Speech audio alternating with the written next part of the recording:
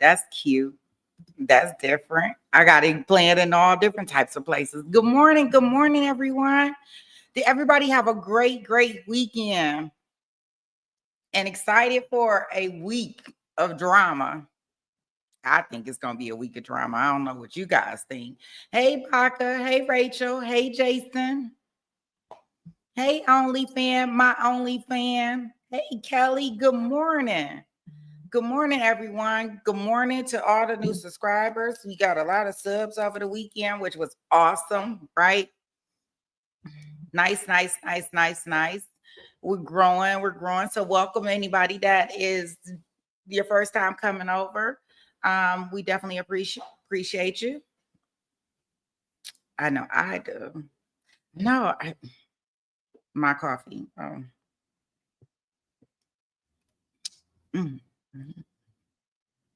don't know. It makes me happy. I think I'm gonna start drinking tea. But it's gonna have to be tea with caffeine because I'm gonna need my caffeine fix. But I'm gonna start drinking tea at some point in time to try to get off this coffee. Hey, Fala, good morning. Absolutely. Hey, Film, good morning. I tell you. What a morning.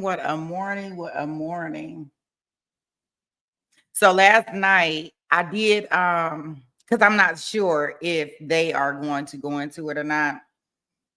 But I did for our sake. I pulled up some of the jail calls after Charlie was convicted. And I'm not sure if they're coming into evidence, but I was like, oh, okay. Well, he blames the jury, and the mama blames the jury, and the daddy blames the jury, and everybody blames the jury. And I was like, this is so interesting to hear, right after it happened.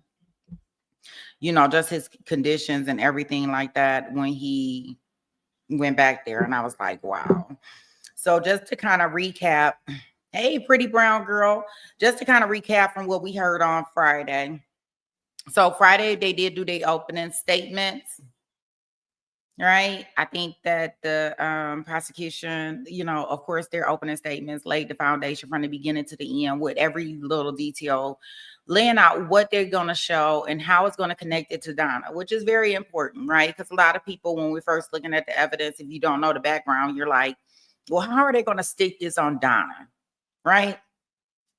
So we had the neighbor, of course, this is his fourth time coming in to testify. Memory is sharp, right? He remembers because you can remember the truth. Nothing varies from the truth. So he came in there, he was able to testify exactly to what he saw and what happened that day. The same testimony that we have heard multiple times. Then we heard from the ME. We did hear from the ME that, their testimony is basically going to be the same. We heard from the detective who notified Wendy, and he also did the first interview. And I think that her interrogation video, I do have that queued up just in case, so we can kind of watch it.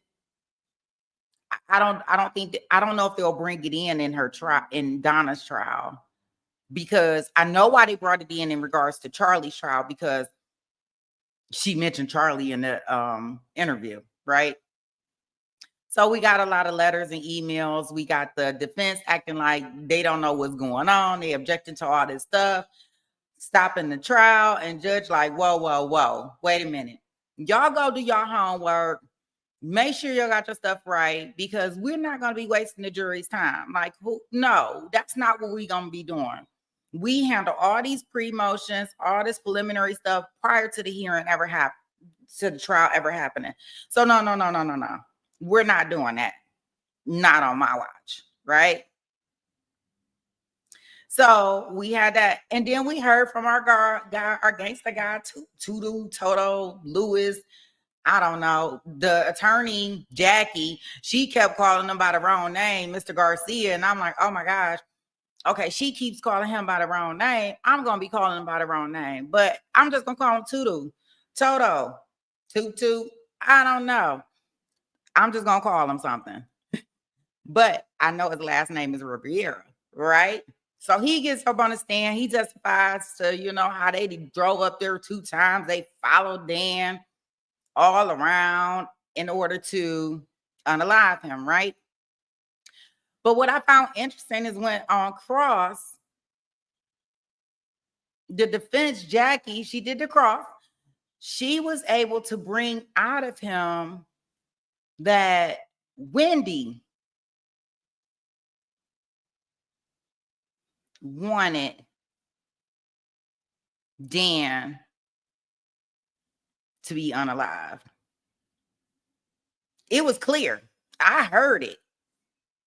I don't know if y'all heard it, but I heard it. And I was like, okay, so we throwing Wendy up under the bus. Okay, she won't come testify. All right, cool. I'm cool with that, Donna say. Throw her right up under the bus. She can come get right in this line with us. I would be very shocked after this case is over with that they do not go after Wendy. I would be very shocked. They're gonna try to get her with something. I don't know how her immunity deals work, but it's too many things that lead back to her to make it where as if Wendy had to have some involvement, right? In some shape, way, form, or fashion. She didn't actually go do the unaliving, but I mean, think about it. We already know that she went to the scene, dummy. Like that was the first stupid move. Then the second stupid move, she's in the interrogation, like, hey, my brother, he makes all these little bad jokes, but oh no, it wouldn't be Charlie. Oh no, absolutely not.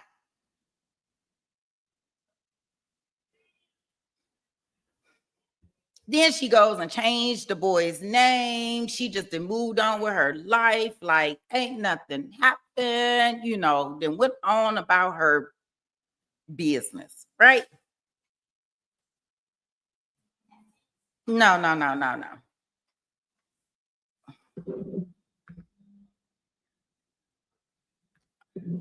no. So we're not doing that, right?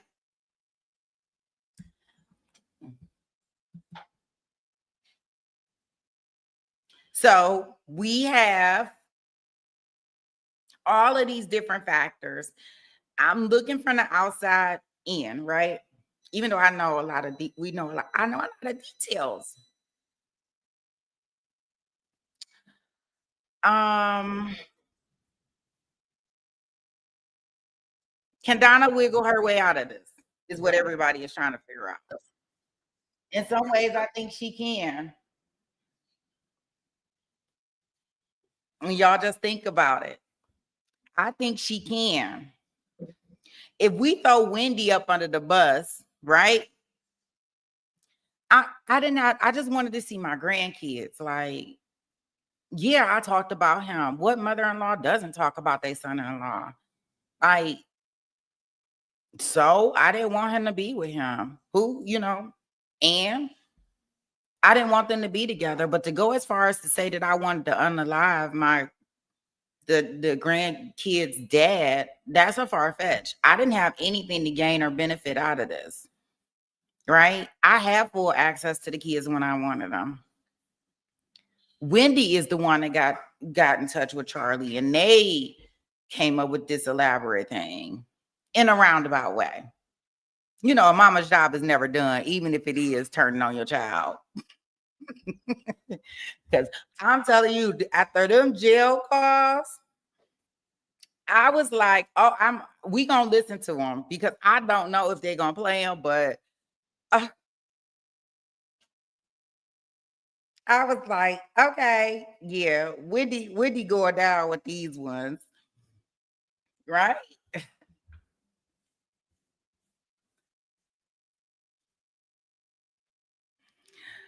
So I think that just in the playing the devil's advocate, I'm not saying it's gonna work. Y'all know I don't believe none of my stuff gonna work. But just to give us a different alternative view on how Donna can crawl her way out of this, right? You know, I was just listening to her on the phone, and wait till y'all hear the call. I only listened to the call because I wanted to make sure that it was something that we would want to hear, right? Because y'all know I can't stand listening to anything or doing anything without y'all. But I missed y'all. I had to go find y'all in all types of other places. So I was like, when I was listening to the call, oh, Donna is distraught. She said them juries, oh, she is distraught in these calls. I was like, oh gosh, this is a good reminder of who she really is, right? And I know they got to be looking at her over there on the at the table, like, why this don't make sense? Like, why would she have anything to be involved with something so heinous, you know? But she's 75 years old. I mean, at the time, I guess she was 65 and living life. Boy, oh boy, because she's like coming down the stairs like, I'm living my best life. Until that officer came up to her like, hey, we got somebody in jail that needs some of your services and needs some money. Oh my gosh. Even I'm telling you, we'll get to them. I'm pretty sure we'll have time because we ain't gonna have no TiVo time. So I see the courtroom feed is up. Mama Gotti sitting up there. She got her headphones on. She's suited and booted today. So she's ready. Y'all let me know if y'all ready to go into the courtroom, Sweet Pea game. I can talk and I can talk and I can talk and I can talk, but I know y'all want to be up in this courtroom. Let me see those ones or those Sweet Pea games in the chat in order for us to get up in this courtroom, and we gonna see what we have in store for us with our Donna today and her crew. The gangster family, we having a gangster reunion. I kid you not. I call it a gangster reunion because they all back there. They all back there. They all cell buddies right now. I bet you her and Katie back there passing notes. Right? Charlie back there with Tutu, Toto, Riviera passing notes. They bunk mates. Everybody down there in Leon County, it might be overcrowded. All right, guys, let's see what we got.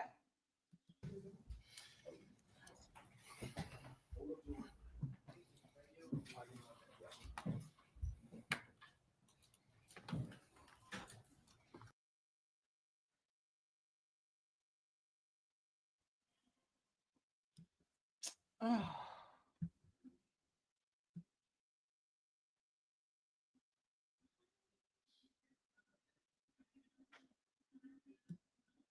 Argue the point. Again, we're not going to have tag team motions from the state or the defense or any objection arguing as well. Everyone's clear on those.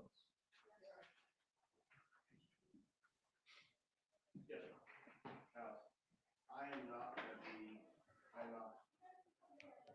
crossing Wendi Adelson, but I am the one prepared for the Profer. Yes. When it's time to handle that part of it, they can come in. They can come in, Deputy. When you come in, please take a seat. Be quiet. As far as the Profer is concerned, that will be out of the presence of the jury. So with that, that's really not an issue. Who does what? Yes, sir. And we resolved all but one.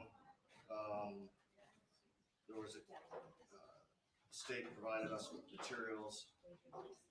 There was one that was objectionable. Ms. Kaplan agreed to withdraw that from the exhibit. But there's only one remaining pleading that is still subject to the foundation. Please find your seats this morning.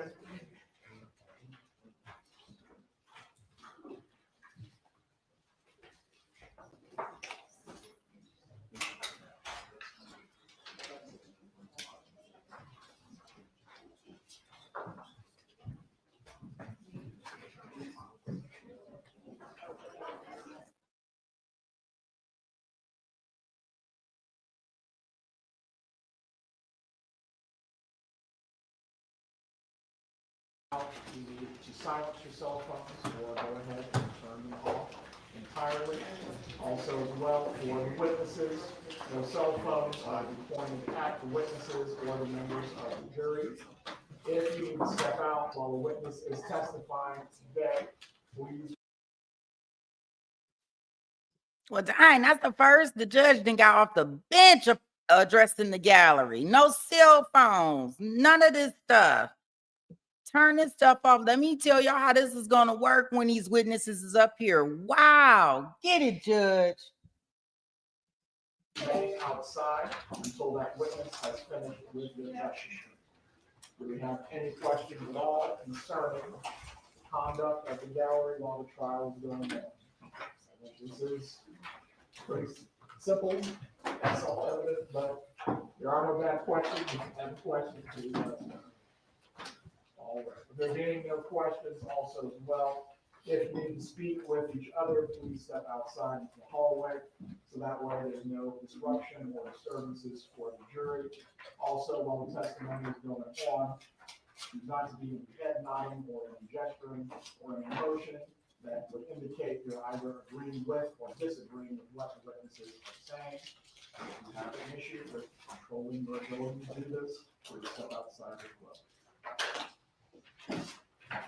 We have all of our parties present this morning, including the defendant who is present as counsel. Ms. Adelson, do you have your device to assist your hearing? All right, it's working properly.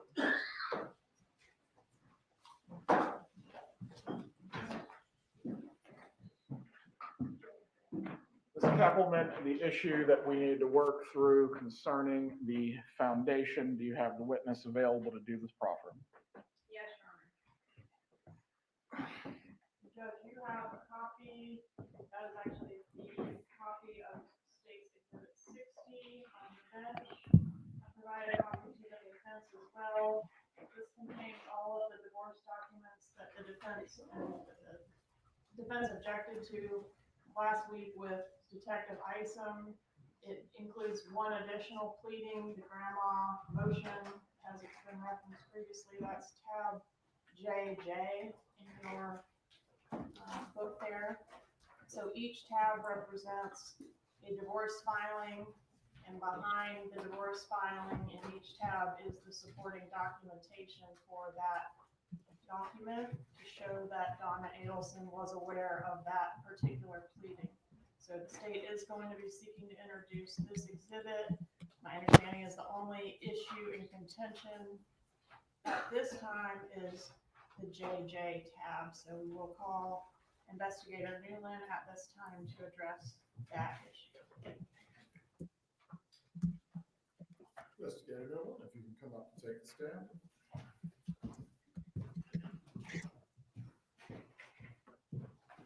Please raise your right hand to be sworn for Profer. Do you swear or affirm the testimony you're about to give is the truth? I swear. You may take your seat. You may inquire, Ms. Kappelman, when you are ready.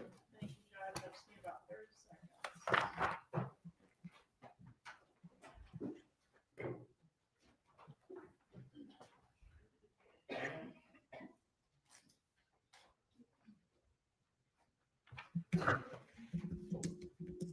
Deputies, if we've run out of seating room, is there an overflow area?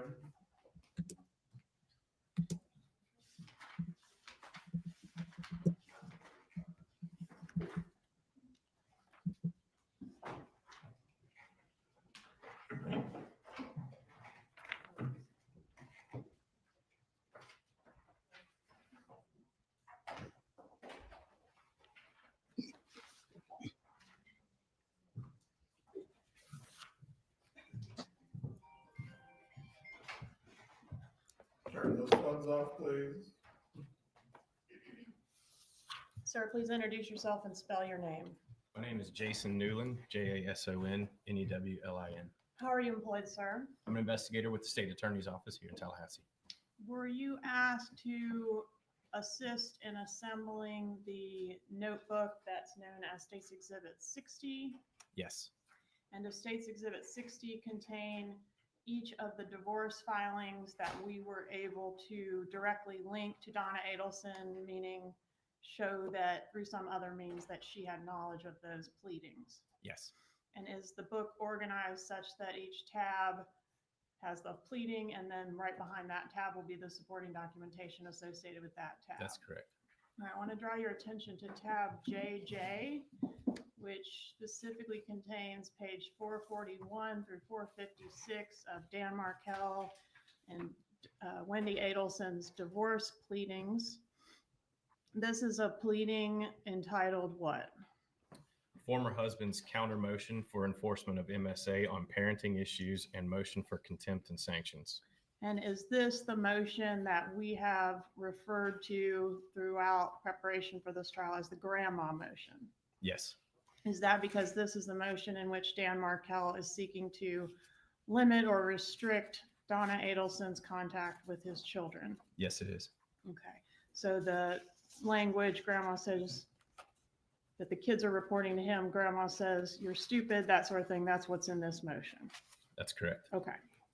And on what date was this motion filed by Dan Markel? March 26, 2014. Okay. And is there an email predating that filing in which Dan Markel sends Wendy Adelson the content of what ends up in this motion, the allegations that end up in this motion, and outlines them for her? Yes, And was that email forwarded to Donna Adelson? yes, it was. On what date was that email forwarded to Donna Adelson? December 17th, 2013. And is that email contained in State's Exhibit 60JJ.2? Yes, it is. Right. And was there a response to Wendy forwarding this stuff to Donna? Yes, there was. And what was the response? Wow. All right. And is there another email the next day in which Wendy forwards the parenting coordinator's response to Dan's allegations of parental alienation? Yes, there was. All right. And is that what the email that's marked as JJ.3? Yes, And this is the one that for some reason when we print it out comes out in a big weird formatting block? yes, Okay. But this email was sent from Wendy to her mother. dear mom and dad. Yes. Okay. And on what date? December 18th, 2013. Okay. And that's addressed dear mom and dad. That's correct. And that contains the same allegations that are later contained in State's Exhibit JJ. Yes, Okay. And when the motion was actually filed on 3/26 of 14, do you have any evidence as to where Donna Adelson was located at that time? traveling to Orlando on her way to Tallahassee, Florida. All right, so she wasn't forwarded the actual motion. Not that we Right. can tell. Okay, and is that One consistent? moment. Turn off the phones. Please continue. And is her presence in Tallahassee when the motion was actually filed, or actually she was on her way at the time it was filed, consistent with why she might not have been forwarded that exact pleading when she was forwarded other pleadings? Correct. Right. No further questions, Your Honor. Cross-examination. Yes, Your Honor, thank you.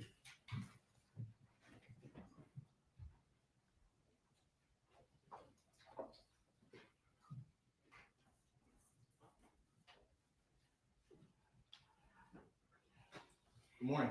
Morning.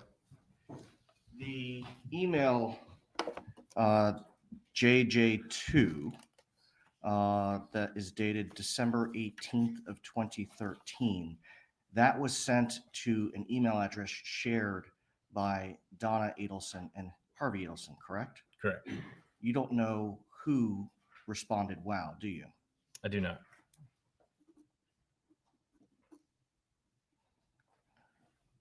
And with respect to Donna Adelson driving from Orlando to Tallahassee at the time that the motion was filed on March 26, 2014, you don't have any evidence that that motion was shared with Donna, do you? No. Nothing further? Gonna redirect for Investigator Nulan.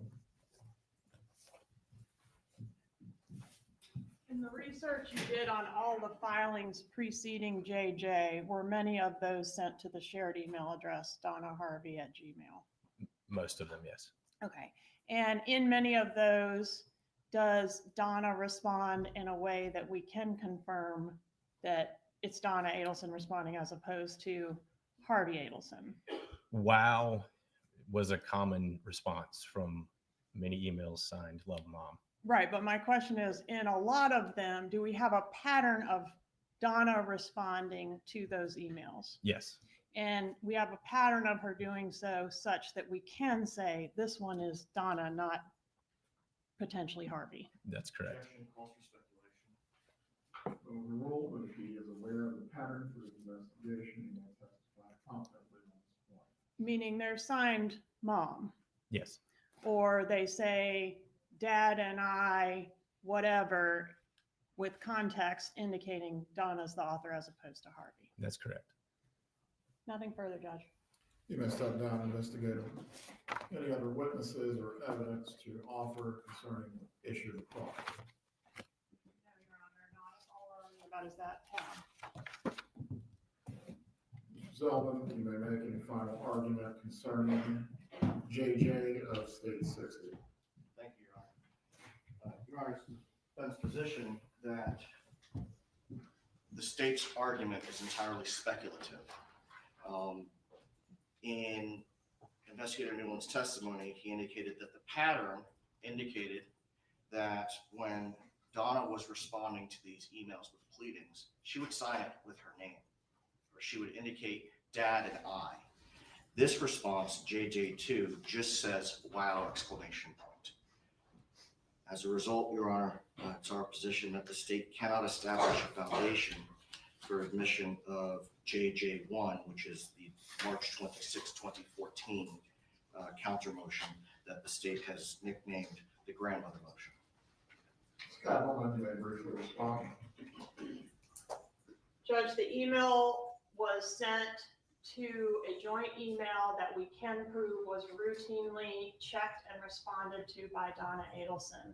She routinely checked and responded to emails specifically in reference to this divorce, and the pattern and totality of the testimony will show that she was the one that was primarily engaged in receiving pleadings, giving feedback on pleadings, even drafting and editing pleadings on Wendy's behalf. So I think the fact that the email was shared, and if the defense wants to point that out and argue that maybe it was Harvey that responded to this particular email, then they're free to do that. I think that goes to weight, not admissibility. I think it's important that the second time the email was shared, it was directed to mom and dad, and it was specifically directed to Donna and Harvey, so not just to Harvey. The foundation for this item will need to be established. It sounds there are multiple witnesses, both Investigator Nulan and also for the testimony of Wendy Adelson. However, once the pattern has been demonstrated, I will find based on this can be admitted if the pattern in fact does show that both either Donna Adelson or Harvey Adelson would both respond from this email concerning matters of the divorce, and the communications do in fact match other communications that were made specifically by the defendant. Concerning the limiting instruction that was discussed on Friday, if the defense is still seeking this, the court would provide the instruction. This evidence may be considered for demonstrating state of mind, motive, or intent, unless you're seeking some other form of limiting instruction, specifically as the 60 JJ. Just a moment, Your Honor.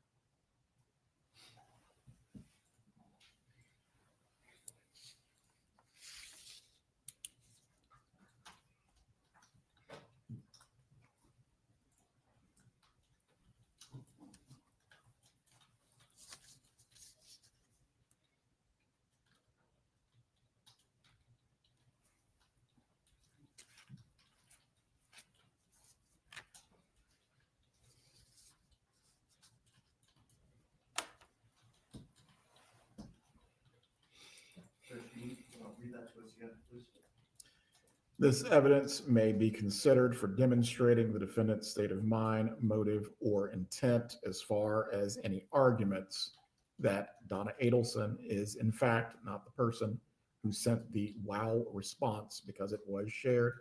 Certainly the defense is free to cross-examine on that point and present any evidence or argument in support of that position. But I am going to find that these matters being argued go to weight, not admissibility, if the pattern can be demonstrated by both the investigator and Wendi Adelson and their knowledge of these communications or investigation. That's, defense appreciates that and agrees with the language. Very well. Ms. Kappelman, do you wish for State 60 to remain at the bench, or will you need it back for the moment? I have a copy, Judge, so if you'd like to keep it for your use, that's fine, or I can retrieve it. Right. I will just keep it up here then next to my trial notebook. Are there any other matters that we need to address before the jurors are brought in for this morning? No, Your Honor. I believe, as previously discussed before last week on Friday, as it relates to Wendi Adelson, if the defense is still seeking to take a proffer as to matters that would be both relevant and would not, at least in their review of the evidence, go to Mrs. Adelson's Fifth Amendment privilege, I will allow you to take a proffer out of the presence of the jury concerning that matter. Is Mr. Loro present so he understands what will take place? I don't think he's present, Judge. I think I told them 10 o'clock. All right. When it's time for her to take the stand, she will be testifying pursuant to the state subpoena and any immunity that would attach under the state subpoena. After that examination has concluded, the jurors will be taken out of the room so the proffer can take place. I believe Mr. Loro's position on this matter has been clear throughout as to anything but a state subpoena which confers immunity. He or his client intends to invoke her privilege against self-incrimination. As to that, he will be informed of the defense being able to take a proffer, since the proffer was not possible at the time the motion was argued. Again, depending on what the questions are and whether she will still intend to invoke the privilege at that time, the court will make a ruling. I did, though, want to make sure both parties are aware as it relates to the cases on the invocation of the privilege under federal law and both state law. The defense is going to have a high hurdle to clear with this. I believe cases go to the lines of the privilege not only protects the answers that would in themselves support a conviction under a federal or state criminal statute, but likewise embraces those which would furnish a link in the chain of evidence. And to that point, I believe that is where Mr. Loro's argument lies. But Mr. Zellman, again, you'll have your opportunity to make your proffer to determine whether in fact there is something that is relevant and does not go to the proper invocation of the privilege. Yes, Your Honor. All right. While we're awaiting the jurors, I believe we told them to report at 9:15. If there are any needs that the parties need to attend to, please do so now. If anyone needs to use the restroom, please do so now. Once the jurors arrive, we will bring them in and we'll get started with our first witness for the day. Does either party need to be heard about this any further? No, Your Honor. You'd like to start at 9:15? 9:15, I believe that's when the jurors were told to report. Thank you, Your Honor. Still no going out and doing testimony.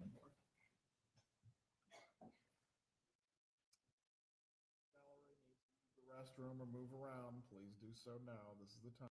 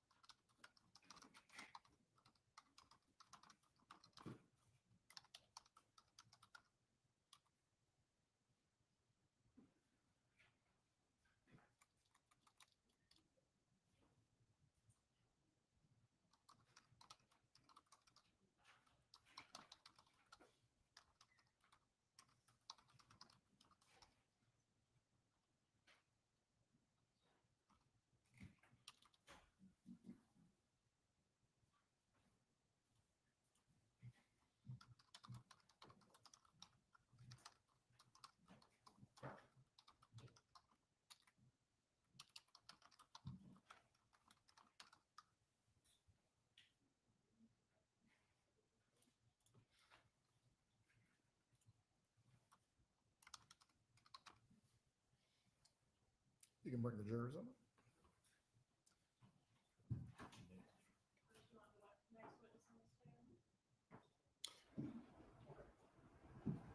It's just Investigator Nulan, right? Yes, sir. Yeah. Oh, spoke too soon. The parade to the bathroom continues. Judge, Yes, sir. you intend to require a jury to share a tolerant court instructions. That's right. Thank you, Your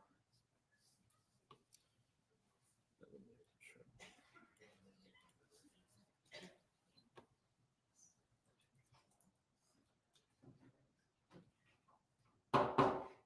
Jury entering courtroom.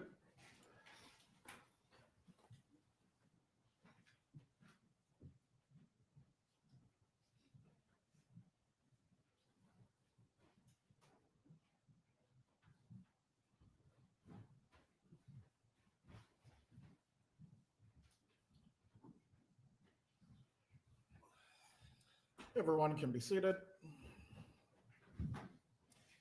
Members of the jury, I hope you had a restful weekend and good morning. Good morning.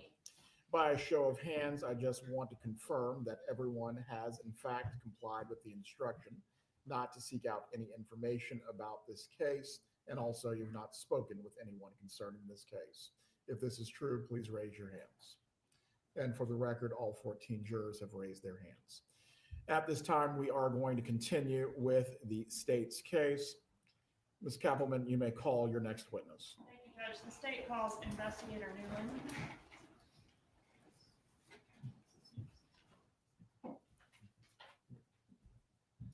Investigator, please raise your right hand, sir. Do you swear or affirm the testimony you're about to give in this trial will be the truth? I swear. You may take your seat. You may inquire when you're ready.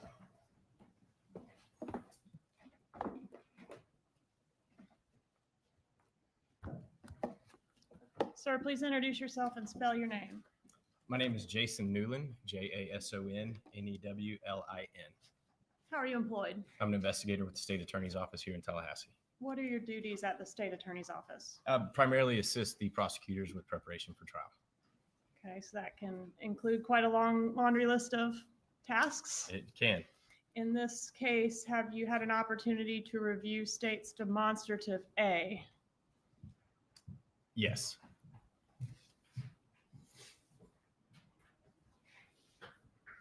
What does state's demonstrative A contain?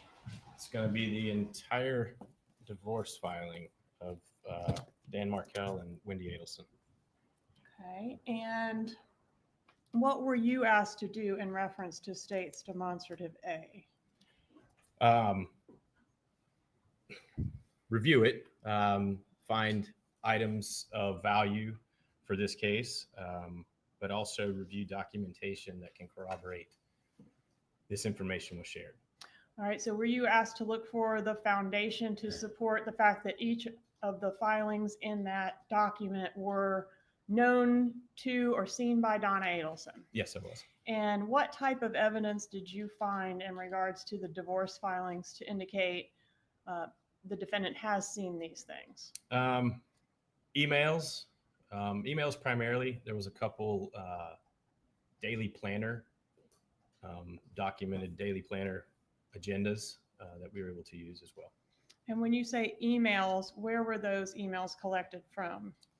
A 2014 search warrant on multiple emails, but primarily Wendy Adelson's emails, and then a 2024 search warrant on Donna Harvey at Gmail.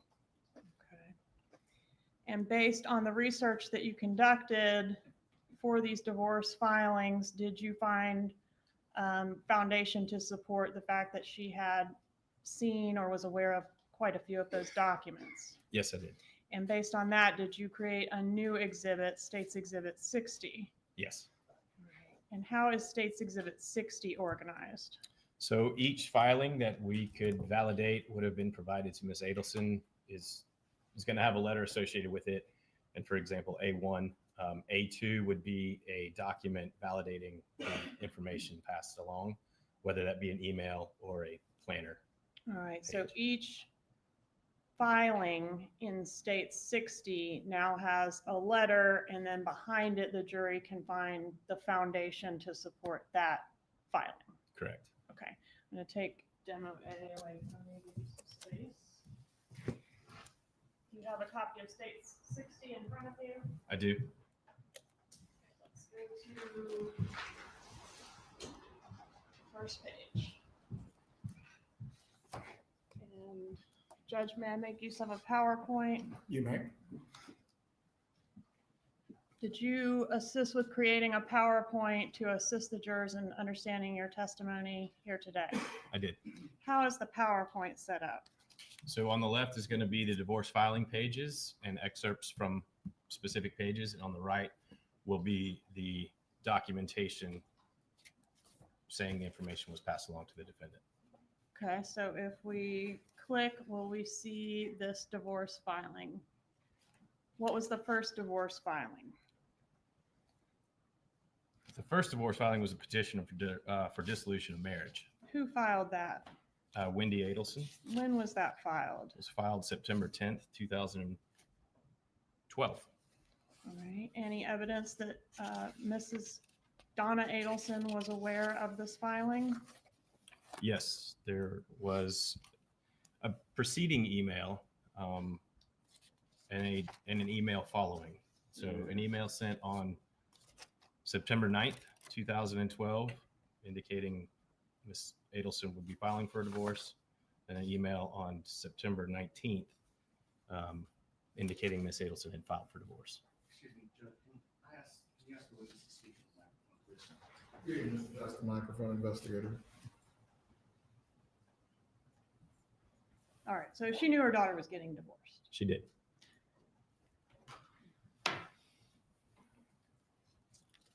All right, let's go, if you would please, to tab B of Exhibit 60. What is the filing in tab B? Joint stipulation for substitution of counsel. Okay, and what is a substitution of counsel? It's generally when an attorney that's assigned to a case is getting off of the case, and a new attorney will be assigned. All right, and Wendy was switching lawyers? Yes, Who was she switching from and who was she switching to? she was switching from Shannon Novi, switching to Kristen Adamson. And was Donna aware that Novi had represented Wendy prior to this substitution? Yes, she was. All right, and for that, I would direct you to 60B.2. Did she send an email 7 days before this lawyer change?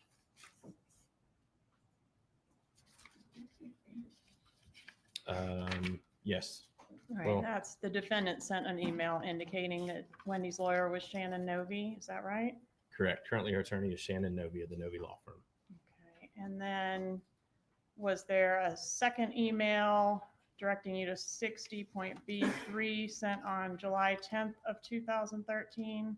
Yes, Okay, that's after the changeover of lawyers, right? that is correct. And what does she say in that email?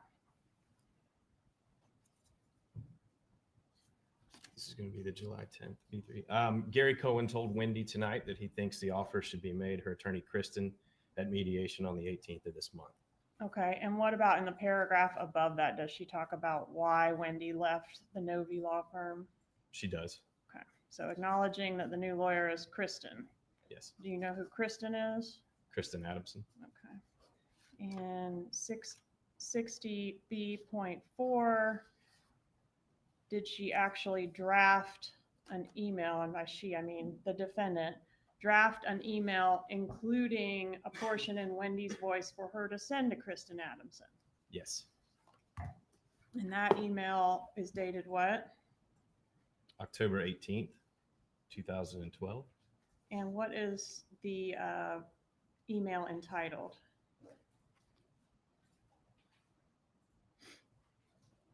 Review of post relocation info for your attorney.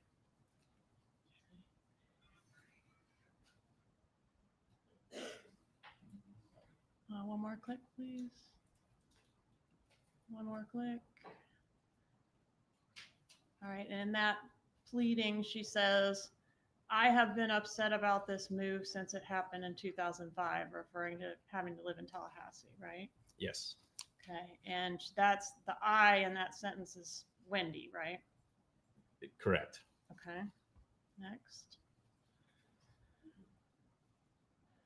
There are, however, 16 Christian, Catholic, and Baptist schools in Tallahassee with over 3,600 students attending them. If I remain in Tallahassee, the children will not be attending a Hebrew day school, nor be brought up kosher or religious in any way. That's not a threat, just a reality. Is that contained in that email? It is. All right, next slide. All right, so the boys stay with me, the mom, during the week and spend every other weekend, Friday evening through school, Monday morning with their dad. Okay, so this is arguments for relocation that are being outlined by Donna for Wendy to send to her lawyer, correct? Yes, that's Next correct. slide, please.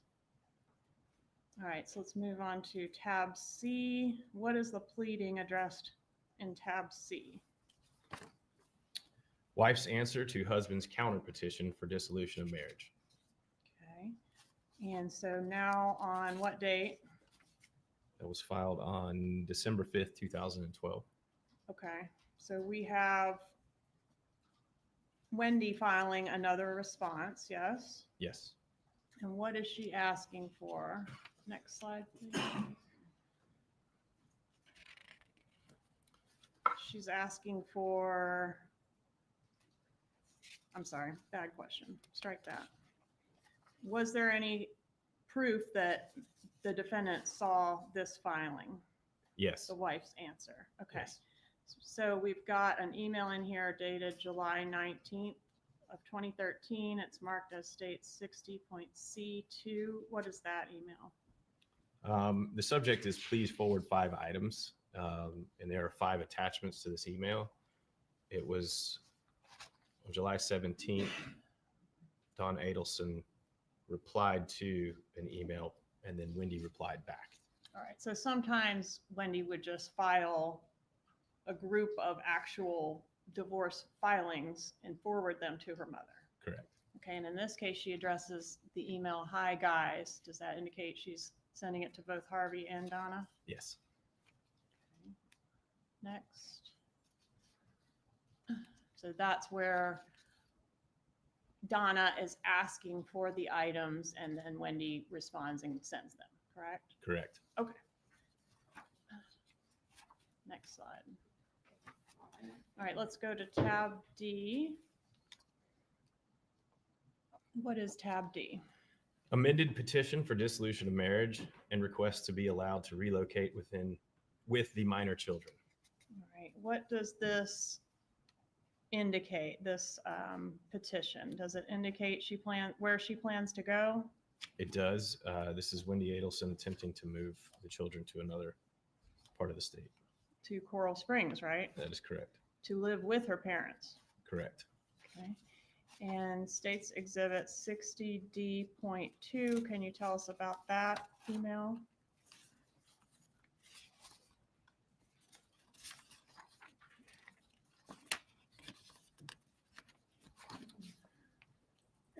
This motion was forwarded to Donna Adelson with the terms, here it is, let's edit. All right, so who sent it to Donna Adelson? Wendy Adelson, On what date did she send this to her mom? December 10th, 2012. Okay, so that's 3 months before the document ends up getting filed, right?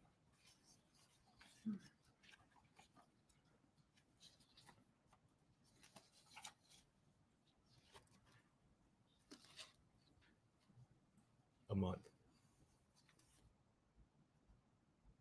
Okay. So before she files her motion for relocation, she being Wendy, Wendy sends it to the defendant for edits. Yes. And does the defendant reply with some edits? Yes.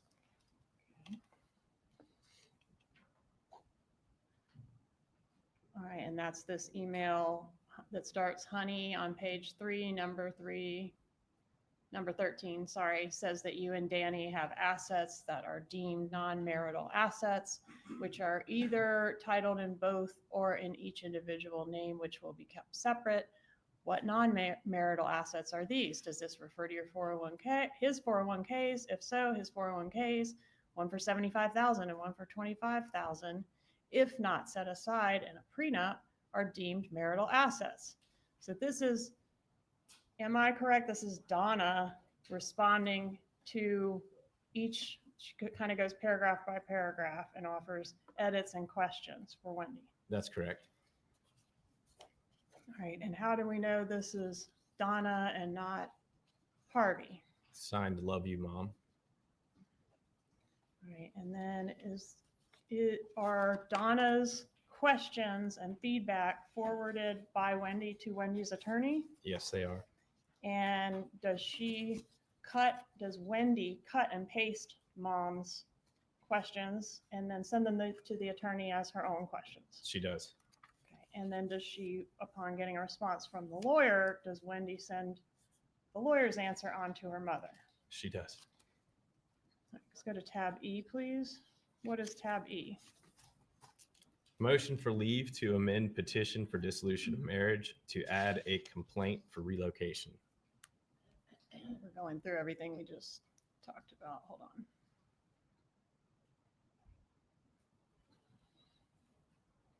All right, so E, motion to amend petition for dissolution of marriage to add a complaint for relocation. All right, so this is Wendy seeking to add the relocation issue to her initial petition. Correct. Okay, and was there any discussion from the defendant regarding the arguments for relocation in the context of the divorce? Yes, there was. Okay. And is that 60.E2? It is. What's the date on that email? It's going to be 5 days prior to the filing, so January 9th. Okay. And that is for your meeting tomorrow with Kristen. Correct. And Kristen is Kristen Adelson, Wendy's lawyer. Yes. Okay, and how is this one signed? Well, let me back up for just a moment. Some of the contents include, obviously, at some point, whenever Kristen thinks it's a good idea, since this is a major bargaining chip for you. What was the major bargaining chip?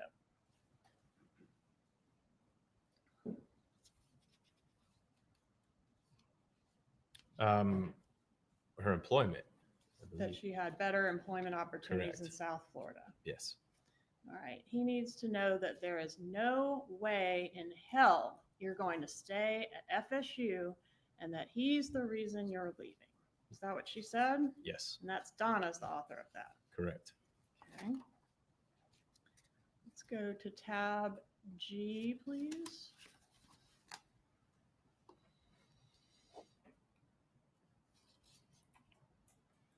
What is tab G? The husband's answer to wife's amended petition for dissolution of marriage and request to be allowed to relocate with the minor children, and husband's objection to wife's request to relocate with minor children with prayer for relief. So he didn't want her to move to South Florida with his kids. He did not. And what did he say was the sole reason that she really wanted to move to South Florida with the kids?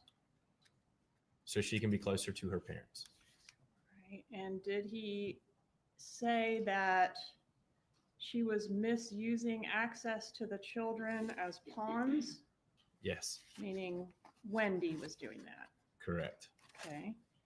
And did he make some other allegations against Wendy in this particular filing?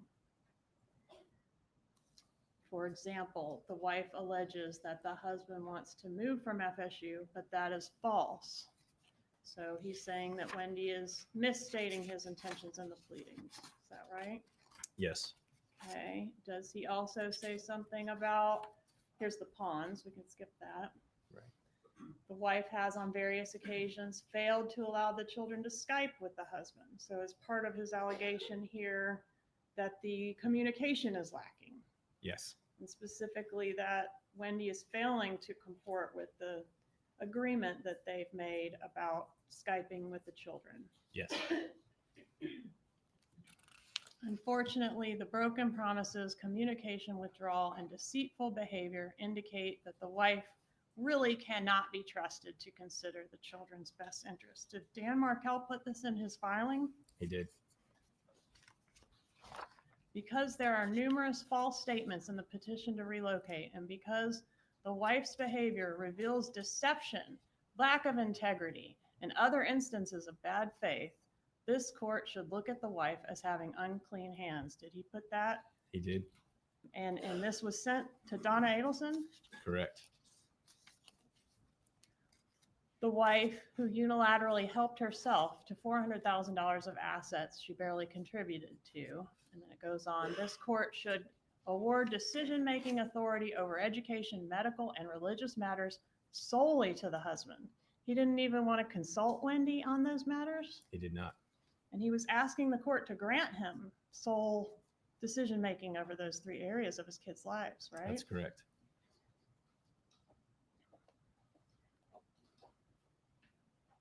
Okay, so do we have the defendant's response here? And I'm referencing 60G.2. Yes, we have an email from Donna Adelson to Wendy Adelson. And she replies the same day indicating she read everything that Markel wrote, right? She did. And how do we know it's her and not Harvey reading these documents? Or Signed, this I love particular you. one? Signed, I love you, Mom.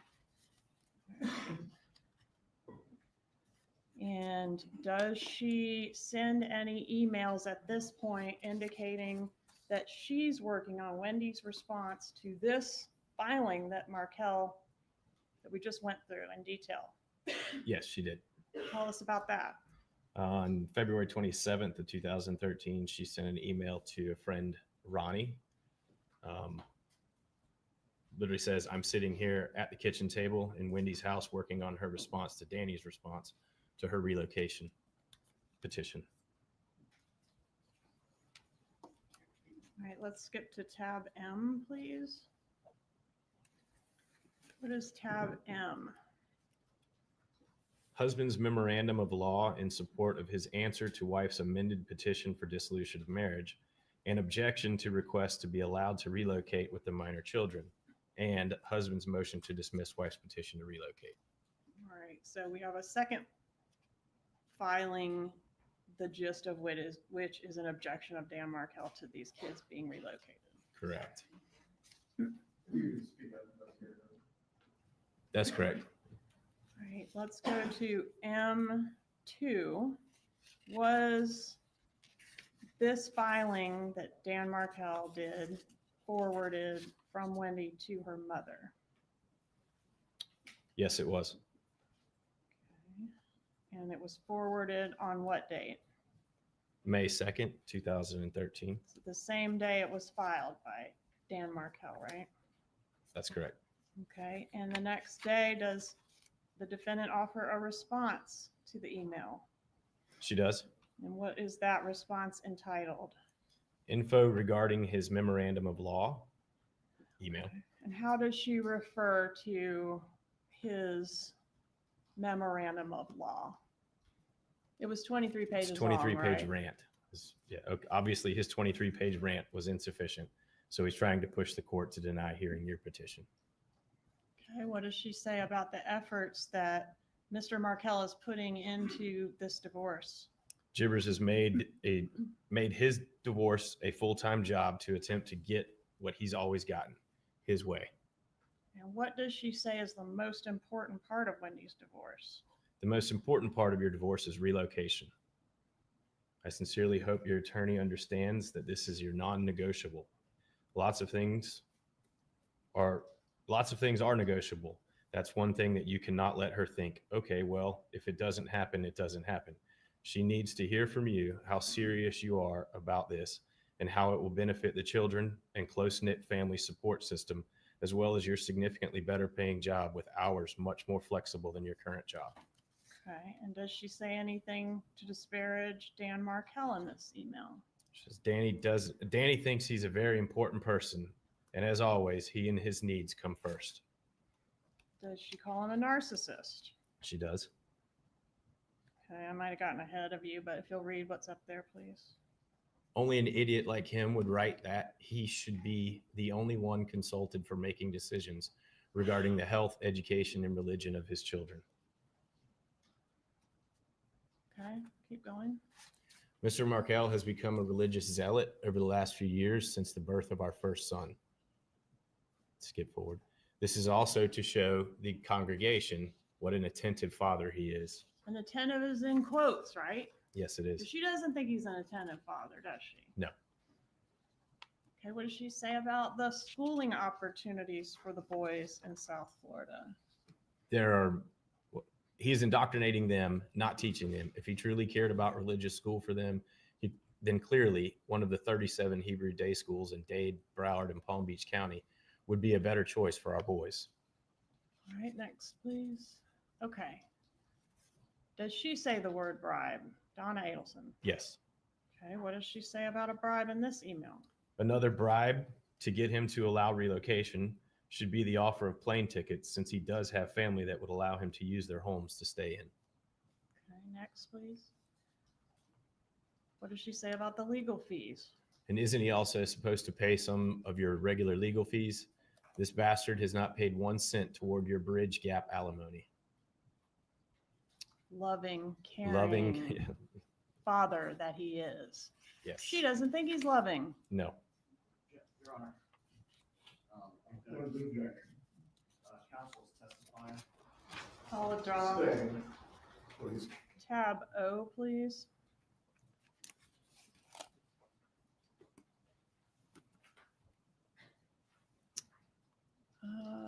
Next slide.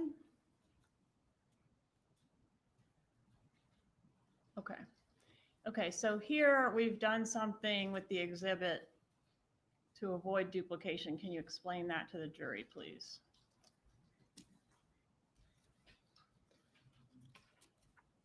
Okay, so several of the emails that were preceding this, they all correspond back to this. The filings, everything was kind of an ongoing process. So there were multiple emails that covered multiple filings throughout the court document. So some of these files will say refer back to the emails in C or refer back to the emails in B. And this is one of those that says refer back to the emails in C. And this was a motion, father's motion for enforcement of parental agreement and for electronic access to minor children pursuant to Florida statute. All right, so if they get to a filing in their exhibit 60 and they can't find the supporting documentation, they should look on the first page and there might be a note referring them to one of the other tabs. Correct. Okay. And in this case, they're going to refer back. If they want to see the supporting documentation for O, they'll have to go to C.2. Is that right? That's correct. Okay, and how does C.2 provide a foundation for O?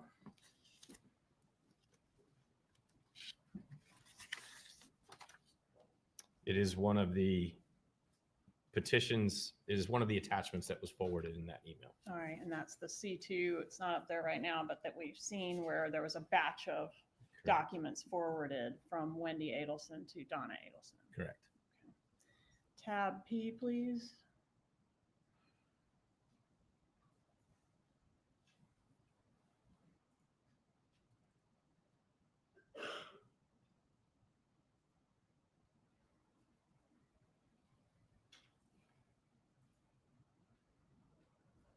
Okay, so this one is what?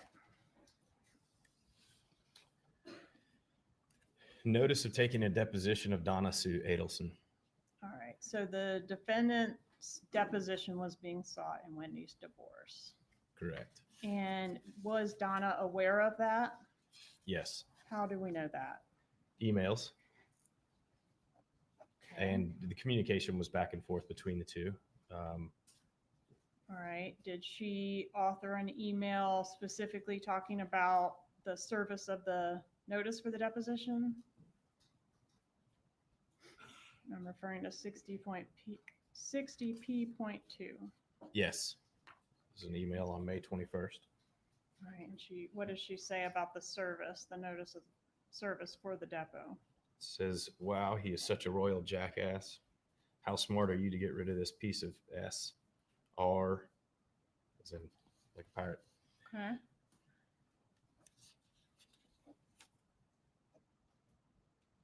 And does she indicate she's still working on some of the questions for Wendy's divorce? Yes, I've been working on some statements, etc., for the relocation, so I'll send them soon. Love, Mom. I love you, Mom. Okay. Tab T, please. What is this? This is the wife's memorandum of facts and law in support of her petition to relocate to Coral Springs, Florida with the minor children. Okay, and how do we know that the defendant was aware of this particular filing? This one we would refer back to Q2. Okay, And in Q2, one is indicating thanks so much, Mom.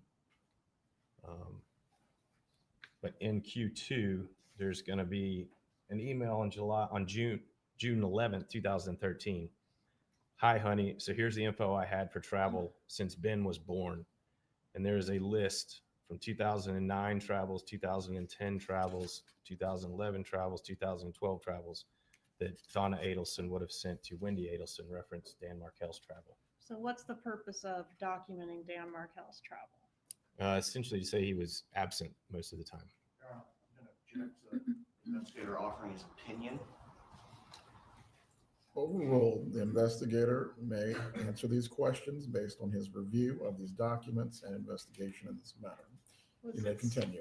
specifically outlined in detail by Donna Adelson and present in Wendy's filings that Dan traveled too much to be a present father? Correct. And in support of that, does Donna here send Wendy a detailed accounting for every trip that Dan Markel has taken since the birth of their first child?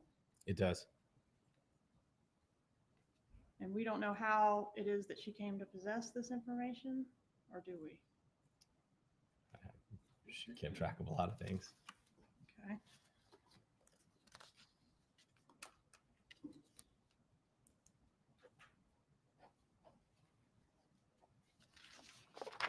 Can we go to tab W, please?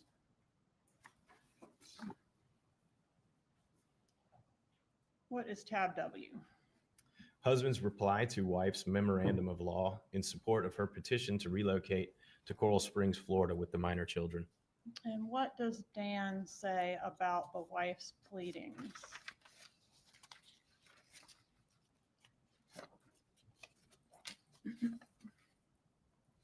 The wife's pleadings are vague, filled with rank and obvious falsehoods, and the legal analysis is fundamentally inept. Does he mention her parents as well related to this line of argument? For the preceding reasons, the petition should be dismissed with prejudice and costs forwarded to the husband. Indeed, if the costs are not awarded, then wife and her affluent parents, who are bankrolling wife's litigation so that they can enjoy closer access to the grandchildren, will persist in vexatious and groundless litigation and thereby prevent the parents from reaching a space where they can cooperate, collaborate, and communicate effectively and warmly in the project of raising their wonderful children.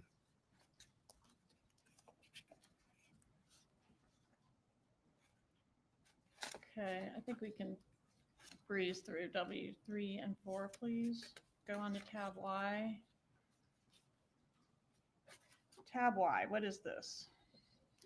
Order on wife's petition to relocate with the minor children. What was the order? It was denied. When was it denied? It was filed June 13th, or I'm sorry, June 21 of 2013. It was actually denied on June 20th, though. All right, so signed by the judge on June 20th, filed with the clerk the next day. Correct. Okay, and it denies relocation. Yes. With prejudice or without prejudice? Don't see prejudice referenced in this motion Okay. for order. Does the defendant acknowledge that this relocation order has come down? She does in an email to a friend, When is the email sent? June 24th, 2013. So just 3 days after the filing of the order? Correct. What does she say to the friend about losing relocation? Unfortunately, after paying a lawyer $600 an hour for 10 months of case preparation, the judge listened to Wendy testify for 1 hour. Nothing. Well, I'll do this. The judge took a break and asked one question. I'm not hearing about any physical abuse by the father. Has he been pulling out their toenails? When Wendy said no, the judge said, well, I've made up my mind. No physical abuse, no relocation. Outrageous. So at the moment, she will not be allowed to relocate. At the moment. At the moment. All right. How does she conclude that email? Anyway, if I sound angry, it's because I am. We're all very upset and cannot believe the outcome. Sorry, I didn't mean to respond this way, but I'm beyond angry. Okay.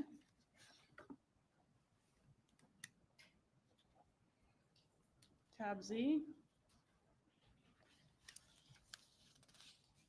This is a order setting pretrial conference and non-jury trial. All right, so the divorce is set for a final hearing, a trial. Yes. And when is the trial to take place? Tuesday, July 9th, 2013 at 10 a.m. I think that's the pretrial hearing. Oh, that's a pretrial. Okay. The non-jury is scheduled for Wednesday, July 31st and Thursday, August 1st, 2013. Okay, and does Donna send an email to her daughter Wendy regarding how we're going to take this news that relocation has been denied by the courts? Yes, she does. And does it say it's behind us, it's over, nothing else to fight about? No, this says never, never, never give up. It's time for action. Hold on just a moment. If you look at the bottom of that slide, you're going to get a trigger to hit play.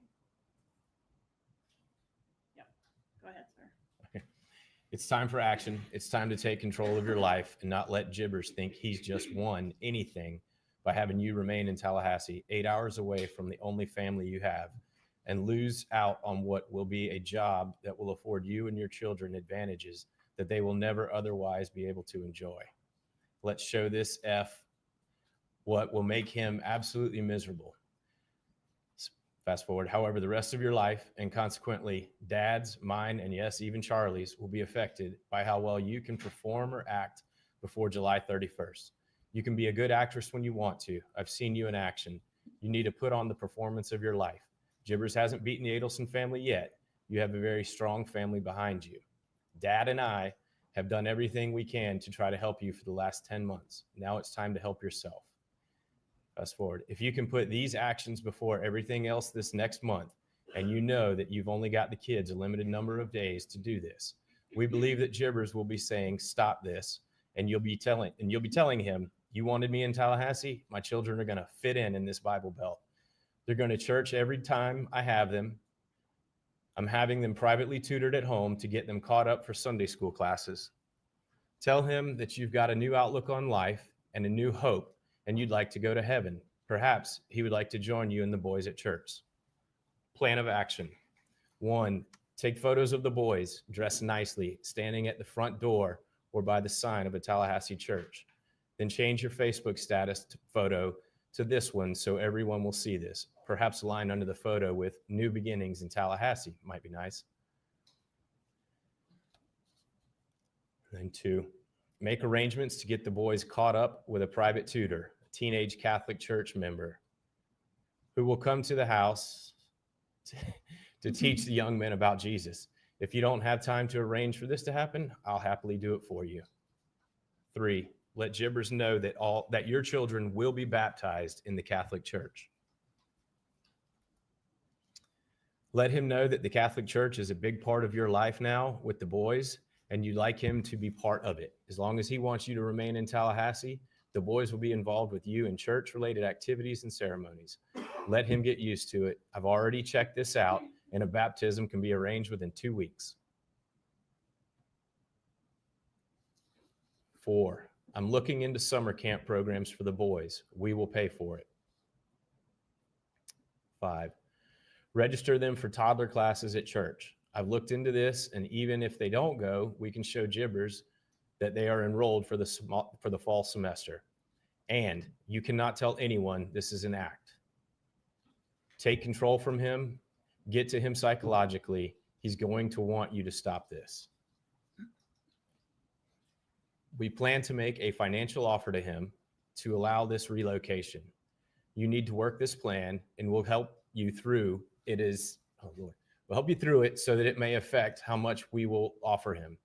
Maybe he'd be willing to let you relocate if he knew his children would attend a private Hebrew academy like Donna Klein in Boca, or perhaps he'd like them to invite him to a Christmas party at their other Sunday school, in quotes. And then she says, I know you would never want to think that you didn't do absolutely everything you could to try to come down to your family. We don't want Danny to continue his religious influence over these children any more than what he's already done. If he keeps this up, they won't want to eat in your non-kosher home. As they get older and more involved under Jibber's religious influence, they will be able to request which parent they want to live with. Don't allow Jibbers to have this power and control over them. Then in reality, he's going to have the same control over you. Dad and I is referred for the person. It's time for you to show us that you can put on the performance of your life for the next few weeks. We send this letter with our love and only the best intentions, Mom and Dad. All right, and you mentioned this as we were going through there, but there's a reference to Dad and I in the text, right? Correct. Could we go to tab EE, please? What is this filing? Motion to enforce marital settlement agreement and to show cause why the former husband should not be held in contempt of court. And what does Wendi Adelson allege in this motion to enforce the marital settlement agreement? Require the former husband to immediately transfer to the former wife the remaining amount due to her. So she's saying he hasn't paid up. Correct.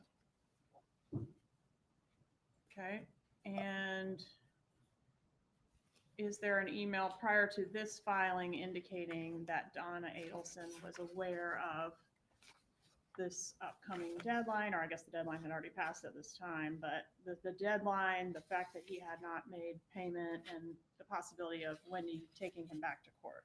Yes, the email was from October 15th. The filing was October 31st.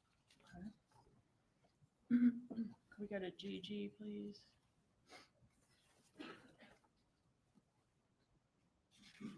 Okay, what was filed in GG? Former husband's request to produce to former wife. Okay. And did the defendant discuss this request to produce in an email? She did. Okay. And did she formulate in this email a plan of attack or suggest a plan of attack to deal with Danny's request to produce? She did. What does she say in there?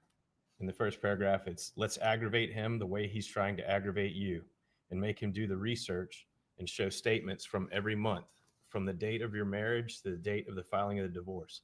You need to see whatever he deposited into those accounts, where the money came from. It's very possible some of it came from your joint Schwab account, and then he's up Schitt's Creek. Does she specifically reference the deposition? It just seems ridiculous for him to be able to depot you, but for you and Kristen to not give him the same crap he's pulling on you. It's time to give it to him. Also, what can your attorney do to be proactive to give him some grief? And can you meet with her and work out a plan of attack? Did she say that too? She does. And what else? Well, it's signed, love you, Mom, but something has to be done with this asshole. Love you, Mom and Dad. Love Mom and Dad. All right, and let's go to tab HH, please. What is this filing? This is an amended notice of hearing. Okay, and on what date was this filed? February 11th, 2014. Okay, so how close are we getting to the murder of Dan Markel at this point? We're almost 5 months out. In the amended notice of hearing, does Mr. Markel offer to settle the divorce? He does. Okay, and what is he saying about the settlement? One of the suggestions is neither party will seek to relocate in the future with the children without the consent of the other party. If the offer above is not accepted by the deadline, then fast forward, Mr. Markel will file his motions and memoranda and supporting documents that detail how Ms. Adelson failed to disclose substantial assets in violation of the Florida rules and the master settlement agreement. How Ms. Adelson fraudulently induced the settlement, how she made numerous instances of demonstrably false testimony before the court and under oath in deposition, how she ignored court orders, discovery requests, and made false responses to the latter. And Wendy Adelson was a lawyer, member of the Florida Bar at the time, right? She was. May still be, I don't know. Okay, go ahead. If this offer is not accepted by the deadline, Mr. Markel will file his motion and memoranda of law and supporting documents, and these will allege and with other evidence demonstrate that Ms. Adelson engaged in misconduct, including but not limited to filing a frivolous petition to relocate that had already been deemed impossible to win by another board certified lawyer, standing by silently while her client divulged privileged attorney-client information, advising Ms. Adelson to interfere with Mr. Markel's parental rights. I think there's one more, yeah. And becoming a willing instrumentality of or participant in Ms. Adelson's financial misconduct related to the disclosures and discovery process related therein. So he's going after Wendy and he's going after her lawyer as well, right? That's correct. Okay. And does Wendy Adelson forward this email to the defendant? She does. All right, let's go to tab JJ, please. I object to this being shown. The exhibit hasn't been entered into evidence. I know that most of this will be. However, I'm objecting to this being shown to the jury and specifically the testimony concerning this based on the proffer that we had earlier. You may lay the foundation as to JJ, Ms. Kappelman, but until it is in fact entered, there is to be no publication for the jury.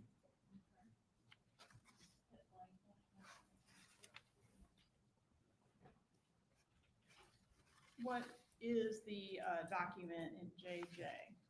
The former husband's counter motion for enforcement of MSA on parenting issues and motion for contempt and sanctions.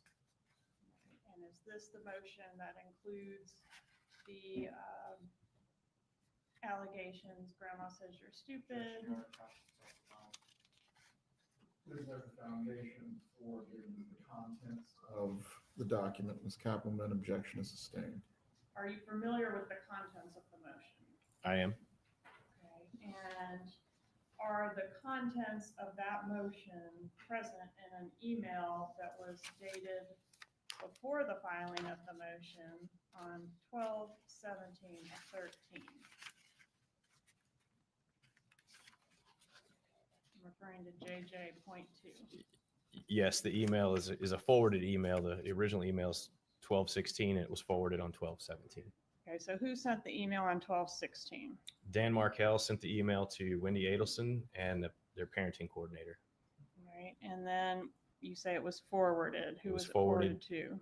To donnaharvey@gmail.com.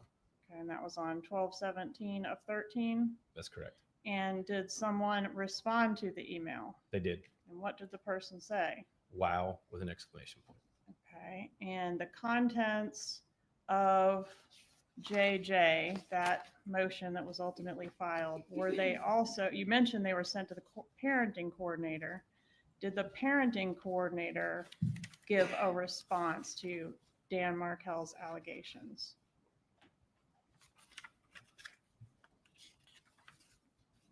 And I'm referring to JJ.3.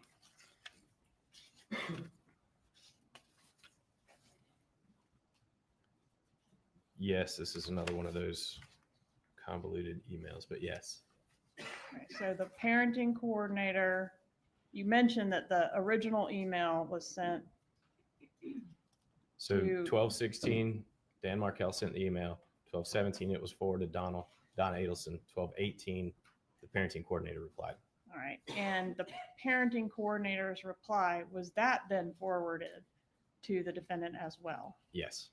And so on that, is part of that thread a second version of this content that we're talking about that Dan Markel is alleging? Yes, it is. Okay, so it was sent to the Donna Harvey email twice. Correct.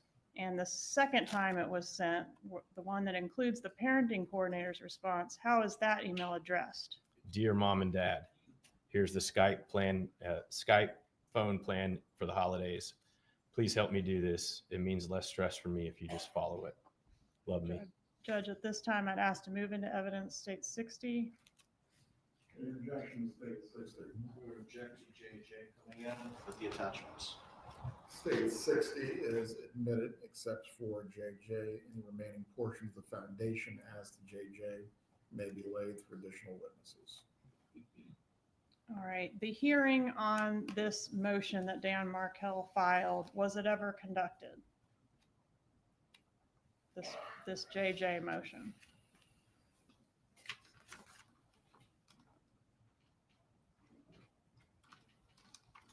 I believe it was. The grandma motion was heard? I'm trying to figure out the dates here.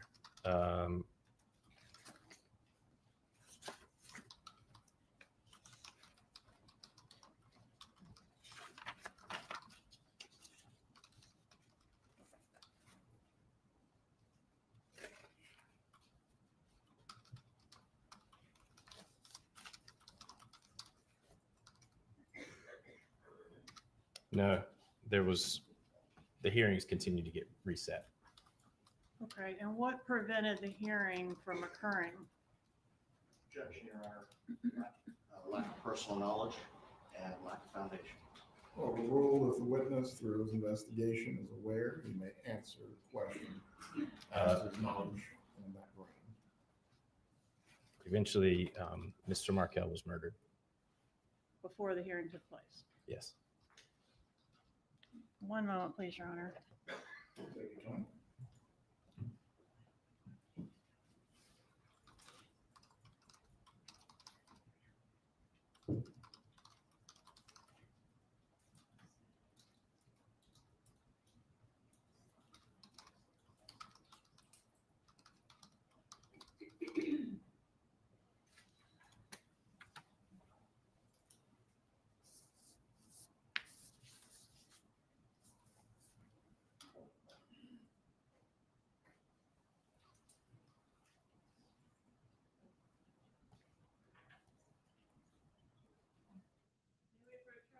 You may.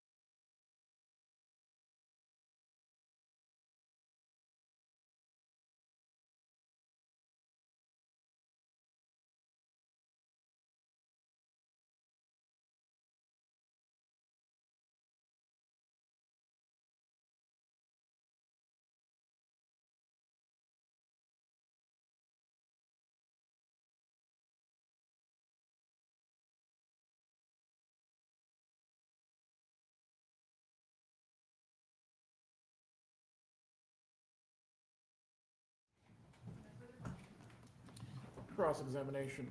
Yes, Your Honor.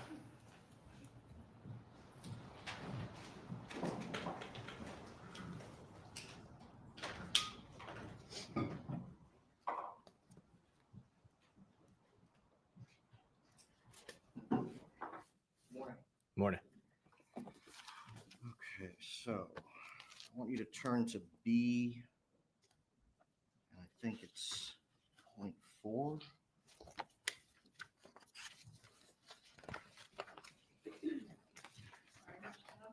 B4. That does that email indicate that it's who the sender is? It says Donna Harvey Adelson. Not Donna? No. Okay, and then is there any, love mom or anything like that at the end of that email? There's not. So you don't know who sent that, do you? Let me go through it again.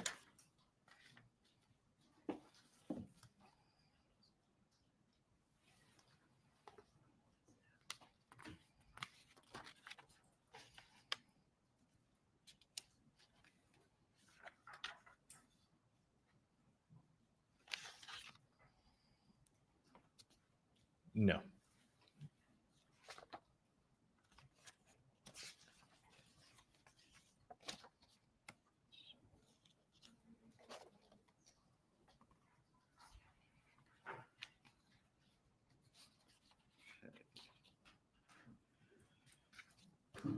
And I want you to turn to JJ2.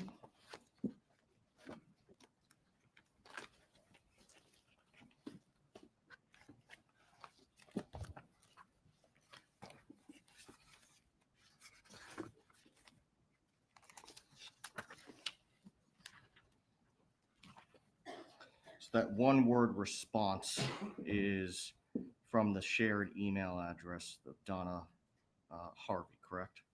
That's correct. Isn't it true that emails from Donna Adelson are much lengthier than a one-word response? They generally are. I want you to turn to Y2.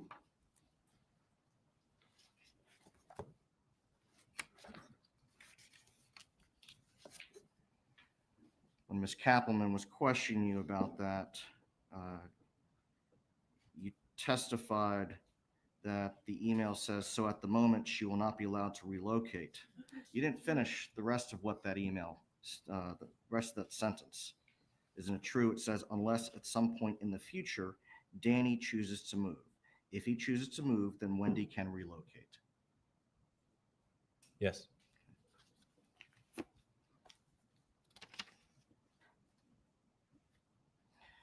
Now the June, let's see.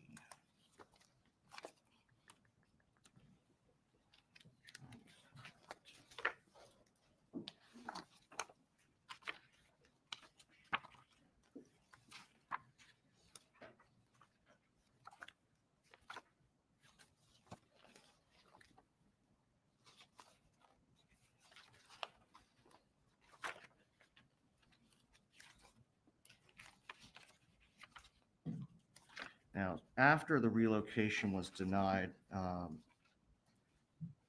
my client sent that lengthy email. I believe it's at Z2.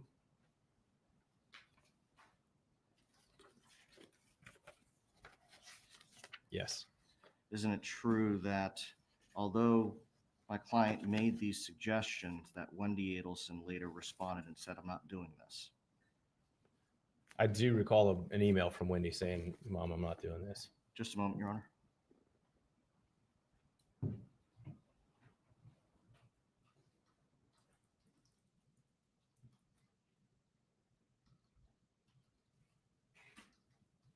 Nothing further for this witness, Your Honor. Redirect examination. Did relocation happen for Wendy and the boys?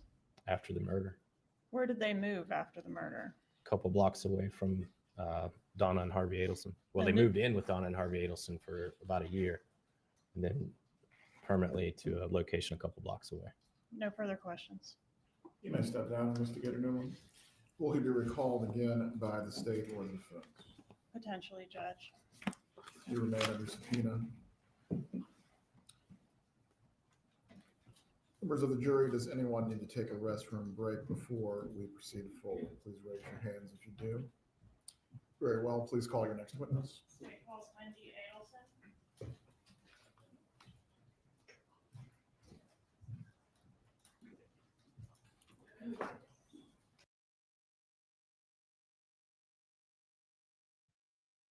So we kind of heard most of his testimony prior to him bringing it in when they did the Profer, right? But hey, blame it on Harvey. They don't know if I was typing those emails or not to Wendy. This was all Harvey. Like, really? Like, and I'm just wondering, like, I guess, I put a good thing. Is this on the defense side, all the chairs are empty? Is that because all the family is locked up or have to testify or can't be in the courtroom? Like, does Wendy stay and listen to the rest of the trial after she testifies? Like, how does this work? Is this family disconnected? Like, do the son stay in the courtroom?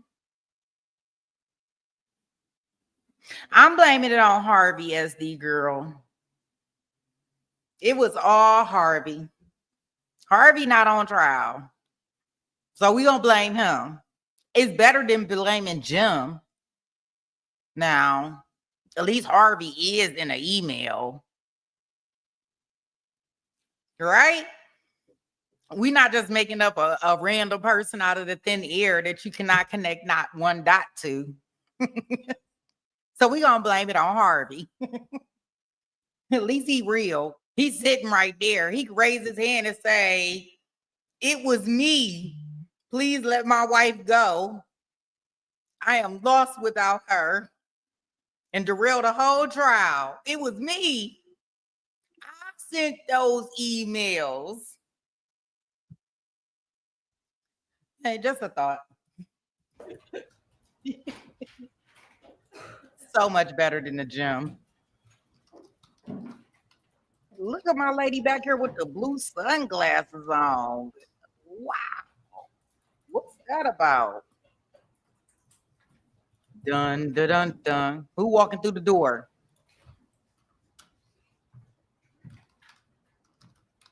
Let's see Wendy's 2025 look. Is it going to be Wendy?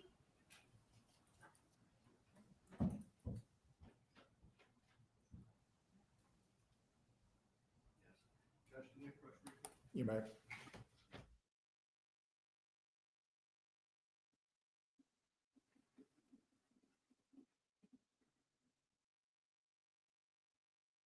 They going through a side. They going to the side. Let's see.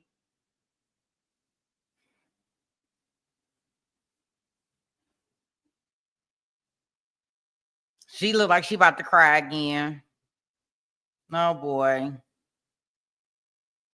We will, in fact, need to take a brief break. Nope, not Wendy. We still waiting. Anticipate getting started very quickly within the next few minutes.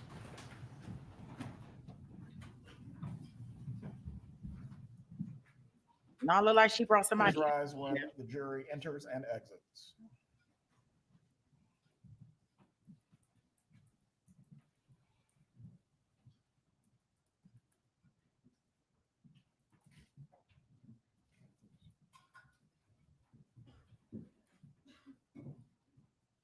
The jury is actually leaving, guys. I don't know if they're about to proffer him or what's going on. Mr. Lauro, I had not forgotten about you, sir. You may come up to make your statement.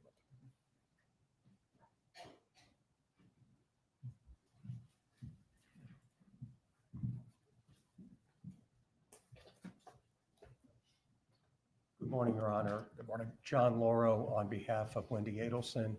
Your Honor, we previously filed a motion to make a brief statement before Ms. Adelson testifies.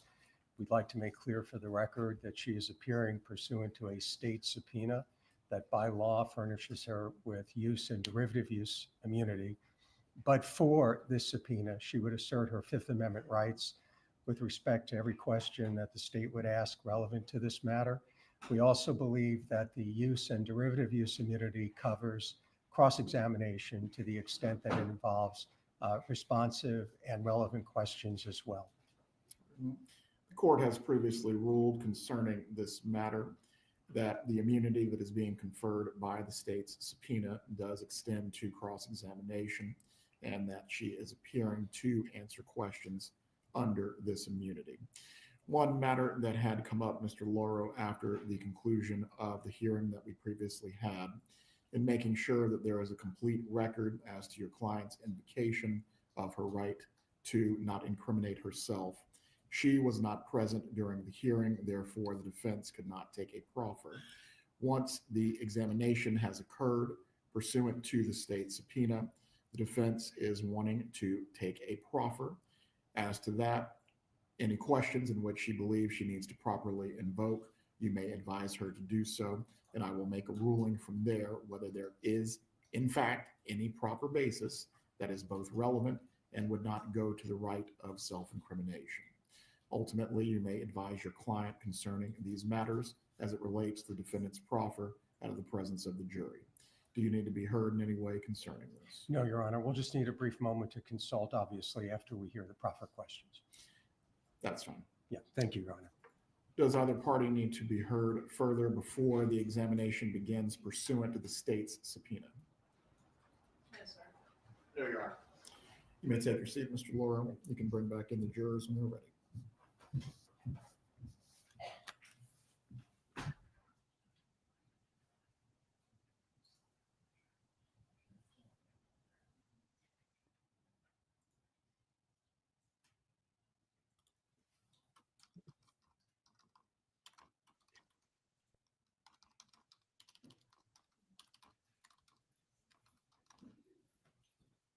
There y'all girl.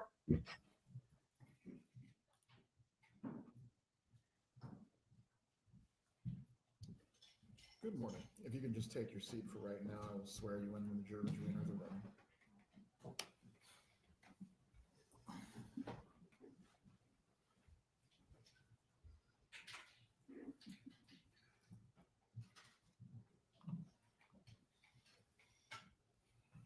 Oh, Donna's smiling. She see her baby up there. All the stuff I done did for you.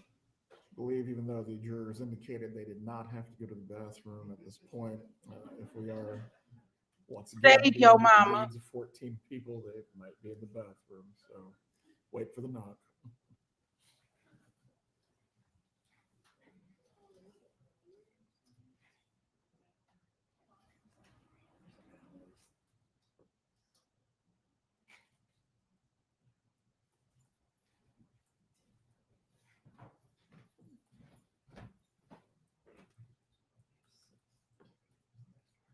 Okay.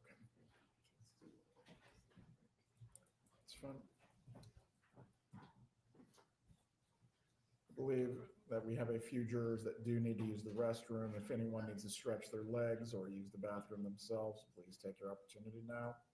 Once we start with the testimony, again, the door will remain closed if you exit. Go ahead.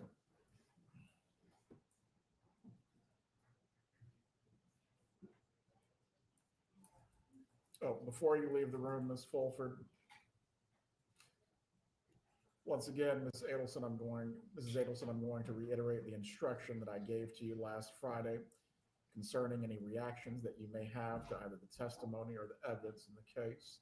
I understand this may be a distressing thing for your child to be offering testimony in your trial. However, you are to control your expressions and your emotions. Do you understand those? Everyone can take their break. If you need to step down until it's time to testify, you may do so as well.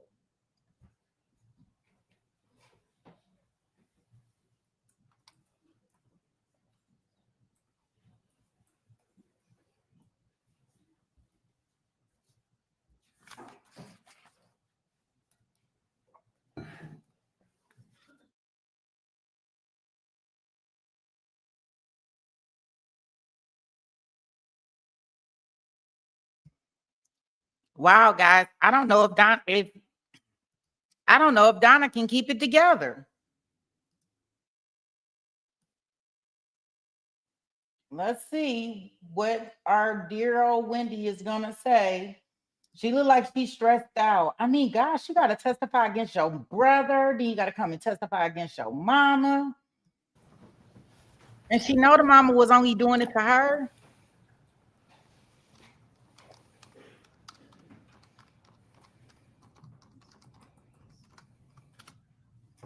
She look like she done put on a little weight. All right, you're entering the courtroom.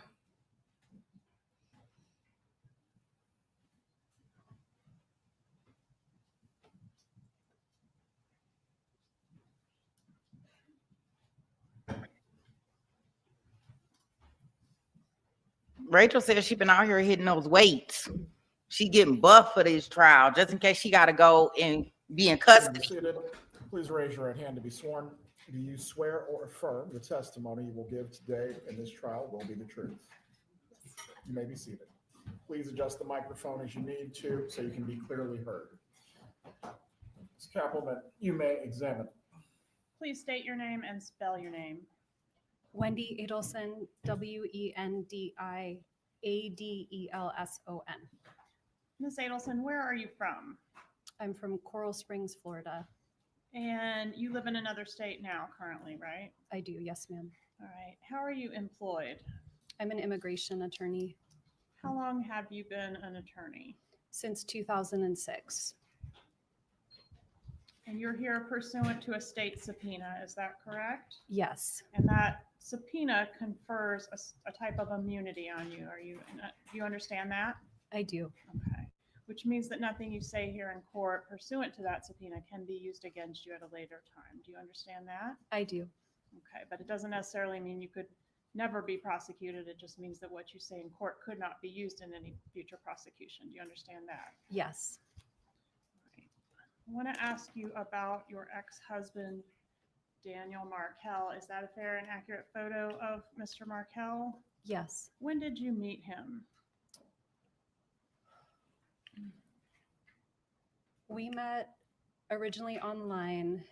It must have been the fall of my first year of law school, so 2003. Okay. And when did you marry Mr. Markel? We married in February of 2006. Were you living in Tallahassee at some point as a married couple? Yes. When did you move to Tallahassee? We moved to Tallahassee my final year of law school, so that would have been in the summer of 2005. And we were here from 2005 till 2006.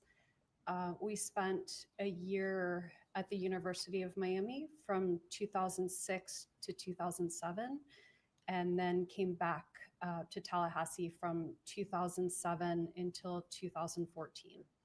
All right. And during the time that you were living here in Tallahassee, did you live over on Trescott Drive? For some of the time that we lived here, yes. And when your first child was born, were you residing at the Trescott Drive residence at that point? Yes. Okay. I think I have a photo of that here. Is that the Trescott Drive residence? Yes.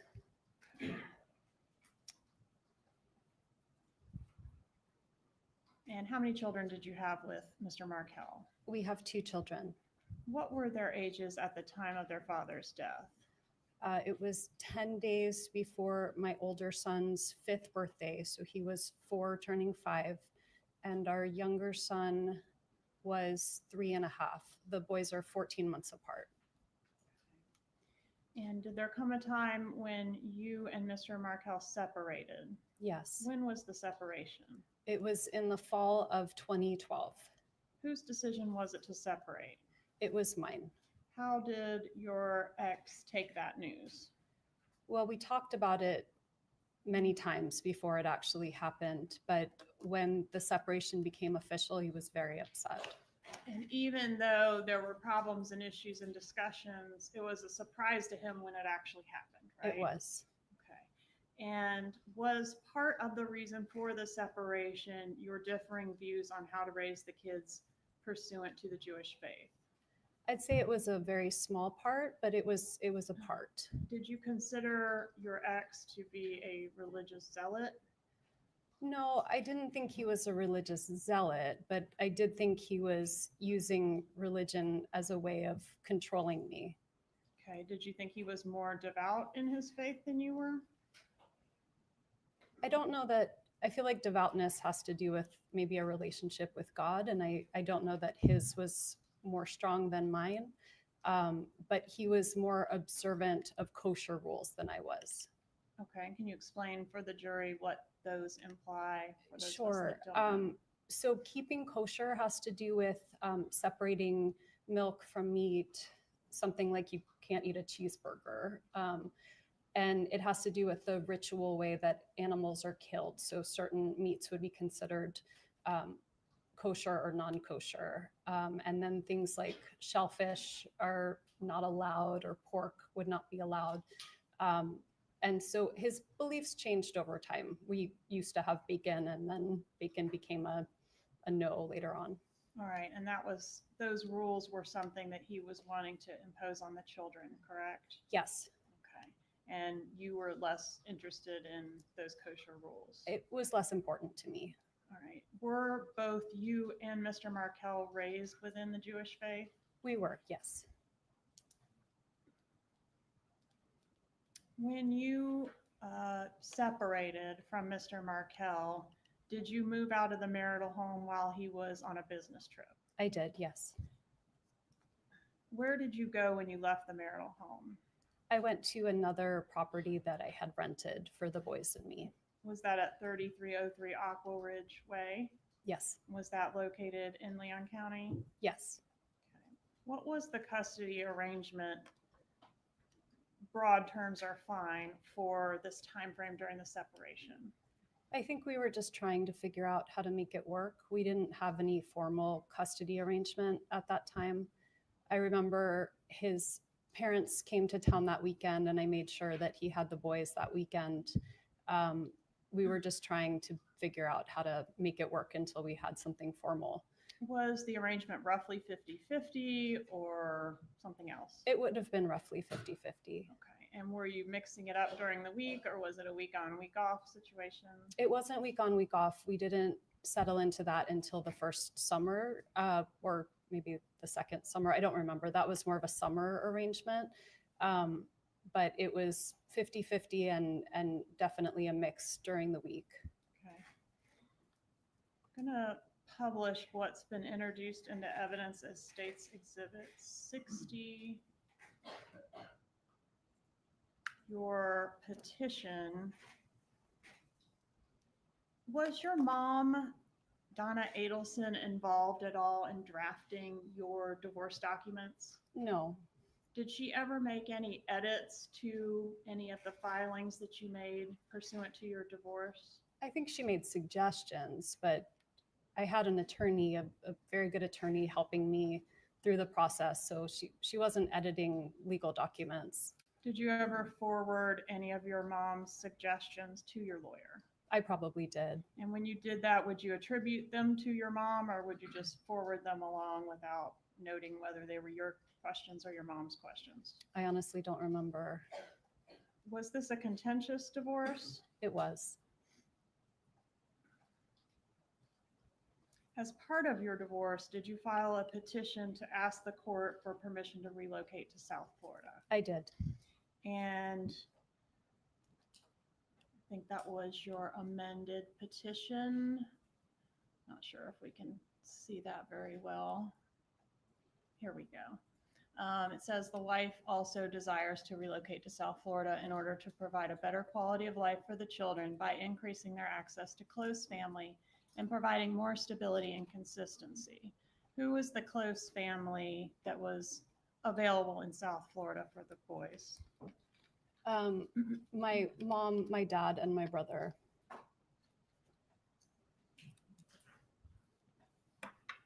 Why did you want to move to South Florida? I had very unstable employment in Tallahassee. I had a wonderful job, but it was on grant money. So year to year, I never knew if I would still have my job. I had a job offer that was very good in South Florida. And the assumption was that Danny was always going to be at a different school, a better school.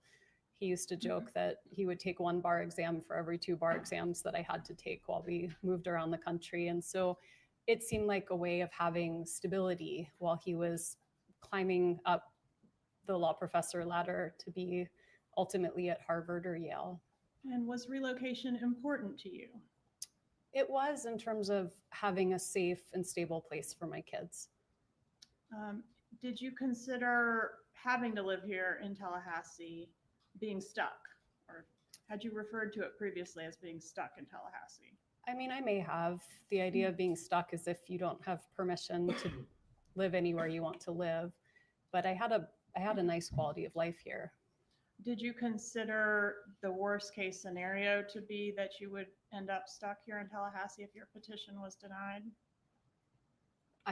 I don't know. I mean, at the time, I may have felt that way.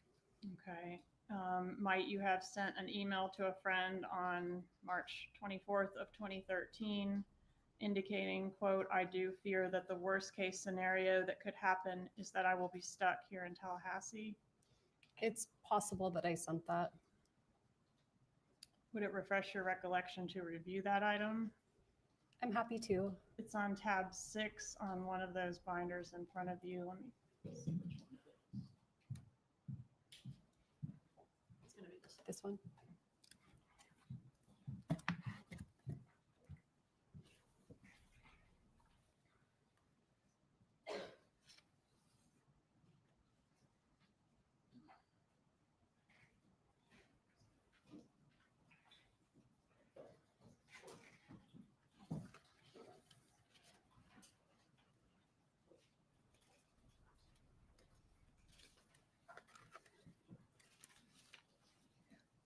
I see it's highlighted. So yes. Okay, and did you also email a friend around the same time frame regarding life in Tallahassee couldn't compare to the life that you would be able to enjoy in South Florida with your brother Charlie and his boat and pool and hot tub and things like that? It's certainly possible. Okay, that's on tab 7. Please refresh your recollection.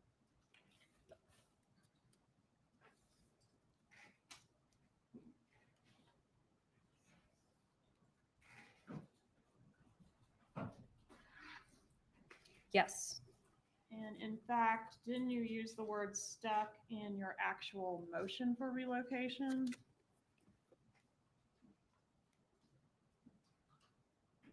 See if we can get there.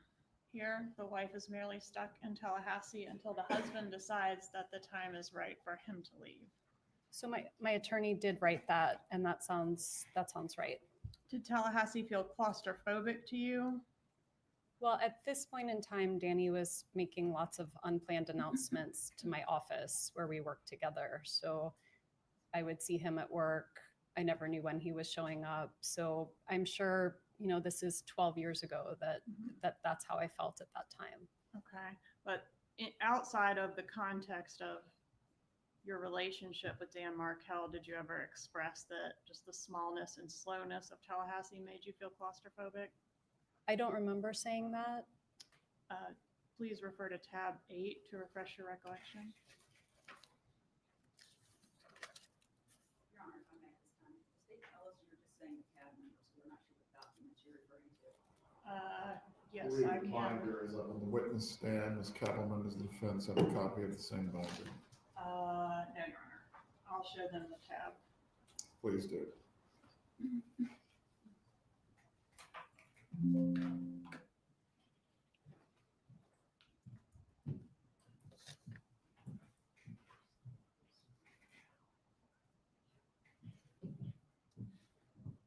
That's a dense one. Were you able to find it?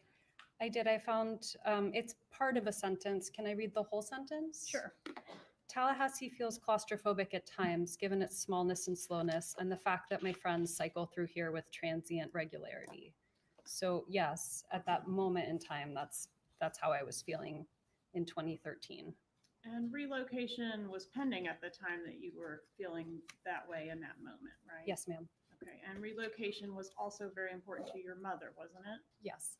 All right, and did you have some discussions with your mother about relocation? I did. And was that during that time frame when it was pending? Yes. Okay, and do you see your mother in the courtroom here today? Yes. Could you please point her out and describe what she's wearing? My mom is on right. I can't see her clothes from here, but she's directly across from me. All right, is she wearing a headset on her head? Yes, ma'am. All right, let the record reflect the witness has identified the defendant. The record will reflect.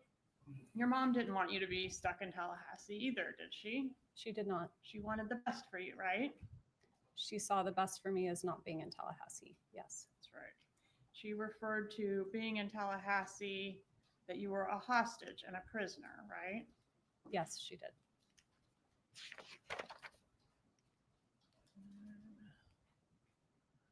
Oh no. Clickergate continues.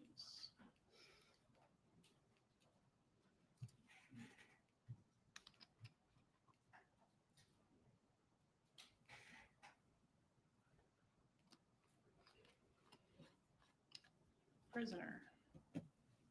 Close enough.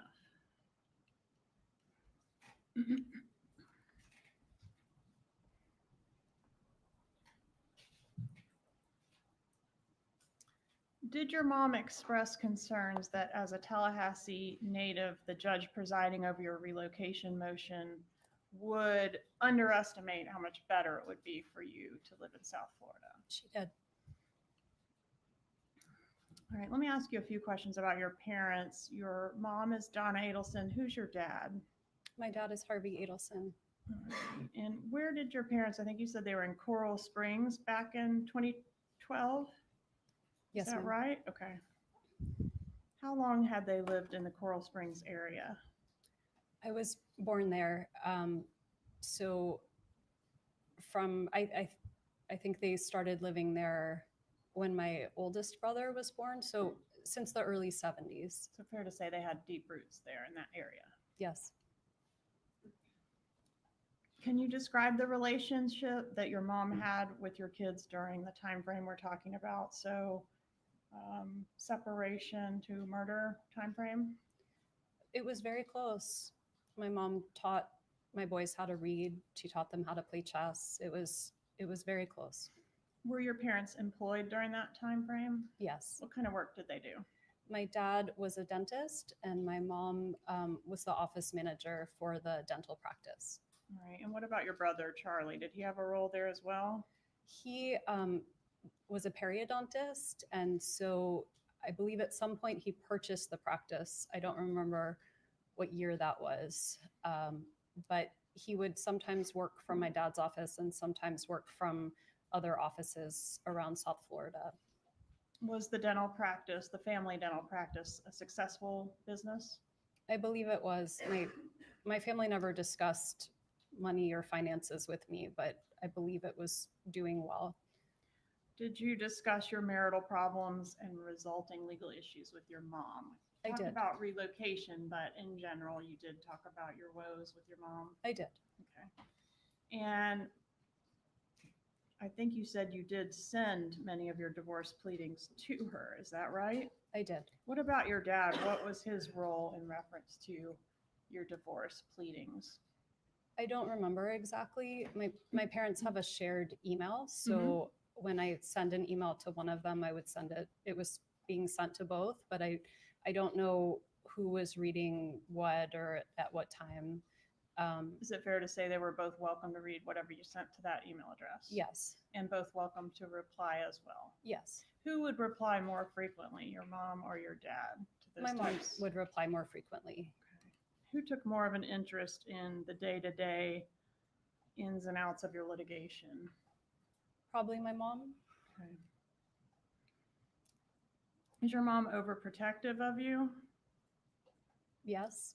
Is your mom an emotional person? Yes. What about your dad? Is he emotional as well? I think so. Okay. Did you previously say he was more of a straight shooter and mom was more emotional?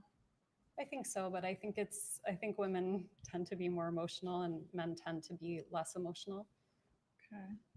Before you continue, Ms. Kaplan, I am going to admit state 60JJ at this time.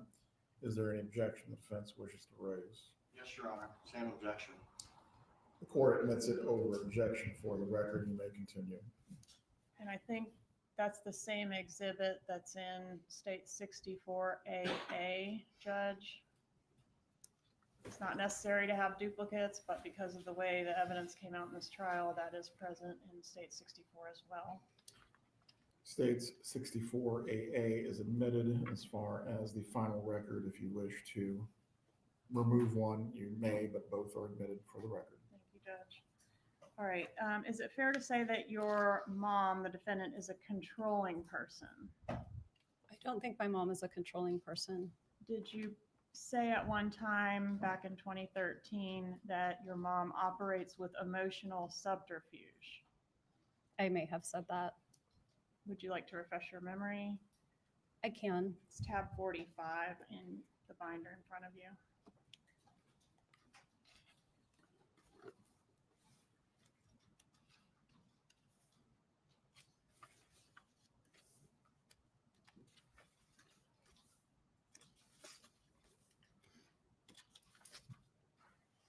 I'm not seeing it. Is it highlighted or is it just in the, it's a long, oh. No. Copyright in the first paragraph on page 3.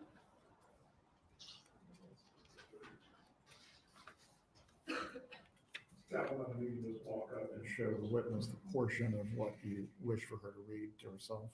I will, Judge. Page 3. This is 3, I think. Yeah, somewhere in there.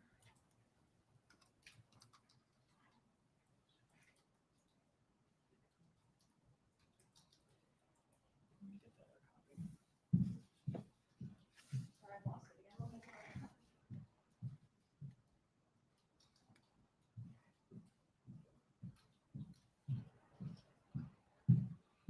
I'm sorry. Right in this copy. Okay.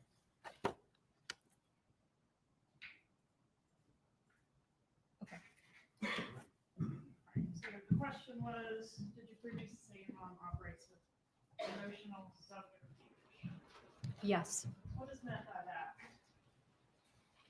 I honestly don't know what I meant at the time. But not that she's controlling. I don't think that's what I meant. Did Dan Markel have a hard time understanding some of your mom's behaviors? I don't remember that. Well, did she think you incapable of driving to South Florida by yourself with the kids? This is back when they were little. Yeah, I don't think she thought I was incapable, but I was breastfeeding and it was helpful to have someone with me. So what was her practice to avoid you having to do that? One of my parents would come with me for the long drive. So they would rent a car, come up here, ride back with you, and then follow the same procedure to get you home. They would drive with me if I was down there, back up, and then rent a car to come home. And did that procedure occur the week before the murder? There was a visit the week before the murder, correct? I think it was 2 weeks before. Okay. And on that trip, is that how it was handled, where they rented a car and came up to get you? Yes. Did your dad think that was necessary, or was that a mom thing? No, my dad probably thought it was more necessary. Okay. And did your dad make a practice of supporting whatever your mom wanted? Is that kind of the general rule? Yeah. Was she the dominant force in the household? I mean, I think my dad had more of a quiet strength, so it's hard to say who was a dominant force. I think they were both equally strong in their parenting. Okay, did you previously describe this back in 2013 that your mom was the dominant force in the household? If you need to refresh, it's tab 97. Okay.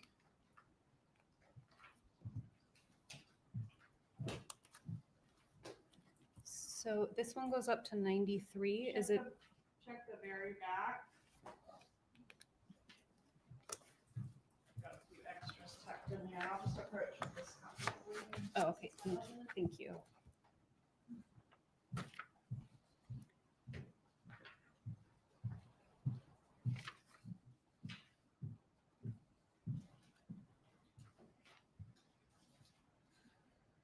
Yes. You did say mom was the dominant force in the household. Yes. Did your mom ever try to micromanage your life, Yes. your career? I don't know about my career. I chose to be a lawyer. It wasn't a very popular choice in my household. Yes, and there were different types of areas of law that she would have preferred you practice. Do you agree with that? I actually think they were really proud of what I was doing. Not to suggest she wasn't proud of you, but she was encouraging you to pursue a different type of law that would be more lucrative. Do you remember that? I do. Yeah. And what about your dating life? Did she meddle there? Yes. Did she create a dating profile for you on Match.com? I don't know if it was Match.com, but I do remember a dating profile at some point. That she created for you? I didn't use it, but yes. And conducted searches for men in the Miami area and sent them to you? I think Remember this that? was when I was living in DC, maybe. Okay, let's go forward a little bit here.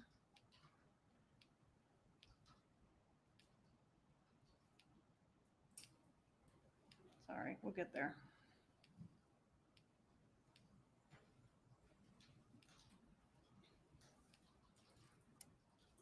Okay, so here we have an email dated January 17th, 2013. For the record, this is 64I.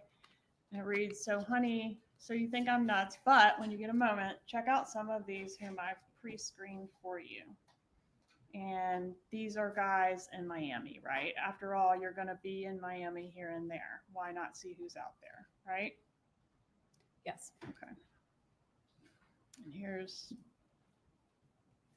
some options that she sent you. Here's an interesting guy, etc. Okay.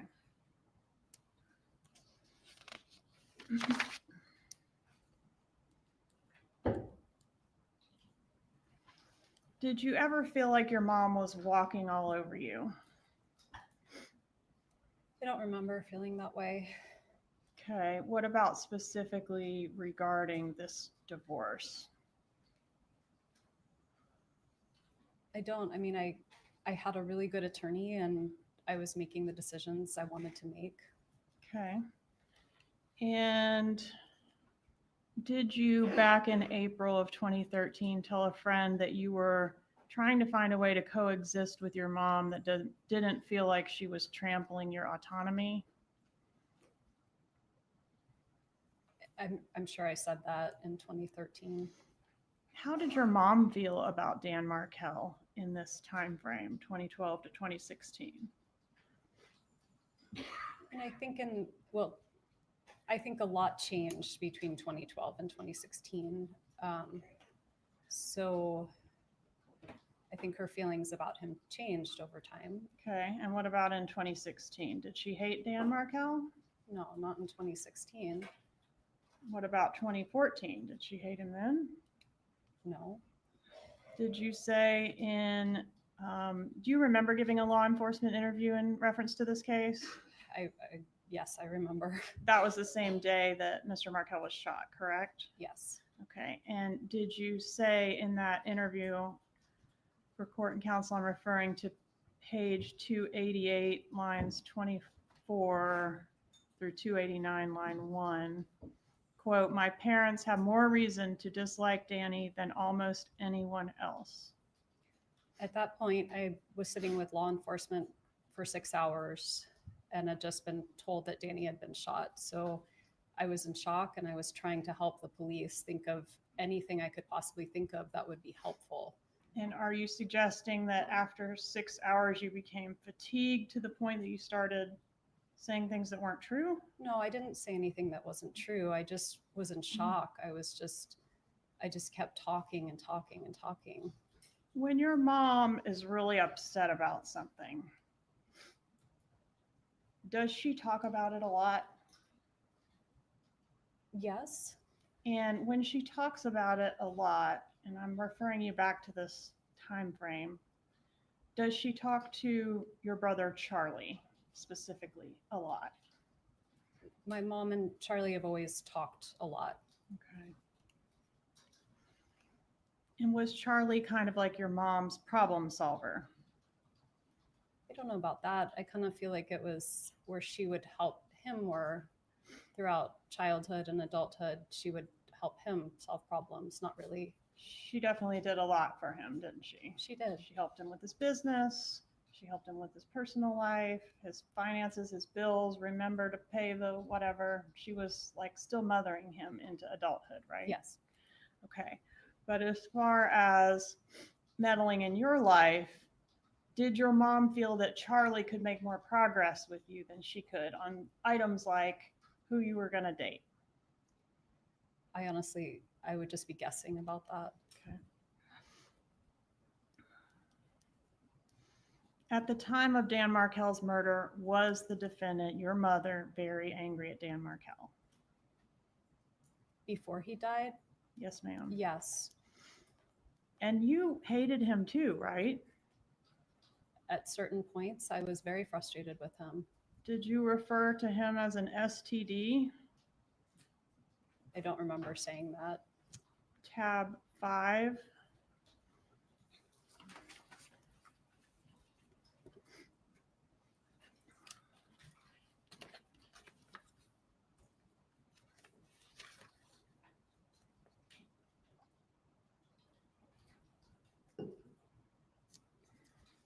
It looks like I made that analogy. Danny is an STD. One wrong mistake, marrying him, and this will never go away. Is that what you said? I did. Did you share that kind of sentiment with your mother? I don't remember ever saying that, so I don't think it's something I said very often. And this was said in an email on February 26th of 2013, correct? It was. Approximately 17 months before the murder? Yes, I don't think it was an email though. It looks like it was sort of an iMessage. Okay. Did you ever refer to your ex-husband as the Dark Lord? I don't remember saying that, but I certainly might have. Did you refer to your ex-husband as Jibbers? I did. What is the meaning of Jibbers? Jibbers was just a silly name that a friend helped me come up with to basically make him feel less scary. It was nonsense. Did it reference Jew in boots? That I don't remember. It wasn't a friendly name, right? It was a silly name. Did you ever say that you hated Dan Markel? I don't remember saying it, but I certainly could have. Tab 31, please, to refresh your memory.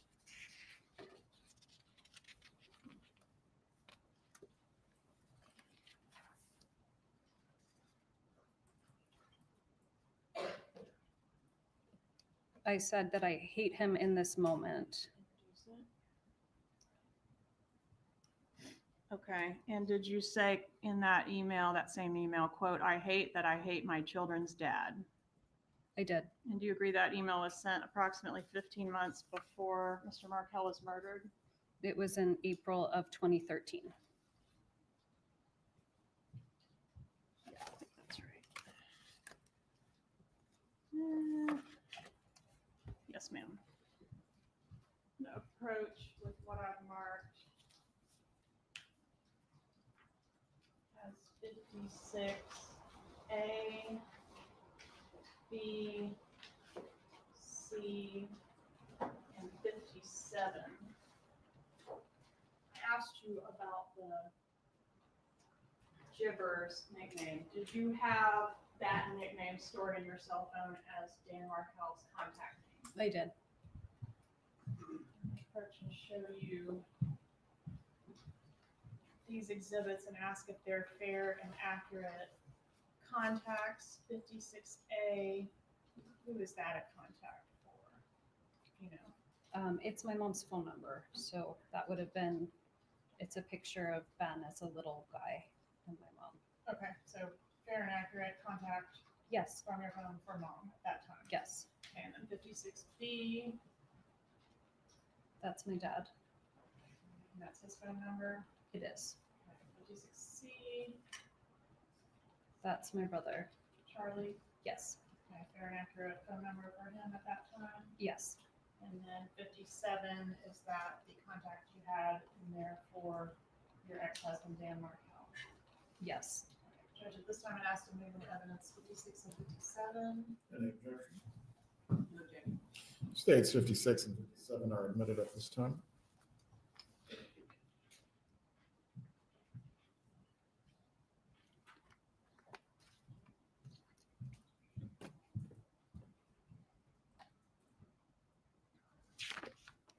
Did you ever refer to your ex-husband, Dan Markel, as an emotional terrorist? I very well could have. I don't remember saying that, but That one's on tab 34.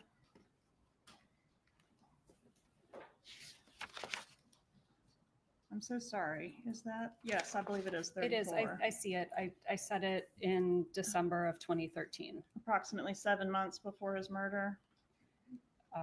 December to, yes, approximately 7 months.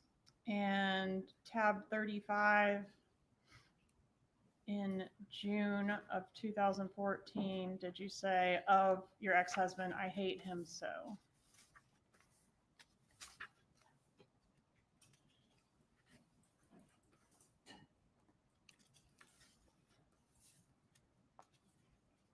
I don't see it. Are you on tab 35? No, I was on tab 34. It's tab 35. Sorry, yes.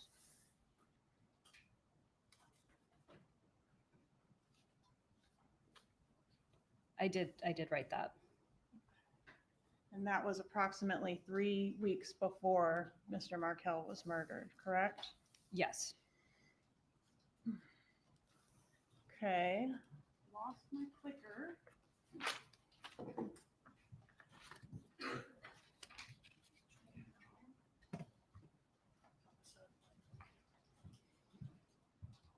Clickers are a real problem for me.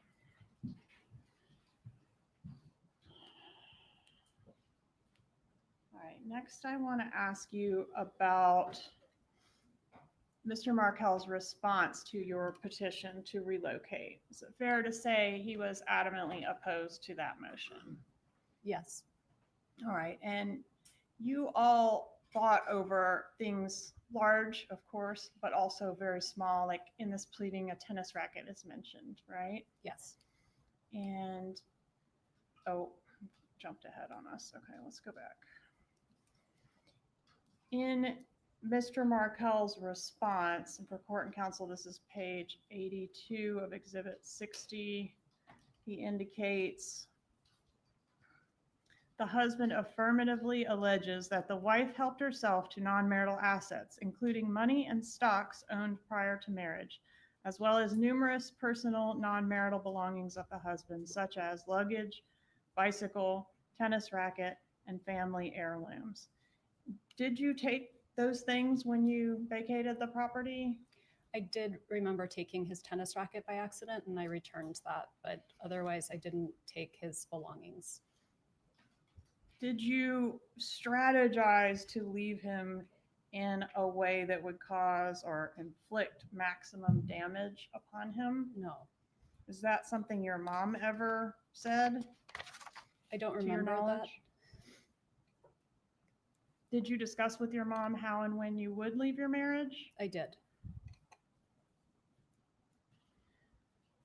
Do you recall a November 2nd, 2012 email where Dan Markel was saying to you, let's put all this aside. This is all about the kids. Let's act toward each other in a way that they can be proud of. Did he say that to you? I remember reading an email like that. All right, and we talked about the Aqua Ridge apartment, or I guess it was a home residence. Is this a fair and accurate photo? I've blurred your kids' faces, but of the living space there? Thank you for doing that. Yes, that's our home. Okay. And did your mom help you secure this place to live? Did you have any involvement in that? She did. Okay, what involvement did she have? She helped me move in. Okay, did she help you locate the place to live? I think At so. all? Okay. Did she come up and look at places with you as well? We did. Okay. Did Dan Markel threaten you in the pleadings with federal kidnapping charges? He did. And that was associated with the way he claimed that you left the marriage. Yes, And he says you took the kids and did not tell him where they were for several, I think I've seen days and weeks. Is that true? it's true that he said that. It's not true that that's what happened. What was his position on your motion to relocate? We did talk about it before I filed it, and he was amenable to figuring it out. But once I filed it, he was against it. Okay. Did he allege in his response that the sole stated reason that you wanted to relocate was to be closer to your parents? He did say that in his response. And is that the response that your mom referred to as his 23-page rant? Probably, She had a lot of thoughts about that particular filing, didn't she? yes. Okay. And she laid those out in an email to you. I know you remember. That's the whole, your non-negotiable is relocation. Yes. Do you recall having 2 long mediations to try to resolve your divorce without a trial? Yes, And were those mediations successful? they were not.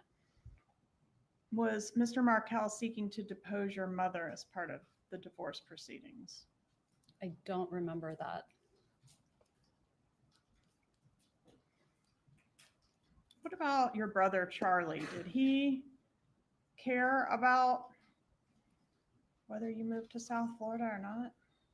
I think so. I mean, I think he would have liked for me to be closer to him and have the kids closer to him. Would it have been okay with him if you had made a decision to stay in Tallahassee?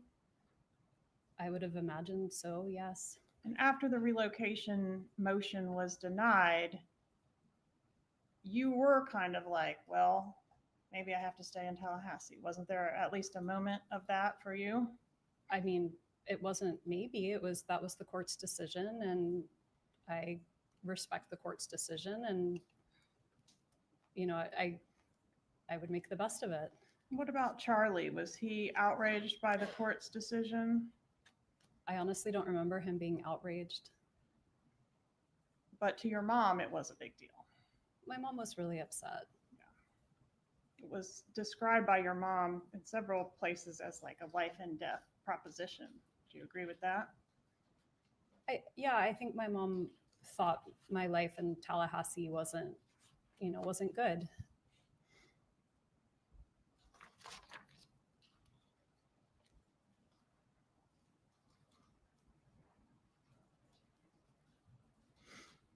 Is it true that you never would have left Dan Markel without your mom's suggestions? Objection, lady.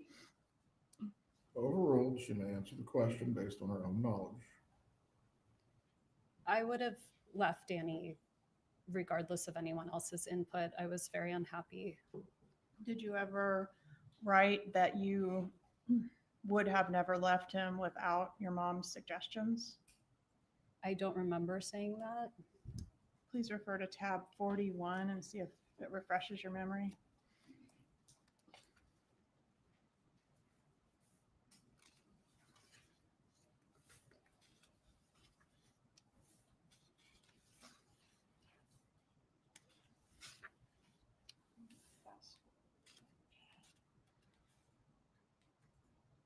I do say here I wouldn't have done it on my own.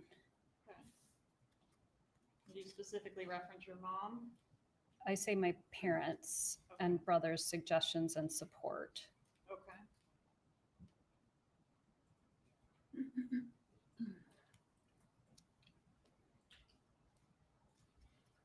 I think because I wasn't happy, but part of me thought maybe I would just stay until the kids grew up.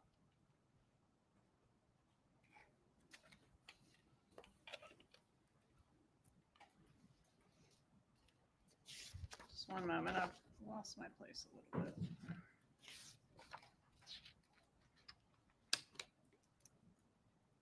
All right, I think you already testified you did not offer your mom your divorce petition to edit. Is that your testimony? Sorry, Did you What's the send your question? divorce petition to your mother to assist you in editing it? I don't remember doing it. Okay, and Did your mom also pretend to be you to Mercer University to help you complete your divorce affidavit? I have no memory of that.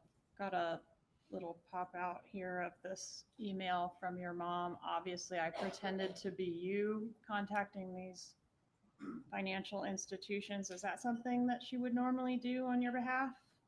Pose as you? I had very little understanding or involvement of my financial situation. And so that might have been an account that my dad had created for me or that had like co-signatory authority. So that's possible. Okay. And here, did you forward a letter that was written on or sent to you on December 19th of 2013 from Dan Markel, where he was kind of wanting you back and making a lot of concessions? I'll stop coming home late, etc. Do you recall that I do. long email? Did you forward that to your mother? I very well may have. And do you recall she replied with sort of a paragraph by paragraph breakdown of that, Dan Markel email? So I see that here. I mean, I certainly didn't remember, but I see that there's a response here. Okay. I think I've got her responses. Did you respond to her? Very nicely done, Mom. This is great. It looks like I did, yes. And then we go to L.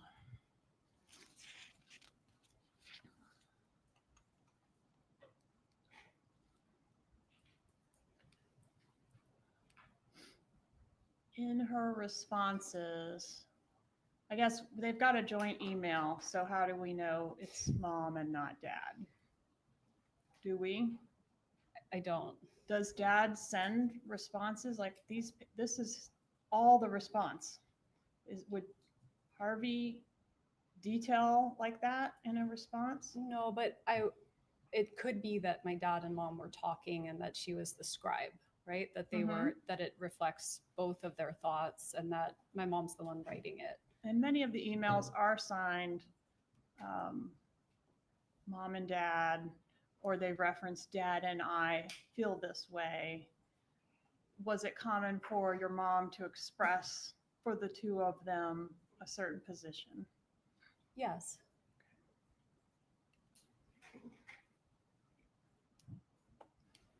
And in this particular email, so this is a little confusing, but she responds paragraph by paragraph, K3, K5, K6, referencing Dan Markel's email to you and refuting each paragraph.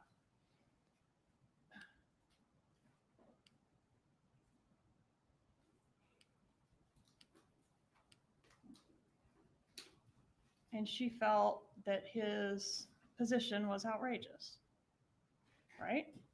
Yes. And she thought his religious practices were extreme, didn't she? She did, yes. She was extremely concerned about the well-being of the children in reference to his religious practices. Yes. She wanted a psychological evaluation of Mr. Markel. Yes. He didn't need a psychological evaluation, did he? Honestly, I don't remember. Was he an extremely intelligent, accomplished law professor? Yes.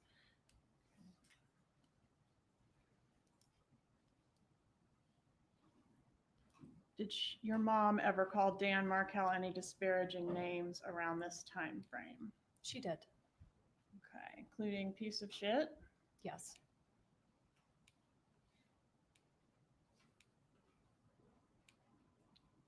Asshole? Yes.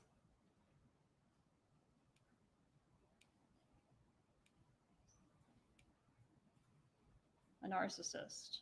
Yes. A bully? Yes.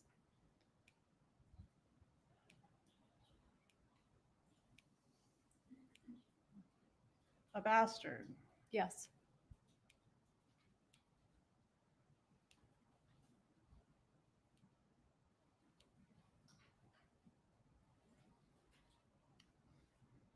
Did your mom help you prepare for your meetings with your divorce lawyer? My mom offered help, but I don't think I needed help preparing for meetings with my divorce lawyer.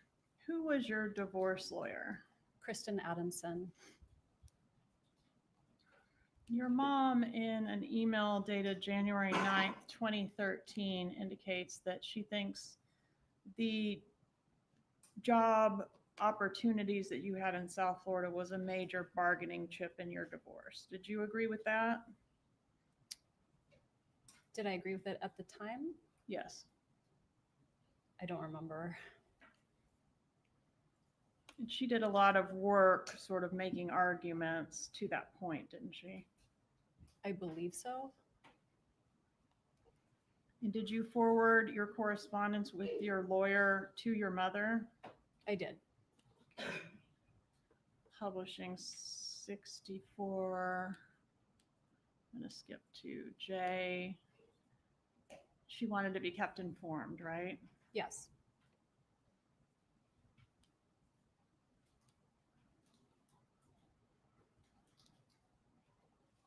Your mom mentions, see if I can find it.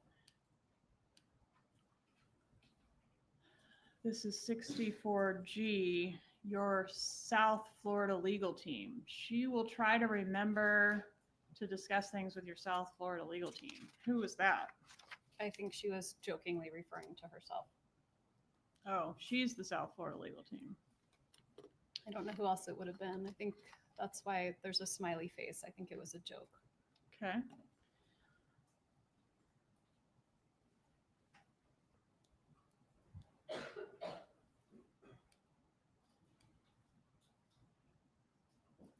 More questions for your upcoming hearing with your attorney.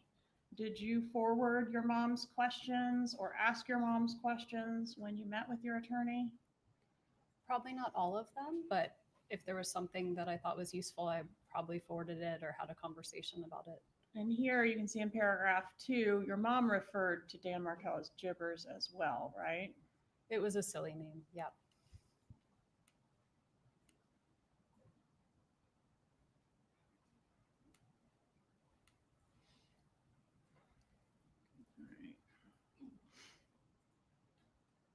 Let's go to the order denying your petition to relocate.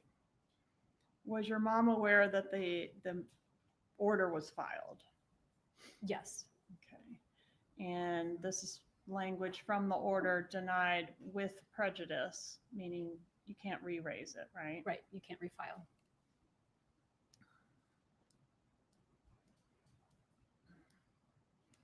And your mom wanted to fight the decision, didn't she? She did. Did you feel railroaded by her in this email where she's kind of bullying you to keep fighting? Your Honor, the prosecutor's testifying. Please rephrase your question. Did you feel railroaded by your mother? No. Okay, but she wants you to continue to take action. It was denied. I wasn't taking any more action. Not any more legal action. I was not taking any more action of any kind. Didn't your mom have some other ideas for some other actions that could happen? She did. She did want to take it to an appeal. Do you remember that? Actually, I don't remember, but That's on tab 43 of your binder.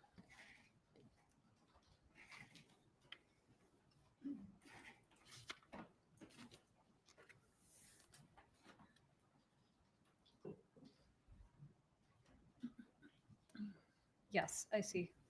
Okay, but she also wanted to develop this plan of action that could be implemented between the time you learned of the relocation denial and your final hearing in court to maybe strong arm Mr. Markel into agreeing to the relocation. Do you remember that email? Yes. Okay, and she had some ideas for how to do that, right? Yes. And she said Gibbers hasn't beaten the Adelson family yet.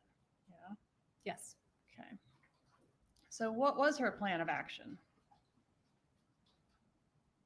What did she suggest you could do to get Dan Markel to relent and let you take his kids to South Florida? She suggested that I pretend that the boys had become Christian. Is that something you would ever consider doing? No.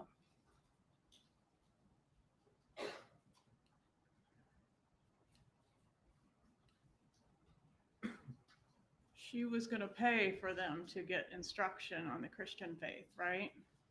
That was what she said. And she said she looked into it and she could get them baptized in a couple weeks. Do you remember that? I don't remember, but I'm sure it's here. Do you remember her imploring you to put on a good act? I do. Did your mom, I don't know, do you have any acting training? No.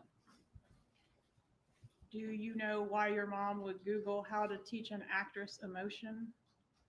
I don't. I don't know. Did she ever share with you or forward you any tips on how to bring emotion or fake emotion? Not that I remember of any kind. All right. What about a financial offer? Was that part of it as well? Yes. What was the financial offer to be? I think it was $1 million. Who was going to pay the $1 million? My mom, my dad, and my brother. And they were going to pay $1 million. You didn't have to pay any of it?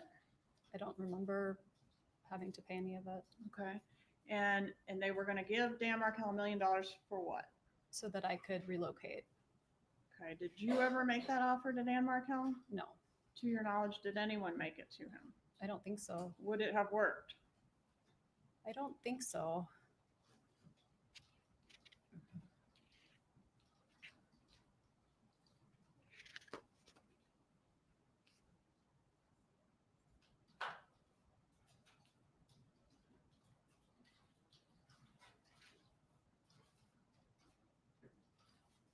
It's all about getting control from Dan Markel, right? Yes.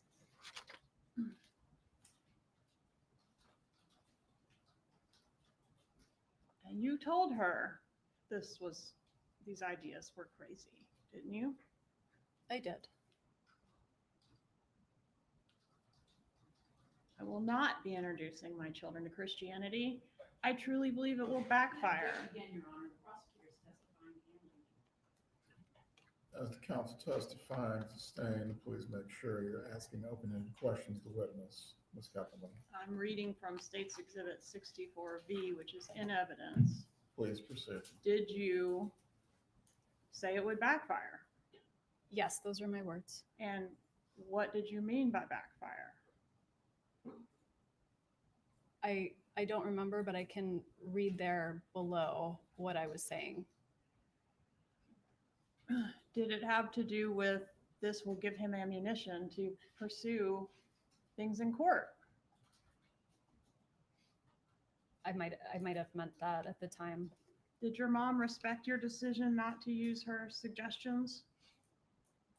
I mean, she had to have, right? I'm a grown up.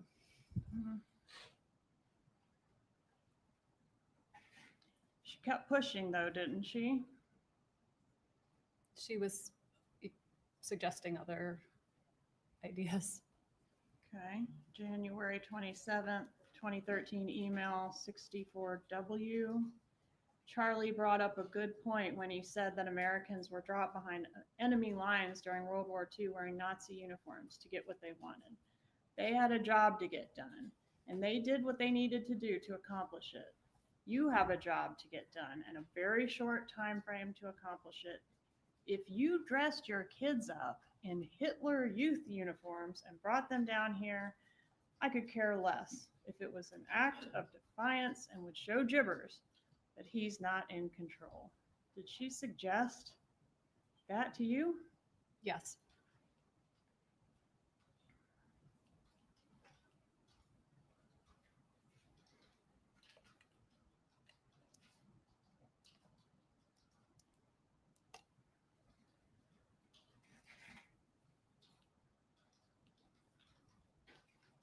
She urged you to rethink your decision not to implement her suggestions, didn't she? Yes. She wanted you to do an act of defiance that will put a scare into this jackass. Why would she want to scare Mr. Markel? So that he would let me relocate, I guess.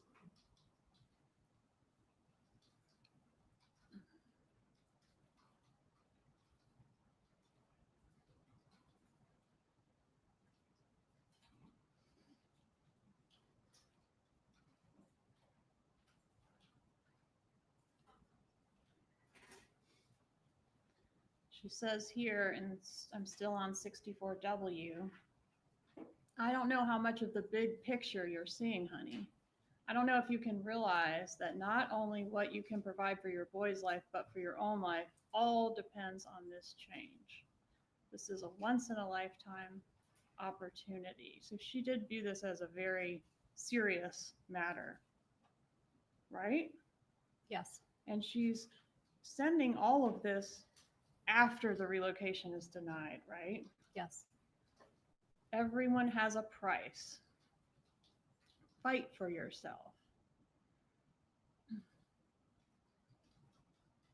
Okay, I'm showing you this slide also from Exhibit 64W, which indicates that you were going to go into the $1 million offer as a third. Does that refresh your memory on that deal? I mean, it refreshes my memory, but it's not something I ever considered or thought about doing. So you would not have paid up the No. third of $1 million. No.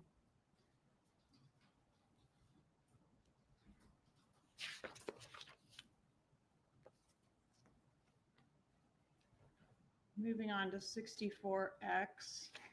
This is an email in which your mom expresses opinions on several items, including the marital home, the parenting schedule, alimony, child support, health insurance. Did you want her opinion on all these things? I mean, I don't remember, but I think we always want our parents' opinion on things, even if we don't take it.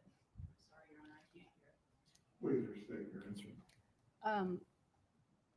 Counselor asked me if I wanted my mom's opinion on those things, and it's hard for me to remember at the time if I wanted other opinions, but I said, I guess, people always want their parents' opinions on things. And your mother's opinion was that she wanted you to aggravate your ex-husband, right? Yes. To screw him financially, Yes. to get a win. Yes. She thought your divorce was something to be won, right? It seems that way. When was the divorce final? It would have been final the summer of 2013. July 31st of 13 sound right? Yes, ma'am. And we saw that that was the date for your trial. Did a trial take place? Yes. Okay. With witnesses being called? No, there weren't any witnesses. Okay, so it was a settlement. Yes. And did you reach the settlement on the day that the trial was supposed to be conducted? I think maybe the day before. Okay. I want to ask you some questions about voice authentication. Your cell phone, was it collected by police in this case? I gave the police my cell phone to search. Let them download it and return it to you, correct? Yes, ma'am. Okay. And are you familiar with a wiretap that was conducted in this case? I've seen a lot of wires. Where phone calls were intercepted by the police and recorded by the police? Yes. And were you asked to listen to a disc of calls to see if you could authenticate the voices on those Yes. discs? Okay. And were you able to authenticate some of the voices on there? I was able to authenticate the voices of my family. All right. So Charlie Adelson, Donna Adelson, Harvey Adelson. Yes, ma'am. All right. And did you initial on State's Exhibit 135 by each of those voices that you were able to authenticate? I did.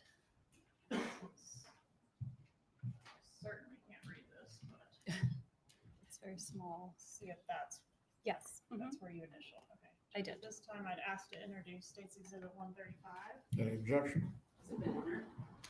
I'm asking if there's an objection. No to the objection. offense. States 135 is entered.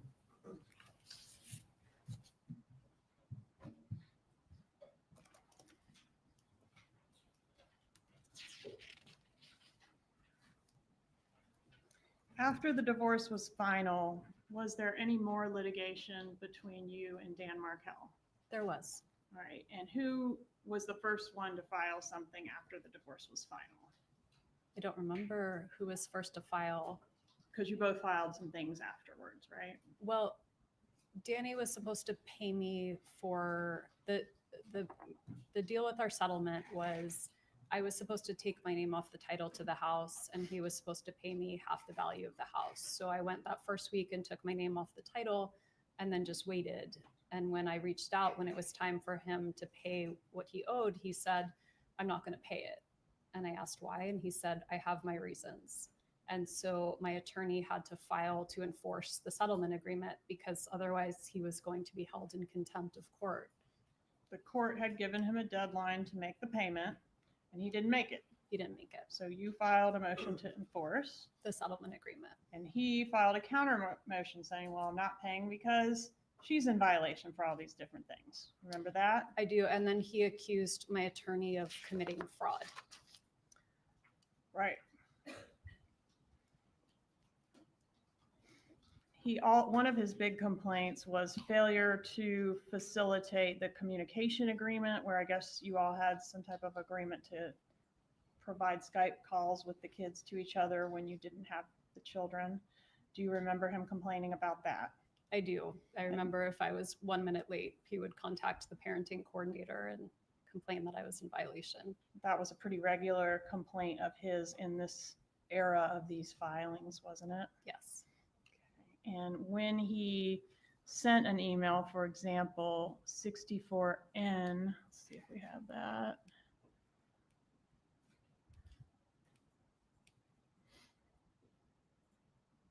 Alleging these sorts of violations and including, quote, accusing you and your mother of making zero efforts to facilitate communication between he and the kids. Did you forward this email to your mother?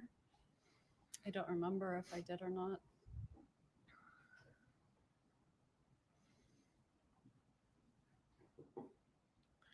And during this time period, did Dan Markel send you quite a few emails pleading with you to play nice? For example, March 7th of 2013, Wendy, I really regret that things have gotten to the place where they are.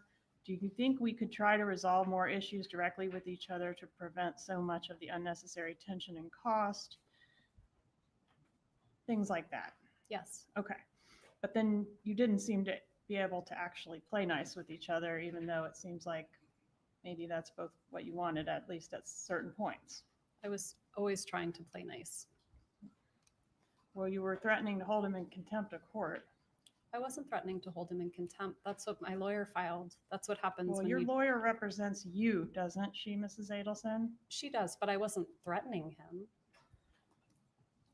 Did you cease all Skype communication between Dan Markel and the boys on March 12th of 2013?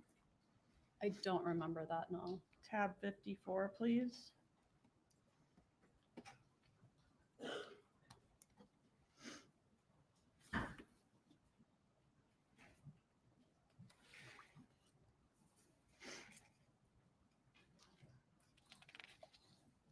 It looks like my attorney advised me to do that. Did you cease all Skype conversations between Dan Markel and the boys? Again, I don't remember. It's been a very long time, but if my attorney advised me to do it, then I probably did it. Okay. And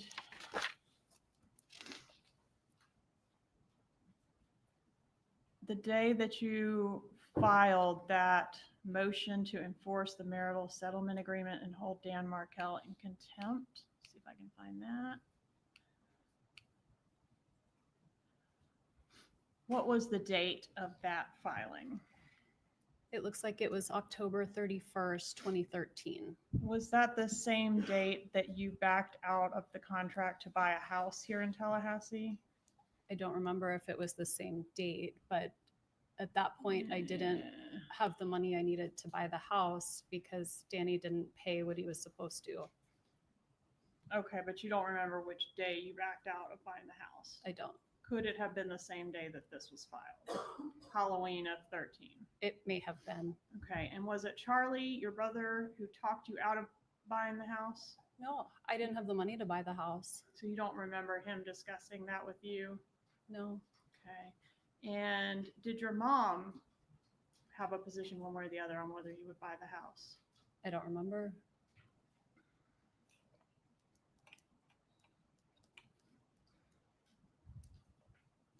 The image that I just had up there, was this image sent to you on October 31st? How did this get onto your cell phone dated October 31st? It looks like something my brother would have sent me at some point. I don't remember if it was what day it was, but I remember seeing that picture. Okay, do you have any reason to dispute the metadata associated with it on your phone? No, ma'am. Okay, and you recognize your brother in this photo? I do. And who's the woman he's pictured with here? Katie.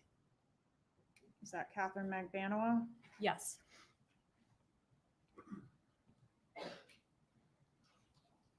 So did your brother at any time send you this picture? Not at any time.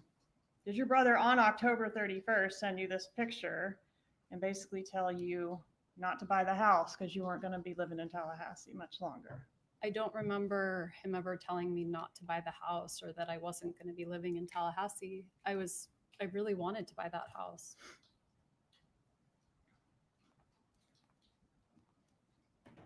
Do you remember, after all the drama with the Skype, asking your mom, let's see if I can find it here, to help you work on the Skype thing because it was becoming a real problem between you and Mr. Markel? I honestly don't remember, but I see this email and I must have sent this. And then a few months later, in February of 14, Mr. Markel files a motion to enforce marital settlement agreements, and that we've touched on that already. That was alleging that you committed fraud on the court during the original settlement. Remember that? I do. I remember him saying that my attorney helped perpetrate a fraud. He did. He suggested that the court should send a strong message to you about your malfeasance by awarding him the entirety of the assets that he alleged were undisclosed. Do you remember that? I do. And did your mom view that filing? I don't remember. Isn't that the one she responded to? We need a plan of attack. We need to aggravate him the way he's trying to aggravate you. I remember we just looked at that. I just didn't remember what it was in response to. Okay. And did you respond to his allegations? I would in court, in a court filing? We must have responded in a court filing to that, Okay. because if someone accuses you of fraud, at that point, my attorney had to recuse herself because she had to become a witness in the case and to say that that didn't happen. And then I had to find a new attorney to represent me. Okay, and did you do a filing in response to his counter motion to enforce the marital settlement agreement, alleging, and this is page 439 for court and counsel, that a vast majority of the former husband's motion contains allegations that are redundant, immaterial, impertinent, and scandalous? That sort of language, does that sound familiar? It doesn't actually sound familiar, but I would have responded in a motion. So I'm sure my attorney filed something. Did your mom move around this time? I don't think so. Do you remember your parents signing a lease at a place called the Continuum My parents were spending some time there on the weekends, but they didn't move until 2015 when I was clerking for a judge at that time. All right, so they signed a lease to have sort of a weekend property. Was that in South Beach? Yes. Okay, and that does March of 14 sound right for that? I honestly, I don't remember when they signed a lease there, but it's possible.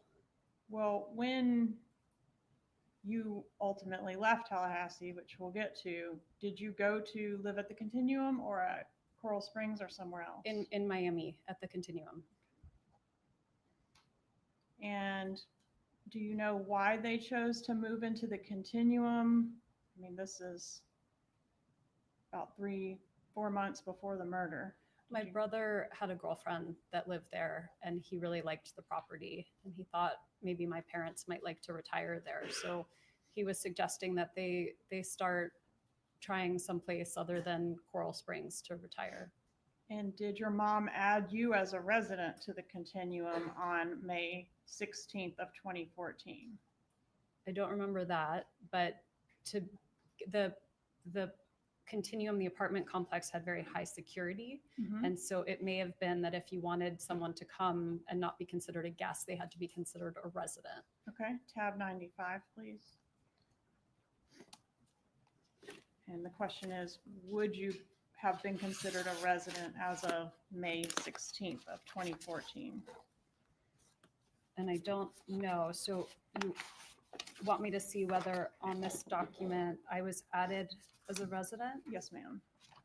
It looks like I was added and my brother were added. And then my other brother was the in case of emergency. And it was in April of 2014. April of 2014.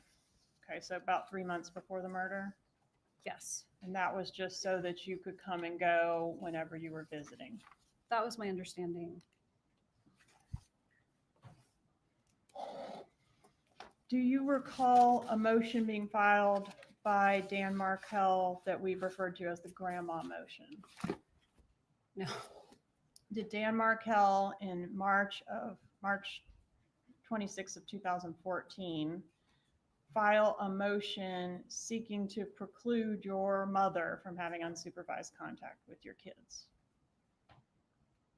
I don't remember him filing that motion, but it sounds like if it's a motion you have a name for, then it exists. And in that motion, do you recall, or does it refresh your memory that he was saying, grandma, that the boys were telling him, grandma says you're stupid, grandma says she hates you, and as a result, he was concerned about your mom alienating the kids or turning the kids against him? I remember hearing about this motion. Okay.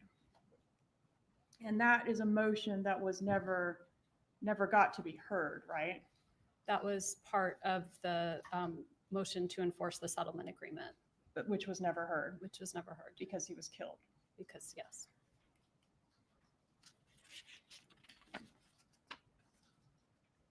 And do you remember why you didn't forward your mom the actual motion that was filed in reference to that? I don't. Okay, if you will check see if you can find tab 98 in the back there, please.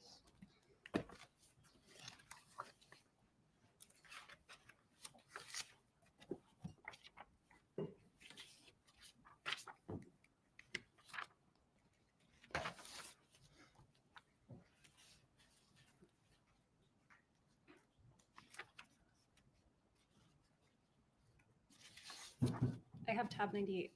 Okay, does it refresh your recollection as to the question, which is, where was your mom on the day that the relocation was filed, which for your reference was 3/26/14. So this email is from 3/25/14, Mm-hmm. and it looks like my parents were coming up. It says coming on Thursday, and this was written Tuesday the 25th. So my guess is that they were coming on Thursday the 27th. And was it their practice to typically stop in Orlando and spend the night on the trip up to Tallahassee? I don't remember. Okay. The allegations that are laid out in Dan Markel's motion were sent to you in an email before the motion was ever filed. Do you remember that? I don't remember that, no. Publishing 64AA, a December 16th, 2013 email. This email indicates that Dan Markel is going to be introducing a major issue, parental alienation. This will be part of our ongoing effort to resolve outstanding issues. But basically, at the bottom there, Ben announced to me, Abba. What does Abba mean? It's Abba. It means father in Hebrew. Father. Grandma says you're stupid. Okay, and he details a couple, I think it's 3 different instances in which his boys have told him that Grandma, your mother, has told them that you're trying to take my sunshines away. She hates you, that sort of thing. Does this refresh your memory at all about those allegations? It does. Okay. And this email, you did forward this email to your mother. Do you recall that? I don't recall that, but it makes sense that I would have. And your mom responded to it, or someone responded to it. Wow. Do you remember that? I was shown that email yesterday. Okay. And you forwarded that email not only to your mom, but to a total of 12 different people. Do you remember that? I remember being very surprised that he was trying to accuse a member of the Florida bar of fraud and going to all these lengths to avoid paying money that he owed me. Okay. And is that the reason why you sent it to the 12 people? It was pretty shocking what he was doing.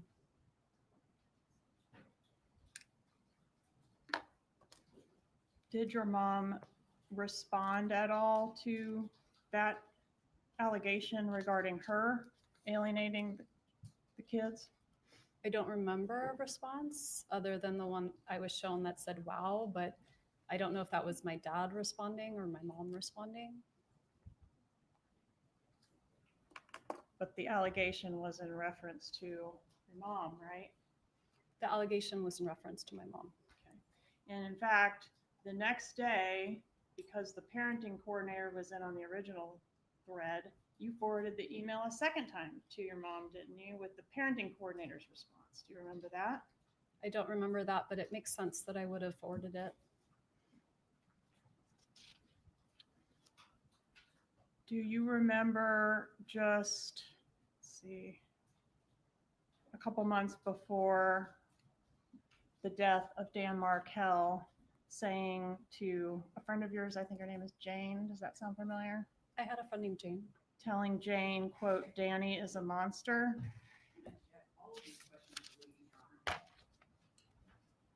Overruled, the witness may testify based on her memory. I don't remember telling Jane that I thought Danny was a monster. Okay, was Jane one of the people you forwarded the email to? Dan's email? I don't remember. Okay. But it was the same day that you called him a monster. Do you remember that? I don't.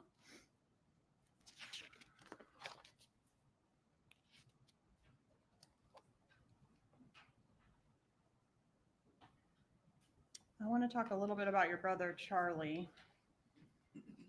Judge, I don't know if you're wanting a recess, this is a good time.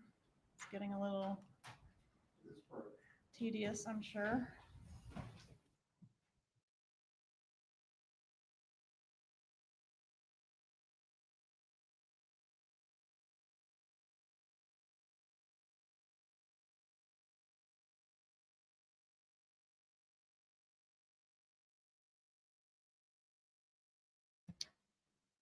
So while they were taking their sidebar, right? What do you guys think so far in regards to Wendy's testimony? I mean, I guess at some point in time, you're trying to put all this stuff behind you, right? So you may not want to remember all this stuff. Yeah, and remind me of what I said before I be getting my mom in trouble. Like, I want to know what I said. Yeah, just remind me. I wonder, do she talk to her Before we dad? continue with the examination of this witness, we are going to have our lunch break at this point. I am going to remind you once again. Okay, not so to they're gonna discuss have their this lunch case with break. each other or anyone else. Also, you are prohibited from looking at any information or reports concerning this case as well. For the lunch hour, there is a cafe here in the courthouse and also some other businesses within close walking distance. If you choose to eat together, you may do so. Again, the only prohibitions are what I've previously outlined. Please return at 1:15, and we will continue with the examination of Wendy Adelson by both the state and the defense at that point. Enjoy your lunch break. The gallery is to remain in the room for right now until the jurors have exited. Yeah.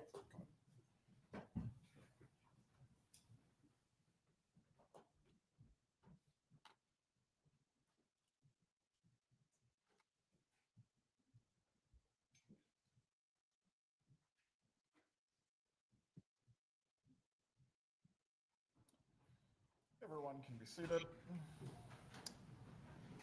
For the attorneys and the witness, we will have the same report time back, 1:15.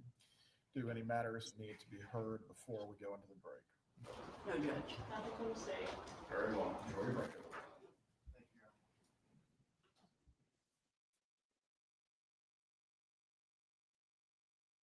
Okay, so they are going on break. Let's see what we have here.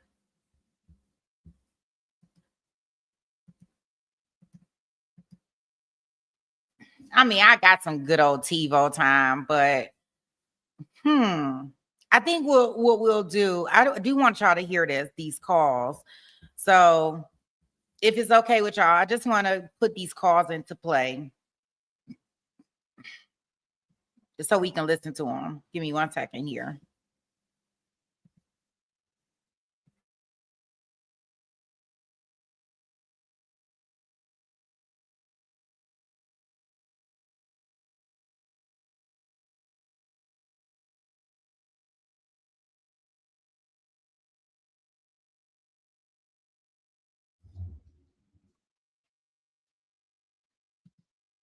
Yeah, it's me.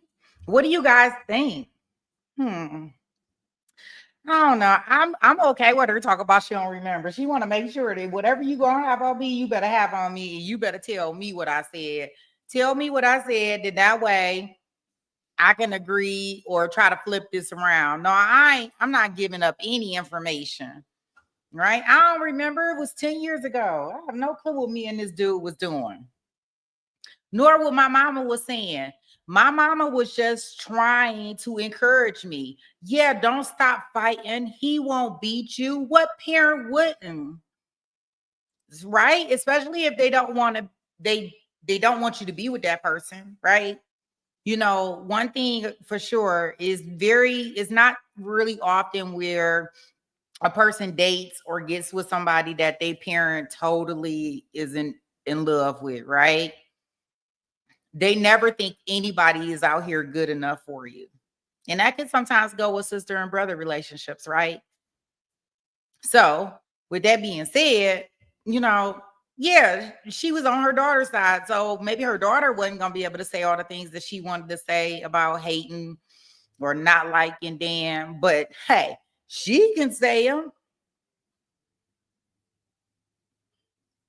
I don't know. So I don't know if that really convinces me of anything. I don't know. I can just see how that can go both ways. And I can see why the mom would say that. Not intentionally. That doesn't mean that she wanted to unalive him. But, you know, I, yeah.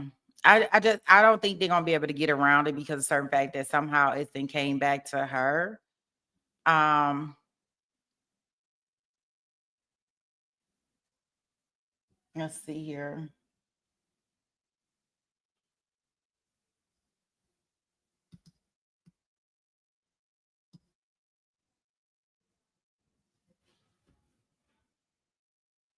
I'm just getting the phone call queued up for us.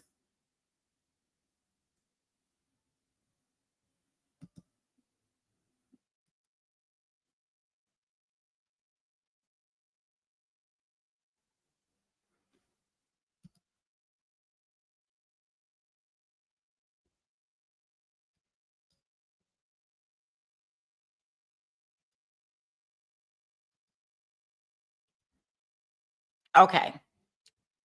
So the first call, this is just so y'all to kind of like give y'all some reference. We'll just listen to the call. So this first call is right after Charlie got convicted, right?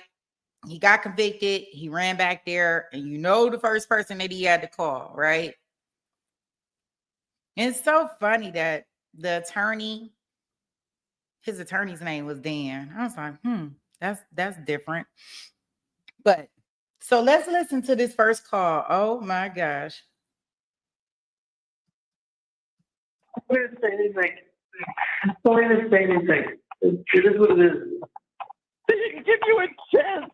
They had their minds made up. You don't walk out 3 hours.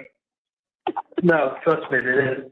I knew a jurist, like, I knew what I had when I was up here. I knew what I was dealing with.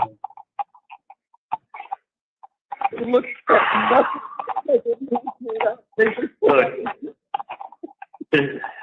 Look, it is what it is.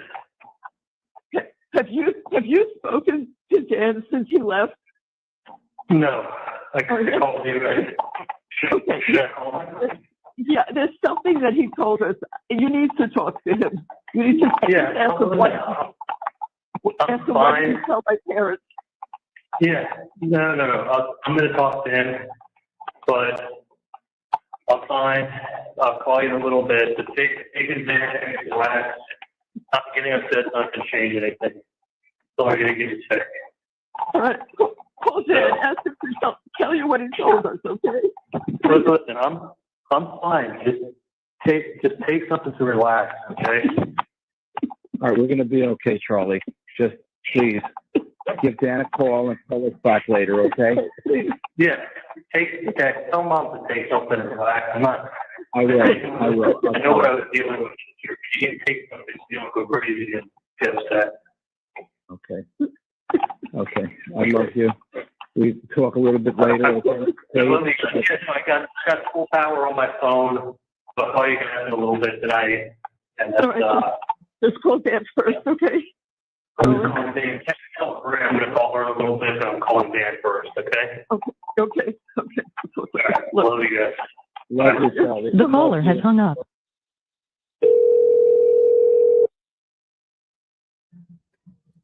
So guys, so that's the first call, right? Donna is like totally upset. She's so upset. Charlie like, give her a Xanax, give her something. Please calm her down. Y'all take something to calm down. I'm okay. She like, the jury, they didn't even give you a chance. They just went back there and filled out the form. You were never going to have a fair trial. So you can imagine why she had that look on her face after they both parties had to agree to the jury. She was like, she looked like, no, I don't agree, right? Because in Charlie's case, she is on the phone and she's basically saying, they didn't give you a chance. The jury was already set out to get you. Like, no, absolutely not, right? So it's funny hearing how distraught that she was, and she's blaming the jury. So, in Charlie's case. So this is the call number 2 that I'm about to play now. And let me tell you. Oh, and this is at 7:50 p.m. The same day that he was convicted. Remember, he was convicted November the 6th, 2023. Oh, you did, Merelda? Awesome. See, great minds think alike. Okay, so I'm going to go into call number 2 for you guys. Oh, Charlie. So You spoke to Dan? I'm like, been there for a while. Been there for a long time.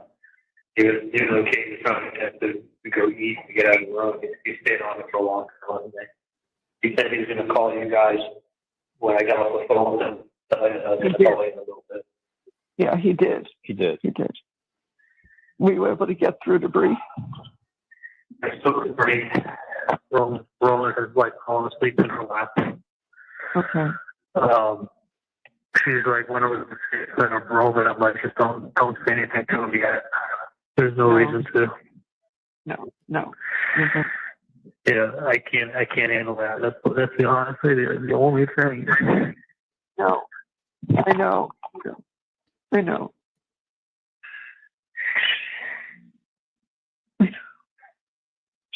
But you don't have to do anything now. No. I mean, honestly, the only thing I really wanted to do is just add in my life. Just to be a dad, have a son. I know. Believe me, I know. I just wanted to be a dad. I mean, when I was with Brie, I dated her for 6 weeks. I found out she was pregnant 6 weeks after we'd broken up. And I was like, no, I want to keep it. I want to be a dad. I know you do. Yeah, I know, Charlie. I know.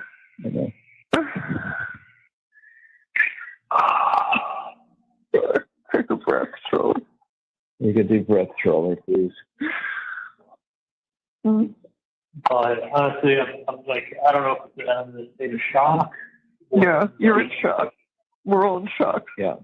We're all in shock. I had a feeling though, so it's not like, listen, I've been up in Tallahassee for a year and a half. I mean, I got a taste for how big this case was. I had no idea. There was no way in hell I was ever going to get a fair trial up here. No, but that's way in hell. No. Listen, even with the jury consultants, they ended up using X's on people that were like fucking horrible. Like not even like selection. It was just like get the people off that you like.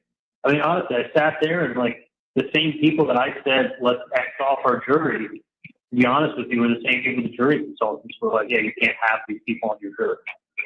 So it wasn't even like picking good people. It was about just keeping the fucking horrible ones off that we couldn't have come on. There was no like. Every time I said, oh, this one, I had the same numbers down that we had to get rid of. Yeah, I have all my paper that we had to get rid of. There was no, you know. I know. It was, listen, these people didn't deliberate. We know what happened. They were decided before. They went back, filled out their papers, and came out. That's not a deliberation. They looked at a couple things. I got on it. They probably ate for an hour and then talked about some stuff. Went through this paperwork, filled it out. Because they went all the way to like I guess 1:30 with the opening stuff. And they probably took lunch till 2:30. Yeah. They didn't deliberate. They did nothing. No. They did absolutely nothing. Vigilante. When they came in and I saw when they came in this morning and nobody looked at me, I knew because they'd already made up their mind. Yeah. Sometimes I wish I went with my gut instinct for life. Dan did a great job. You spoke well. They listened to nothing. Absolutely nothing. Yeah. They cut and pasted emails. They cut and pasted lines from text messages and gave us their own meaning. You know, like, oh, kissy face. Oh, like. I saw what they did. Oh, it's a mistake. Yeah, like it's nothing. It was like, I don't know. It was like like they dressed it up into something it wasn't. They just I don't want to talk about it.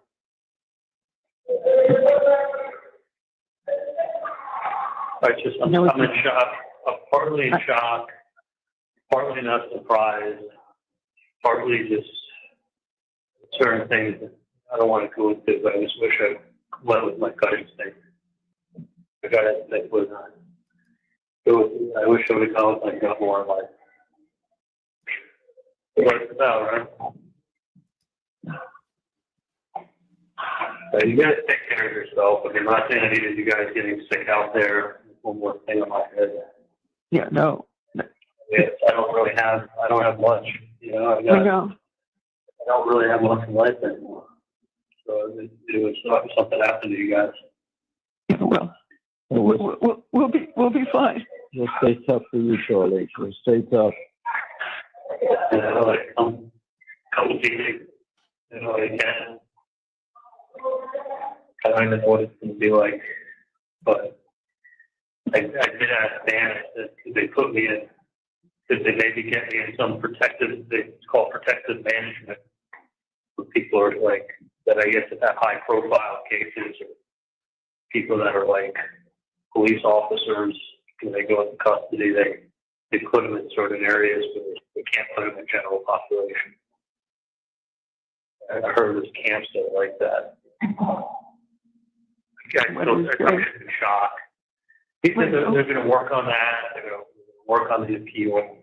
Right. I mean, listen, it's such a high profile. You know, it's like you have to get an appellate lawyer. It's such a high profile case that, I mean, listen, everyone's saying all the right things. Listen, I had a gut. I really did. There was about 45 out there. And, let's see what develops. Just let's be patient. The judge gave these people plenty of warnings. I'm sure they followed their little instructions.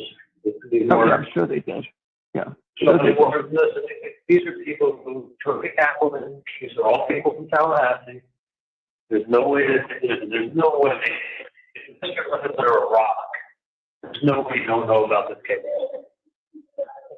You know, this is the biggest. This is the biggest case they've had up here since from the 80s. Charlie, they weren't listening. They weren't listening to anything, because if they had a brain and they were listening, it was very clear. Yeah, but they don't listen. They just go. They just do. They don't listen. Yeah, and they're hammered with someone like Georgia Kaplan, who makes it real simple for them. She didn't even. She had no evidence. She had nothing. No. They had emails. Look at the emails. Oh, look at the emails. Which is. The emails that never mentions anything about danger or violence. I trust me. I know that it's not how they're not for they use it to paint a different picture. To paint the picture. You know, I mean, Jesus Christ, they made a deal about me calling the home line. We've had since 1979. Like, you only lived there for 3 months in 2014. So you're only there 90 days in 14. They're in a chart going to 16. Well, yeah, it's because the house was sold in 15, and you're only there 90 days. I mean, there's nothing special about calling my home phone, but they put up a pie chart, and they made it look like there was something very suspicious about calling you at home. Yeah.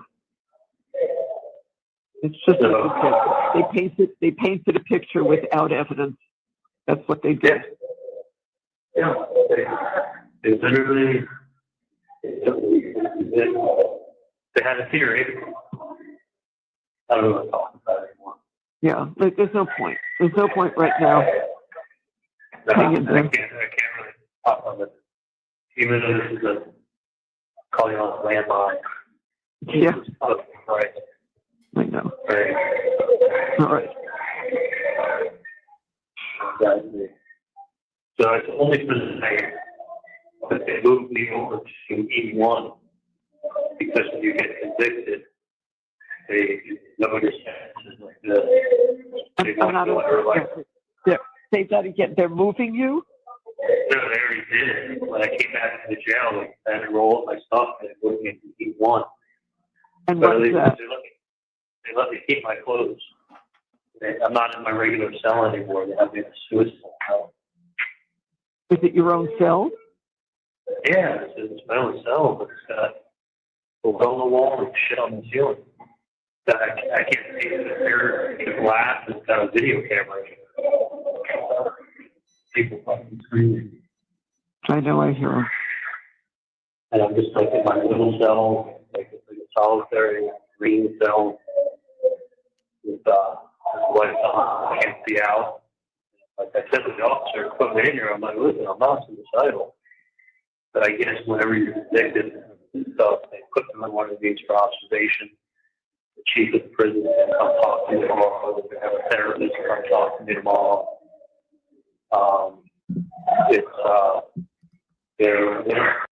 So just for reference, so now he's talking about his steel conditions, right? So they got him, you know, because this is the day that he found out that he was found guilty. So they put him in a suicide watch cell, right, to make sure that he doesn't do anything. You can like actually hear other inmates and in the background kind of like yelling and screaming. Like it almost sounds like, not to be disrespectful to anybody, but you can kind of like tell that people are going through some things back there. So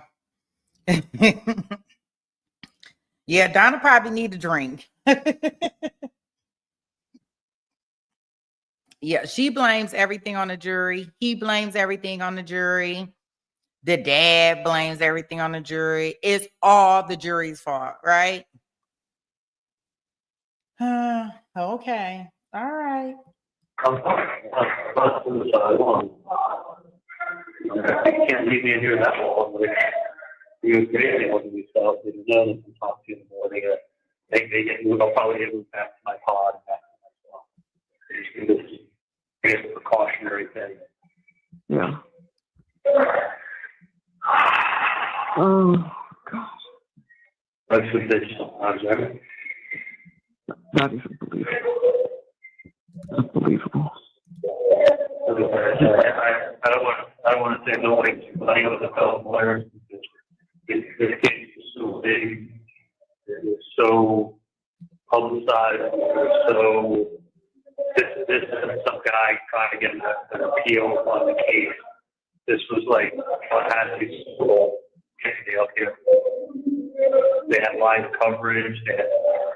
They had, you know, they pull out all the stops. It's not something. I know what they were doing. You know what I mean? It's not like, we thought for some minutes you got part of that kind of appeal, or the judge made a super ruling. They were dotting every I and crossing every T.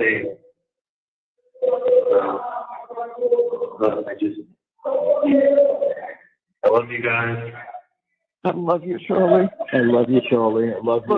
I love my Get through whole heart. tonight and get Please. through tomorrow, and just call us anytime, please, okay?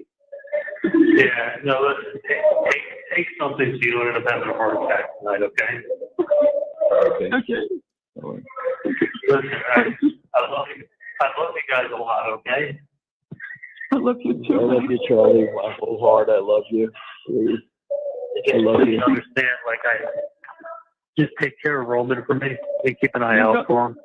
You know I will. We will. I know it. And Yeah, Charlie. that's Wendy. By the way, I wrote Ben like a month ago. He never wrote me back. I know. I'll find out. Yeah. All that. Yeah, no, that's it. Yeah, no. How's Wendy doing? I can't talk to her. I don't know. I don't know. You don't talk to her? I did not talk to her.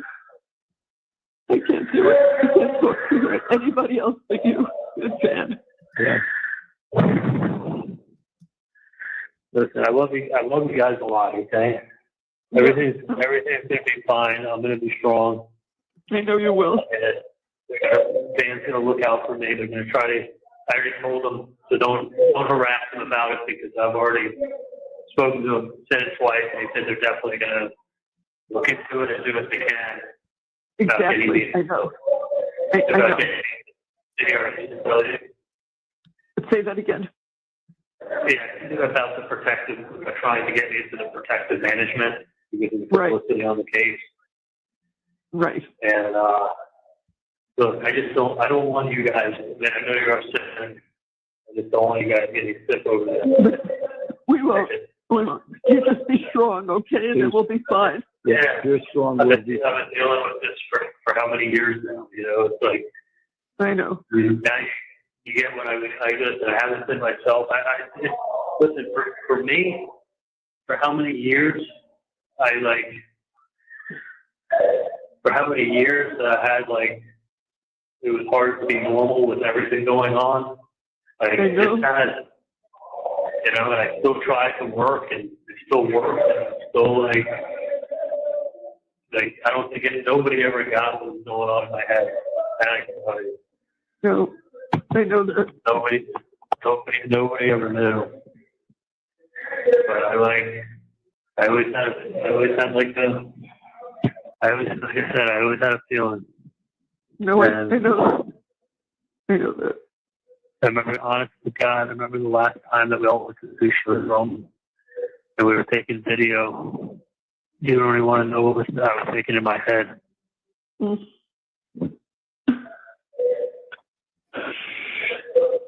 We'll take care of Roman, but just hang in there, okay? Hang in there, Charlie. I'm good. No, listen. I woke up today in jail, going to bed in jail. Nothing changed for me.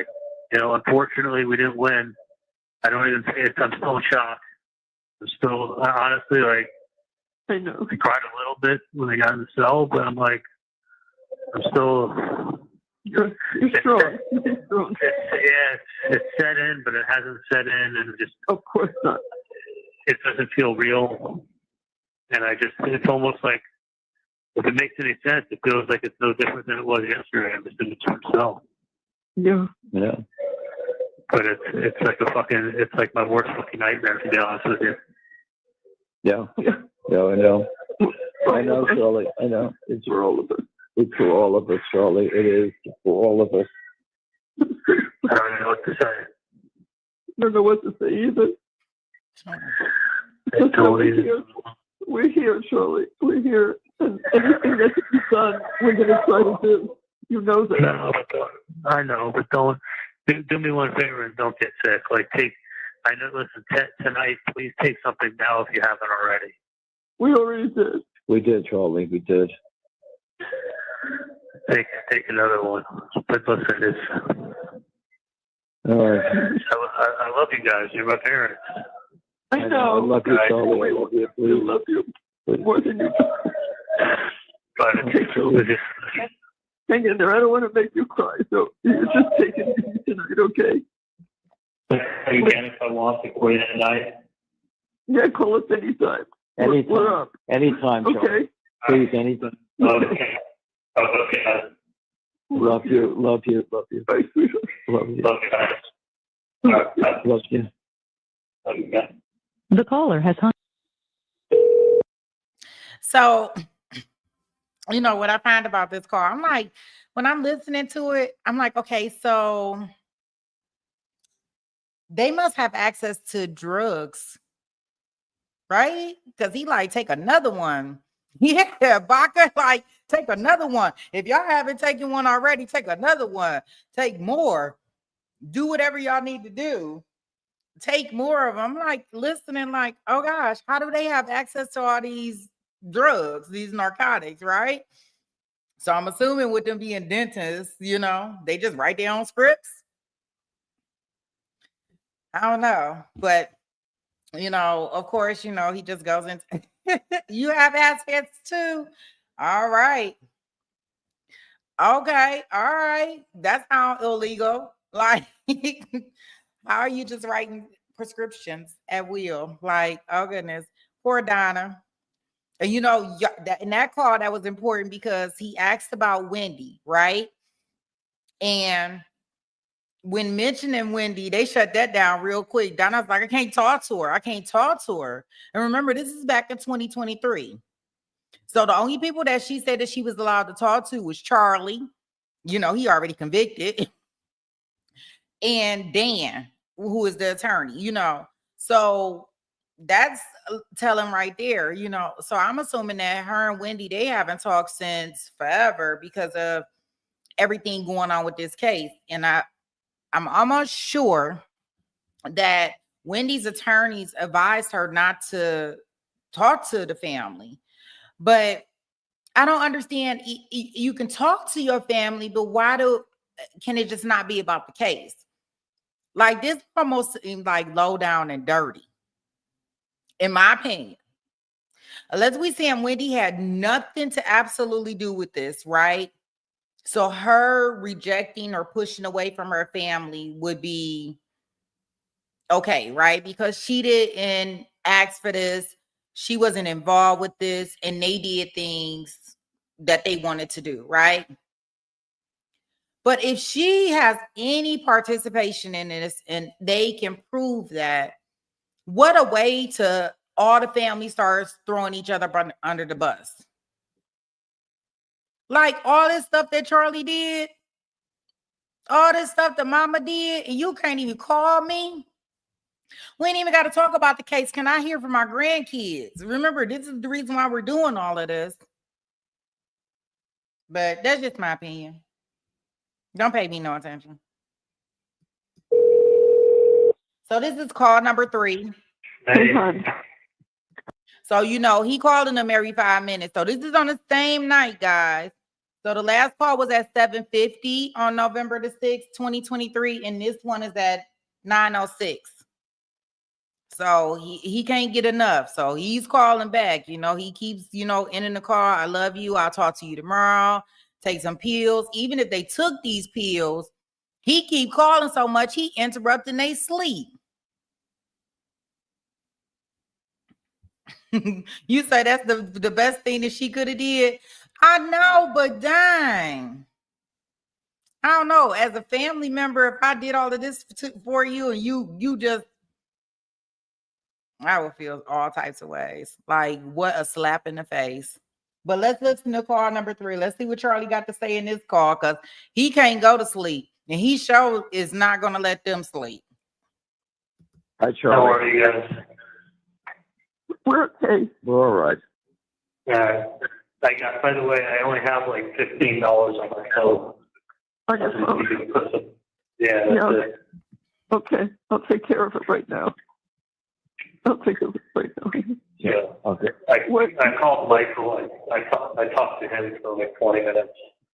Yeah. I didn't say he had texted you guys. You did.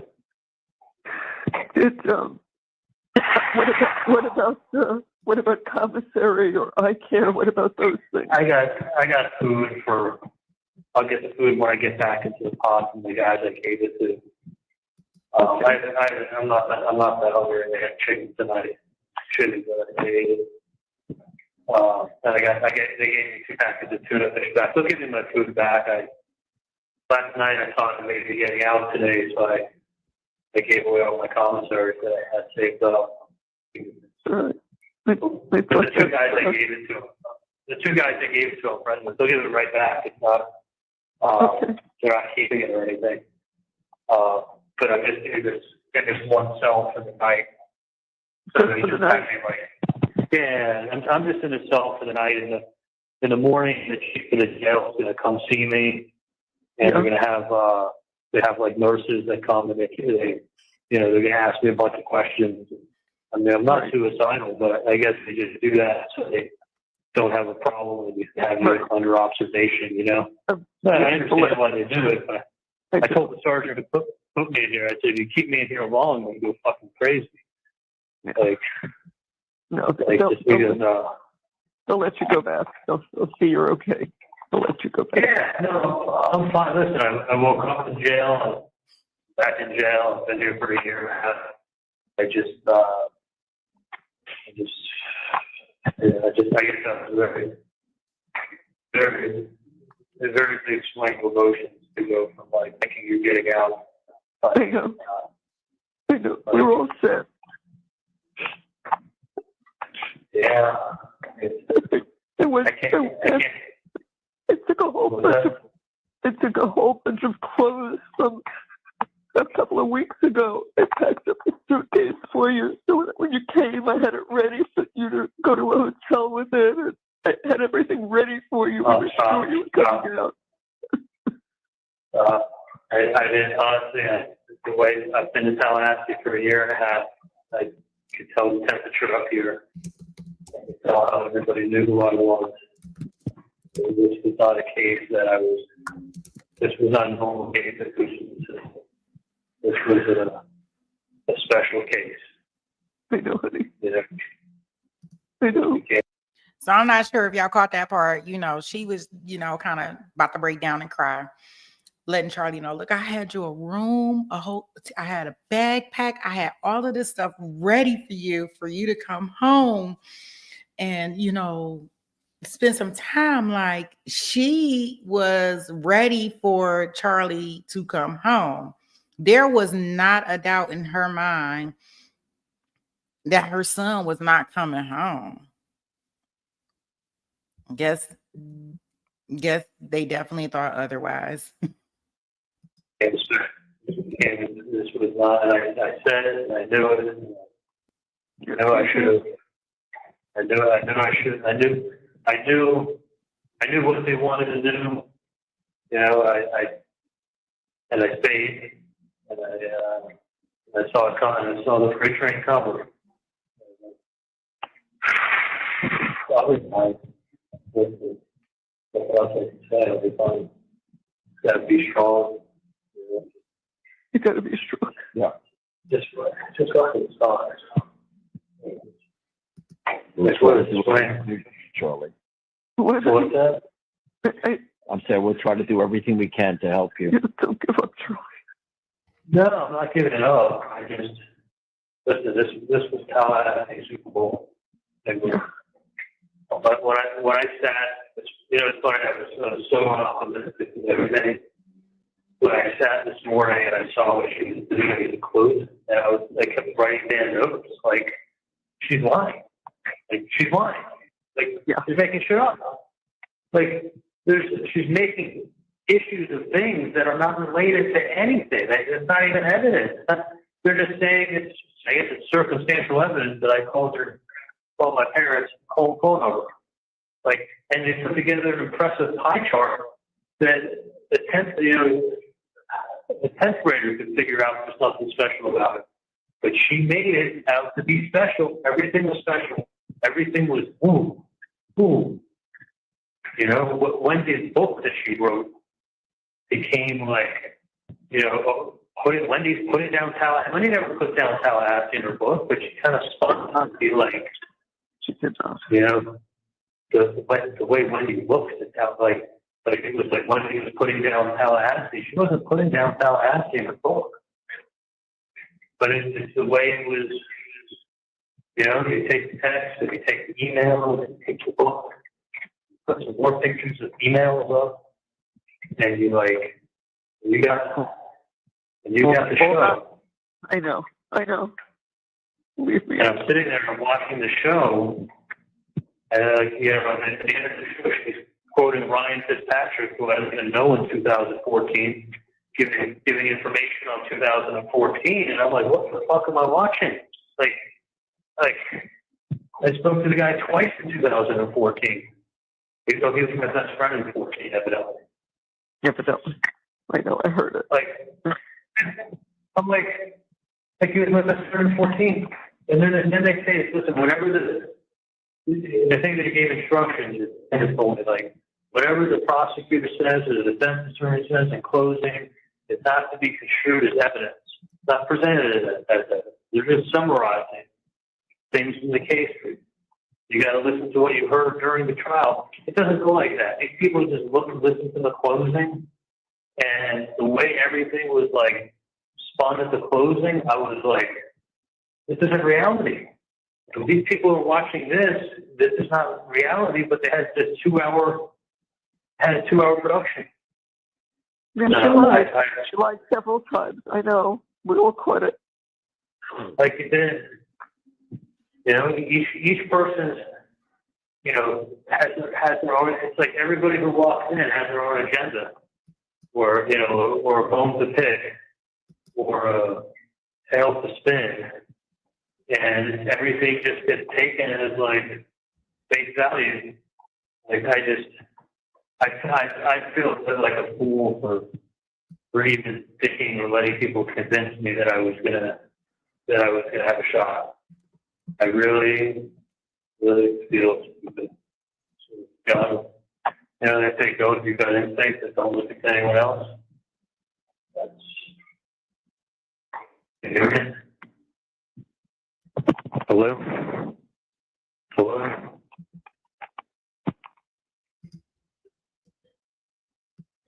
So at this point in time, the call kind of disconnects, right? So he's in here, he's explaining how, hey, I feel like such a fool for letting people make me believe that I even had a shot at winning this trial. So he like, you know, Dan made him believe that this case was winnable, that they had enough evidence, that, well, not enough evidence, that the state didn't have enough evidence to prove that he had any involvement with it, right? So, you know, I know Donna, you know, she mentions, you did so great on the stand. Oh gosh. So, you know, if she thinks that Charlie did great, you know what she about to go up there and do when we get into the defense's case. So, yeah, so the phone hangs up and you know he calls back. Hello? Can you hear me? Hey. So you've got what? The same, they take your mattress and put it in another room? Yeah, I rolled up my mattress and I got a blanket and it's just in another room. So it's like a solitary cell. You know, it's got a camera in here, it's got glass, and it's just got a bed. You know, I'll have contact with anybody. Hopefully people won't be all night. Different floor or same floor? No, picture of my pod. You can't picture it, but there's like a concept. It's my pod set. Is there 2 stories? You know, it's got a second level. Right. So it's got a second level and then a first level. And then on the halfway to the bottom, there's a concrete wall. And then they have all the suicide on the quarter pod underneath all the cells up on top. So it's like set up just like the pod is, but it's got a whole wall that divides it, and then it's got this 18 cells back here, 6 men, 6 women, and they got cameras in each one of them, and they have an office that sits and watches all the closed circuit cameras in each cell. And that's so there's a toilet, a sink, and it's got a bed, a slab, rolled up my mattress and blanket, brought it in here, and it's you know, for tonight, and I'm sure 5:30 in the morning, they're probably going to bring 5:30, 6 o'clock in the morning, you can nurses with 6 o'clock. She can probably come through at some point, check me out of it. Hopefully allow me to go back to the pod that I came from. Yeah. That I'll be there for at least another 30 days. And then I'll be transferred. I just thought I was going to get, honestly, I thought I was going to get a fair shake. And I never, put it this way, I never thought I was going to get a fair shake. I got led to believe that I was going to get a fair shake, and I started to believe it myself. You know, I just, No. Dan is right. Dan is writing to me while we're talking, Charlie. Yeah, he said, hang in there. We're going to continue to fight. You can just stay with it. But, not giving up on you. Just wait. I know. It's just a big case for Tallahassee. It's not your normal case comes back on appeals and they let a guy go like that. Yeah. Was he flying back to Miami? He drove. Oh, he drove. I mean,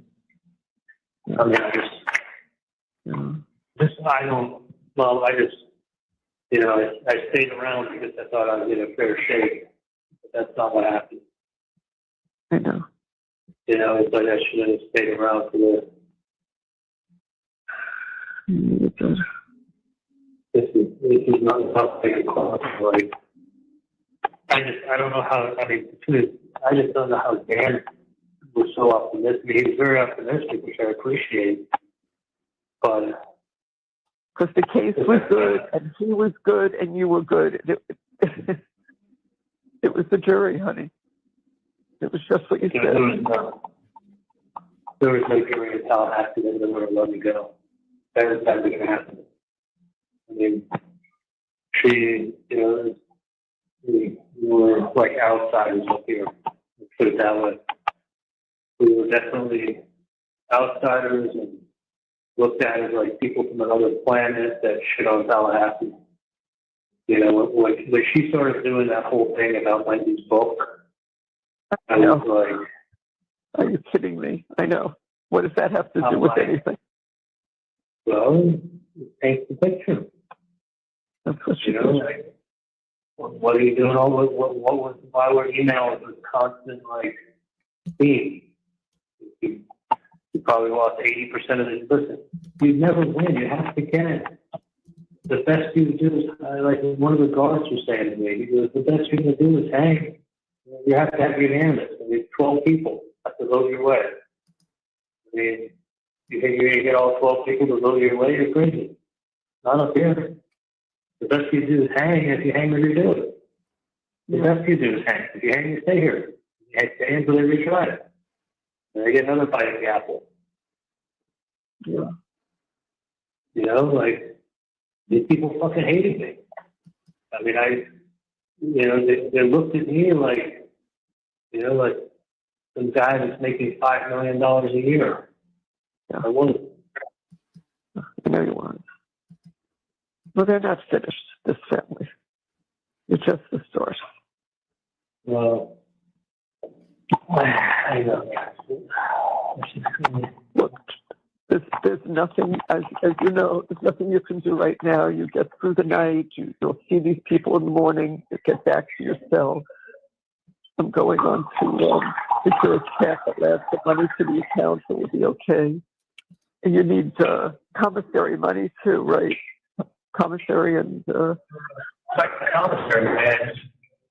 I probably hold off on that. I got commissary money. I just need to get all my shit I gave away. Well, check tomorrow and see what you have, and you'll tell me what to order for the eye care, okay? Yeah, hold off until next weekend to order it. And then I think the first camp I get to, I don't think you can order commissary, so we go a little bit without commissary. Trust me. Until I know it's safe for me to get stuff, I'm not gonna, like, wherever I go, until I know that it's safe, I'm not going to be ordering like I have, like I had my own cell, my own badge. You said you're going to probably go back to your own cell tomorrow, right? Charlie? Hello? Yeah, sorry, the bars just went down for a second, I'm back. Oh, okay. I was going to say, I thought tomorrow you'll go back to your own cell, right? The private cell? Yeah, I should. I'm going to be in Leon for a month. I'm going to be in Leon County at least for another month, because then they have sentencing, and then they'll move me after they do sentencing. Yeah. Like, I'm only going to be here for probably a month, and then they usually do sentencing, and then they usually move you like the following Tuesday, when the buses come. Then they move you to like an intake center. You learn all the stuff like you have to do. Kind of like they keep it like military. How they want things done, and then from there, they'll tell me where they're going to ship me. Somewhere to pick apart. So, last thing I need is for you guys to get sick of, because I don't really have much else. You're going to be fine, Charlie. Yeah. I just need you to be okay. You'll be fine. Yeah, no, I'm going to stay the shot. I'm still in jail. I was in jail yesterday and in jail today. I'd be more comfortable if I was in my cell. I'd be more comfortable if I was around people that I talk to. Right. Walk around the little rec deck area. I just. It's already 9:30. They'll put the lights out at 11, so you get to go to sleep. And this time, well, I haven't had it. They don't shut the lights off. No, but I can honestly, I've gotten to the point I just put my head underneath the blanket, and then it's dark. I've got a sheet, and then I've got a thick blanket. So I do that, and then I can sleep. Okay. So no, I'm in here, and it's just pacing around. They don't shut the lights off. They got the cameras on you. They have a guard sitting watching the cameras. So, I don't know. I just literally was really thinking I was getting out. We all did. We all did. It's just a shock. Like I came to believe I was getting out, but like the kind of distributor in Tallahassee wasn't time. You know what I mean? It's just like like the way everybody's reacting to everything. It was like everybody's drinking the Kool-Aid too much. Yeah, they did. Yeah, I should have. I know. I would say trust your gut instinct. Yeah. Like, should have trusted my gut. I know. Instead of listening. Your gut's always right. People. Yeah. No, and then I have like, you know, people convince me otherwise, and then I'm like, oh, okay. No, good. Should have gone with my gut instinct. Like, it was so, trust me, it was so on, it was ridiculous. Like, my gut instinct was so on, but I didn't trust my gut. You know? Like, what do we get it? Have a good gut instinct. It's a good gut instinct. Yeah, I know. You know, I trust me. I knew when I was sitting eating sushi with Roman that last time that I was with him. Like when we all went to sushi in Weston. Yeah. Remember, you know what I'm talking about? Yeah, I look at the pictures. So I personally think right here where he's talking about he should have trusted his gut was telling him to stay in whatever country he was in and not come back to the U.S., not be trying to fight this case to get gone. Like he was trying to get over to Vietnam. Like he was trying to get out of here. He's trying to get ghost. And he's saying he should have listened to his gut. But he listened to somebody else telling him he could win this case. And while he was eating sushi with Roman, he should have trusted his gut and what his gut told him to do. All the time, I know exactly what you're talking about. You know the video when I'm eating sashimi with him? Yeah. I swear to God on my life, I knew when I was sitting there taking the video with him. I just did. That's what was going through my head. You know, wasn't enjoying the moment as much as I was thinking, like, life was on video. Really, I had a weird, you know, like the turtles. It was weird. It was almost like an out of body. I felt like it was out of body experience while I was doing that. You know what I'm saying? Like it just. I do. I was there with you. Like I was there, but I just felt like this was like I was literally cherishing every moment. More so than I should have been for eating sushi with my kid. Yeah.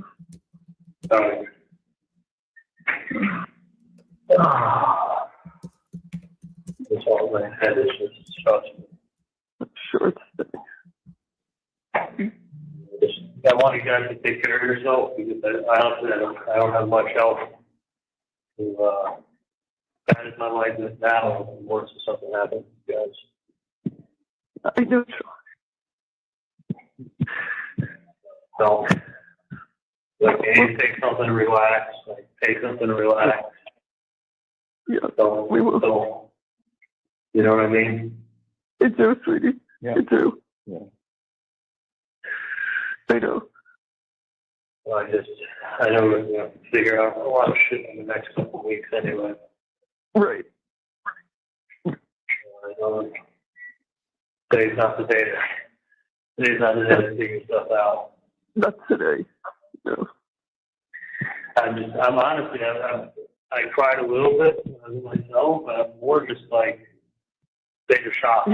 You're in shock. I know. You're in shock. Okay, you know, it's very, You know, we all are.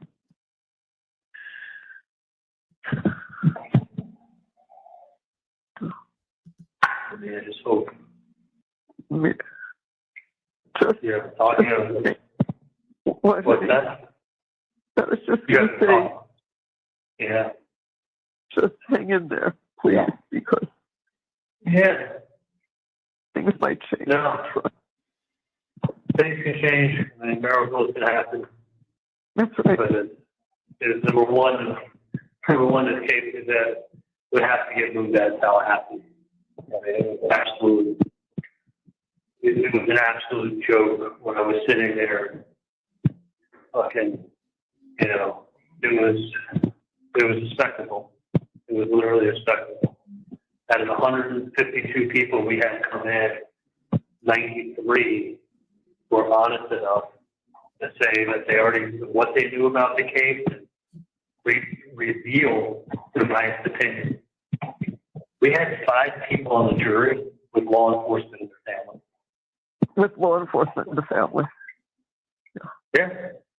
Like, I had a guy that was a 20-year sergeant in the Army and then retired in the post office 20 years. Or working in the post office. 20-year sergeant in the Army. Like, 20 years black sergeant from the United States Army. Like, you're not looking, like, how is a 60-year-old retired sergeant from the Army look at me? Like an alien. Like an outsider. I mean, I was a total outsider up here. This was not, nobody could have won this case up here, let's put it that way. Not even, I mean, you think Dan could be that wrong? You know, I guess like you gotta have 12 people vote your way to get out. Yeah, I know. They didn't have one. They didn't have fucking one. You could only make so many X's. That's the problem. Yeah. Yeah. I mean, the X's that really need to be used, they're X's. They said, oh, it's time to Charlie a fair shake. Get him out of here. They used their 12 to get anybody that would have given me a fair shake that made it through. I used their 10. I used my 10 to get rid of people I needed to get rid of. You know, but I still don't, I mean, I know it's the system or whatever, but like, I still don't understand how they can be taking so many things that have nothing to do with the case, from like the whole phone number to emails to people's statements who have like vendettas, like, and then like present them like, oh, this person said this person said this person said you're arrogant. He's so arrogant. He's so arrogant. What makes me arrogant? He makes a lot of money. Yeah, they're just trying to paint the picture. Yeah, they throw some adjectives. You know, you think you're untouchable. I never said I was untouchable. Someone described me as that. I said, now you can keep referring to me. Okay. Well, you're painting me like that, and then you throw that adjective there, and then you spin it, and you come up with a fucking chart that shows that I call the whole phone number only, 99.8% of the time. I never call the whole phone number. What can you call it? It's on their own line. Like, The prosecutor knows she threw in lies. She knows exactly what she did. She played games with a jury and got it. That's what she wanted. And she's a Tallahassee person, and I'm not. Very simple. I just, you know what? Part of me is just mad at myself because I saw the freight train coming. I just, you know what I'm saying? I do. We know, Charlie. We know. I know exactly what you saw. So, we're taking the day off tomorrow. Work. Sherry called in. They're fine with it. They understand. She's pretty upset. Yeah, I know. For a while. I know. Did you talk to her? Hello, this is a prepaid collect call from Charlie. an incarcerated individual at the Leon County Jail. This call is not private. It will be recorded and may be monitored. So I was pausing it right there so I could let y'all know that Bree, that is his baby's mama. So even though they broke up, they were not together when he got arrested or anything. But I guess at that time and point in his life, he decided that he didn't want to be a playboy no more, and to a certain degree.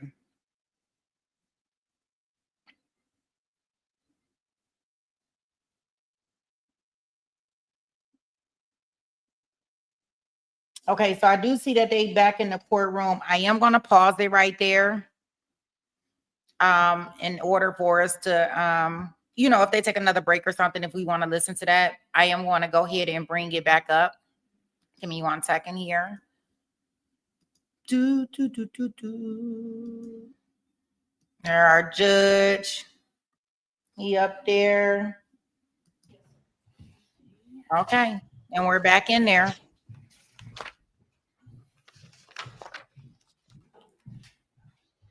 Your girl Wendy came back. She done had lunch. She good.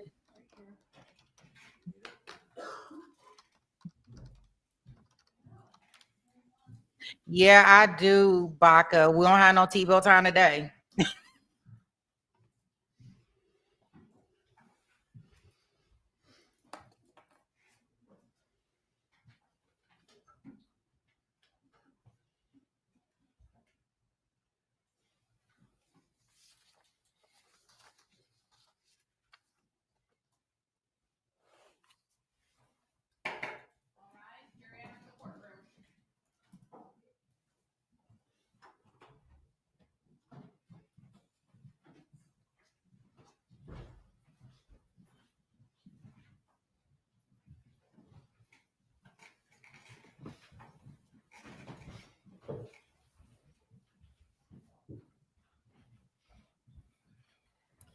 Everyone can be seated.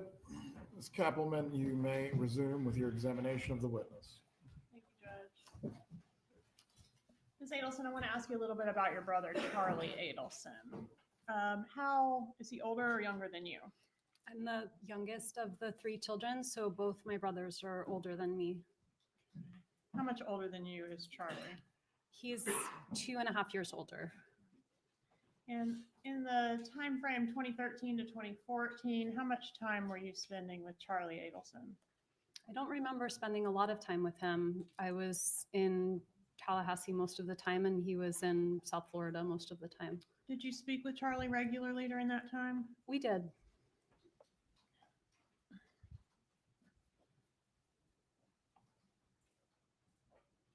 What type of lifestyle did your brother have around the time frame 2014 to 2016?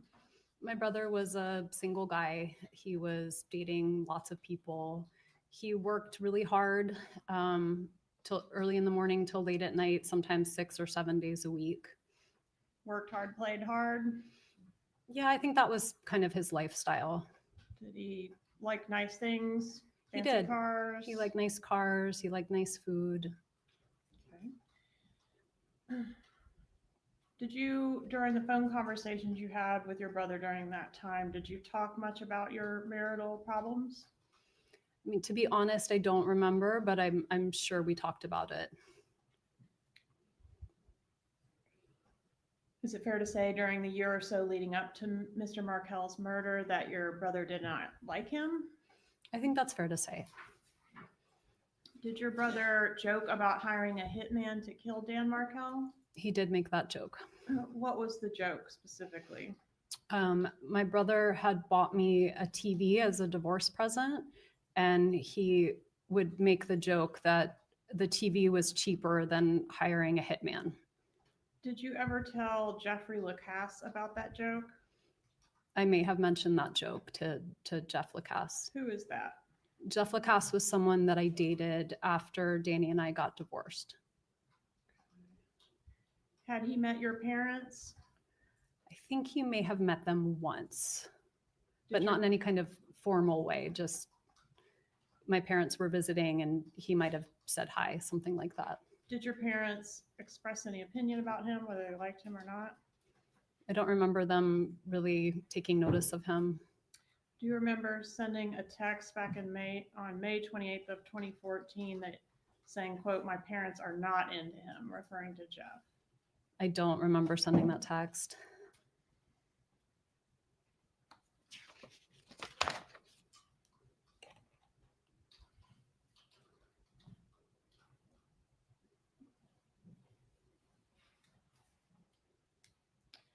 On the morning of the murder, did you have an appointment at your residence on Aqua Ridge? I did. What was the nature of that appointment? I had an appointment with the Geek Squad. There were some vertical lines on the TV. I didn't know if maybe one of my kids had tapped it or touched it, but it wasn't working. And so I had an appointment and they were scheduled to come sometime between 8 and 12. And was that the TV that was the same TV that your brother joked he got you as a divorce present because it was cheaper than hiring a hitman? Yes. Okay. And on the morning of the murder, did your mom text you about the TV repair guy being on the way or coming to your house? She did. I didn't buy the TV, and the TV had an insurance policy that came with the Geek Squad help. So I think they reached out to her first, and then she let me know that they were coming. The TV was under warranty, right? I believe so. But the damage that you had was not covered by the warranty, was it? I don't think so. Okay. And do you recall how long the TV repairman was at your house? I don't. It was a reasonable amount of time, so maybe an hour or so. And why did it take an hour to determine that the TV couldn't be repaired or was not under warranty? I don't know. I don't know a lot about AV equipment. And the TV repair guy, well, I guess I should ask, were you upset, crying and upset during the time that the TV repairman was there? I don't think so. Were you particularly upset about the TV, the fact that the TV couldn't be repaired? I don't think so. Okay, so the TV guy, to your recollection, didn't actually do anything. He didn't fix the TV, he didn't take it away, he didn't bring you a new one. No. He was trying to fix it. I mean, I think he was trying to assess what the problem was and if it could be fixed, but it wasn't taken away. The problem was like an impact to the screen, right? It seemed to be that, yeah. Did you go to a dinner after the murder of Dan Markel in which you vomited at the table? It was several weeks until I felt ready to leave my apartment. I was very, very scared. So that happened? It did happen. Okay, and that was in a restaurant, right? Mm-hmm. It was at a restaurant. Who was present at that dinner? It was my brother and me.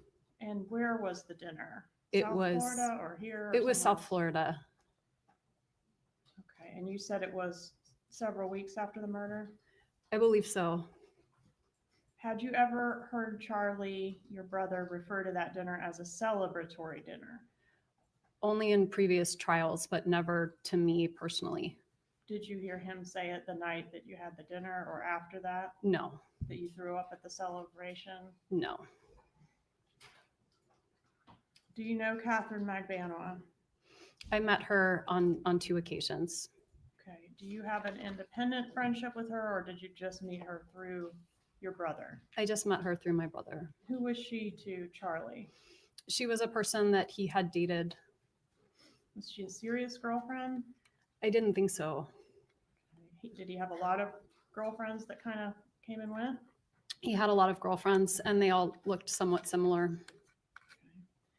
I'm going to show you what's, one moment, Your Honor.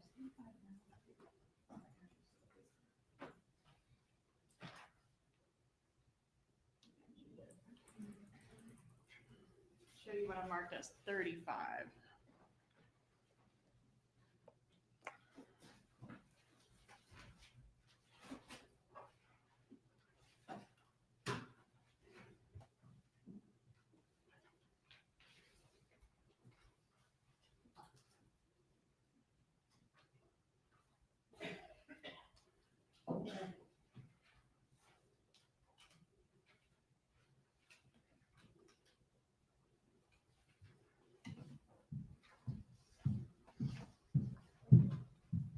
Do you recognize States 35? I do. How do you recognize it? This was a visit. I went to the beach with Catherine and a friend of hers for about an hour. Catherine Magdanoa? Yes. All right, and when was this photograph taken? It was Father's Day weekend of June 2014. So just about a month before the murder? Yes. And was this the first time you'd ever met Catherine Magdanoa? It was the second time. The first time was at a dinner with my brother and with Jeff Lacasse when I was running an alternative spring break. I came down to visit. Is that the dinner at Yardbird? Yes. Okay, we'll get back to that. So this was the second meeting? Yes. All right, Judge, move to introduce States Exhibit 35. Any objection? No objection. States 35 is admitted. Publishing States 35. Which one is Catherine Magdanoa? She's on the left with the white top. Okay, and that's you in the center there? That's me in the middle. And this photograph, was it taken near your parents' residence in It South was. Beach? Very close.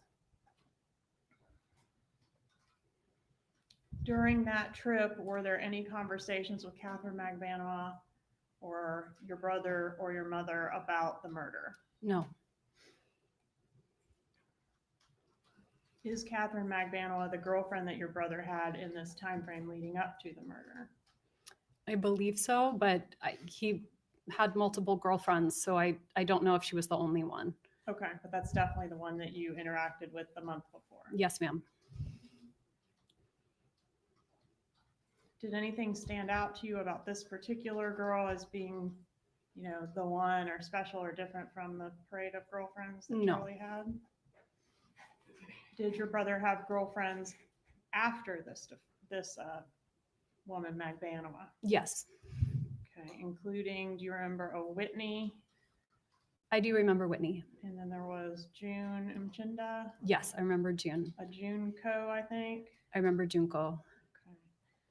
Okay. Prior to Dan Markel's murder, was this image taken at your trip to South Beach that was most recent before the murder? No. So you went down another time between this trip and the murder? I did. I went down for my dad's birthday. And when was that? It would have been, his birthday was on July 5th. And so I was down, I don't remember the exact amount of time, but maybe 7 or 10 days over July 4th and for his birthday, and then went back to Tallahassee. Did you run into Catherine Magdanoa at all on that trip? I don't think so. Any discussion with any members of your family about the murder on that trip? No. It was your dad's 70th birthday, right? It was. And was there a party? We had a party. Okay. Was that friends, family, both? It was friends and family.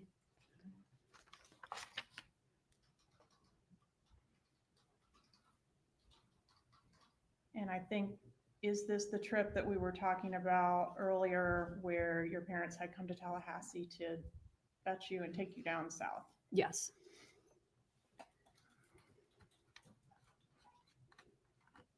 Was there any discussion on that trip about any other relocation strategies?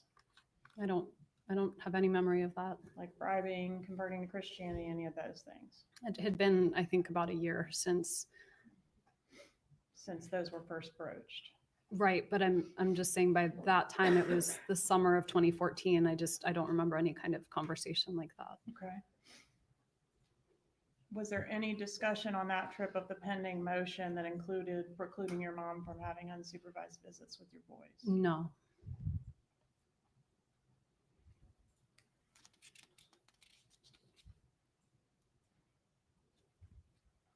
Do you remember the time frame that the repairman was at your house on the morning of the murder? I remember more or less. I feel like he came, I think he was supposed to come sometime between 8 and 12, and he came on the early side. Because I just remember being surprised and trying to get dressed really fast. Okay, and Dan Markel was killed between 8 and 12, right? He was. That now. Who paid the repairman that came to your house? I think he was under contract, Mhm. so I don't have a strong memory of that, but I don't remember paying him. It's Okay. possible that I did.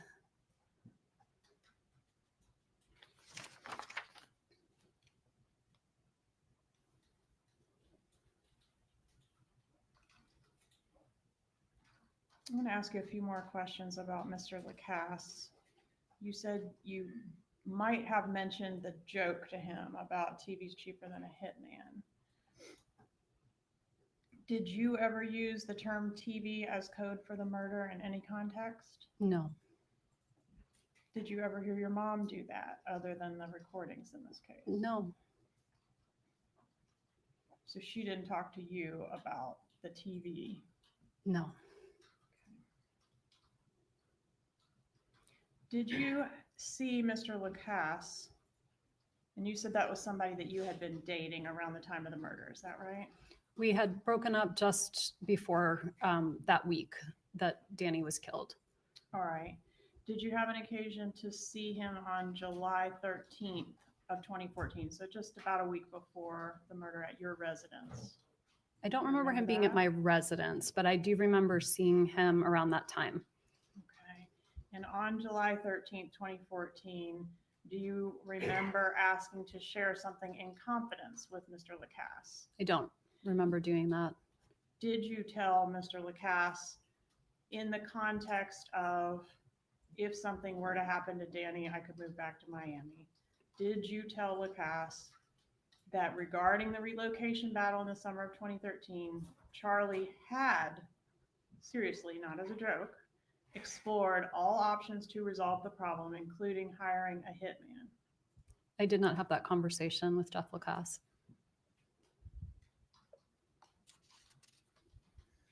And I think you said the week before, but wasn't it actually about, I think it was 4 days before the murder, you sent an email to Mr. Lacasse? You remember that email, bump in the road? I remember telling him I didn't want to have contact with him anymore. I don't remember exactly what date I sent it, but whatever date Sunday or Monday of that week would have been around when I sent it.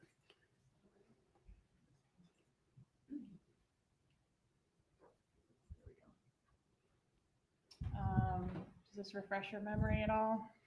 It does. Okay. And so you weren't officially breaking up with him so much as asking for a certain period of time without contact. Is that right? That sounds right. Okay. And then your plan was to reach back out to him and figure things out one way or the other? I mean, I think I was breaking up with him, but I have a strong aversion to conflict. So this was probably my way of not breaking up with him without breaking up with him. Okay. And I want to go back to the day of the murder. We know about the TV repairman left about, did you say about 9? The truth is I don't really remember, but something like 9 or 10. Definitely before 10 or by 10? Yes, that's my best memory. All right. Where did you go after the TV? What was the next place you went after the TV repairman left? So I was home, I think, for a couple of hours first. I was doing a little bit of work. I was talking to some friends. I think I ate breakfast.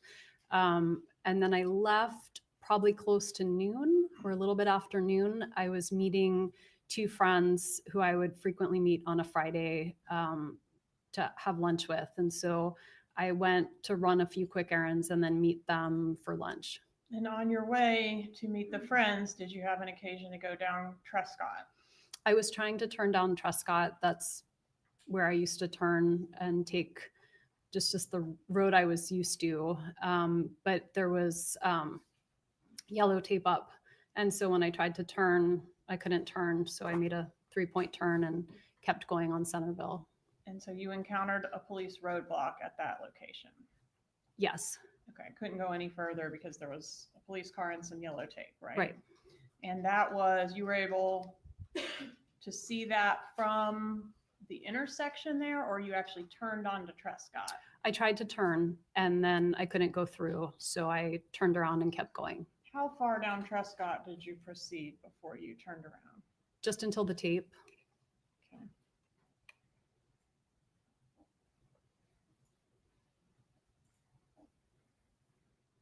Which one of you or your ex-husband had the kids the night before he was killed? The night before, they were with Danny. All right, so it was his responsibility to take them to preschool that morning? Yes. Who was supposed to pick them up from preschool that day? I was supposed to pick them up. Had you talked to Dan Markel or your children that morning before you encountered the roadblock? I hadn't talked to the boys because it would have been, I wouldn't have talked to them, they didn't have cell phones, they were little. So I only would have spoken to them if I had gone to the preschool and seen them, but I didn't do that. So I hadn't talked to the boys. I'm sorry, what was the second part of the question? How about Dan? Did you speak to him that morning? We didn't. We had plans to talk. We had traded some text messages and emails, and then I called him and he didn't pick up, and that was the last contact. Did you attempt to call Dan Markel when you encountered the roadblock? No. Did you attempt to call your kids' daycare after encountering the roadblock? No. Did you notify anyone that you observed the roadblock? I was talking on the phone at the time, so I may have said to the person I was talking to, oh, I'm trying to drive, but I have to turn around, hold on. Okay, that was probably a bad question. Did you attempt to investigate in any way or ask anyone what the roadblock was about? I wasn't concerned about the roadblock. Was Mr. Markel scheduled to leave town the day after he was killed? I don't remember if he was scheduled to leave town on Friday afternoon or on Saturday morning, but I know that he would go to New York every time he had a chance, and I think that was where he was going, but I don't know when he was leaving. Okay, if you'll take a look at not the binder we've been using, but the other binder, should have your law enforcement interview on the front. Okay. And I would just ask you to review page 159, lines 10 and 11.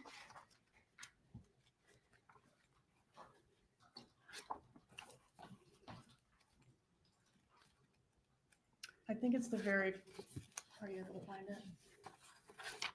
Sorry, when he had plans to be out of town, he was leaving on Saturday. Okay. So it looks like I knew that he was leaving Saturday. All right. And you knew he was planning to go to New York? Yes. Okay. Do you know how, if the killers knew that he was leaving town the next day, do you know how that information got to them? I don't. Did your brother Charlie know that information? I don't To your know if knowledge. I don't know if he knew that information. Did your mother know that information? My mom usually knew our schedule, so she probably would have known that I was going to have the boys. I don't know if that means she knew he was going to be out of town, but she would have known that I had the boys. And didn't your mom keep meticulous track of every time that Dan went out of town? Maybe just in the sense that if Danny was out of town, she thought maybe I needed extra help or something. So yes, probably. And when that became an issue in the divorce, she was able to send you a record going all the way back to 2010, a couple of years of every single date he was out of town. Do you remember that email? My mom never switched over to like a Google calendar. So she would keep very meticulous, like a calendar of all the things she had to do. And so that was just her way of keeping track of everything. Not just this, but every part of life. She's very detail oriented. Yes. Even regarding things that aren't necessarily her business, or do you think that Dan's travel plans were somehow her business? I think only to the extent that it impacted whether I had the boys or whether they were coming to visit or what that looked like. Okay. Did Mr. Markel leave you a message on the morning of his murder? He did. Okay, and did he indicate on that message that he was going to the gym that morning? He did. And specifically, did it tell you he'd be at the gym between 9:15 and 10:30? I don't remember, but that sounds about right. All right, and would he have given you that much detail because you were planning to try to touch base to talk, right? Yeah, we were trying to have a conversation. And was the conversation something about one of the children's schooling? It was.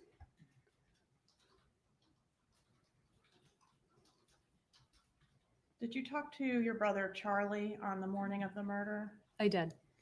And does an 18-minute conversation at 9:30 a.m. that day sound correct? It does. Do you remember the nature of that conversation? I do. I didn't purchase the TV, so I didn't know how much the TV cost. And so I called him to find out if it made more sense to get the TV repaired or buy a new TV because I didn't know what the delta was there. Okay. Can you tell the jury one way or the other for sure whether you mentioned Dan Markel's travel plans to Charlie during that 18-minute phone call? I can't say for sure, but I don't see why I would have brought it up. Did you have WhatsApp on your phone at that time? I did. What is WhatsApp? WhatsApp is it's a phone service. It's an app that I use when I talk to people who live in other countries. So it's become very popular. I think I had it at the time. I know I certainly have it now, but it's a device to send messages. During the time frame that we're talking about, which is around the time of the murder, did you communicate with any of your family members through WhatsApp? I don't remember using WhatsApp unless they were traveling internationally because it's a way of making free calls or free texts when at that time making long distance calls on a regular phone would have been very expensive. Did you ever communicate with Catherine Magbanua through WhatsApp? I don't remember ever texting her on any platform. Did you have any other encrypted platforms on your phone at that time? At that time, I don't think so. I don't know what existed at that time. Okay. So after you turned around and did not proceed down Trescott, you went, I think, to the liquor store. Can you tell us about that? Sure. I was invited to stock the bar party for that night for a friend's daughter. And so they asked for a specific type of bourbon.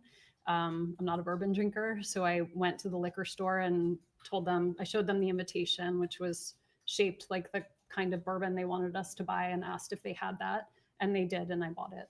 All right. And that type of bourbon was bullet bourbon? That's right. And do you recall the time of that purchase? I don't, but I see a receipt here at 12:49. Okay. And does that fit with your memory? You left the house around, I think you said afternoon, proceeded to the scene, encountered the tape, and then went to the liquor store, right? I proceeded to drive to the liquor store. I saw tape and turned around. Mm-hmm. And then I bought the bourbon that they asked for at 12:49. And then I may have gotten gas after that. And then I drove to lunch.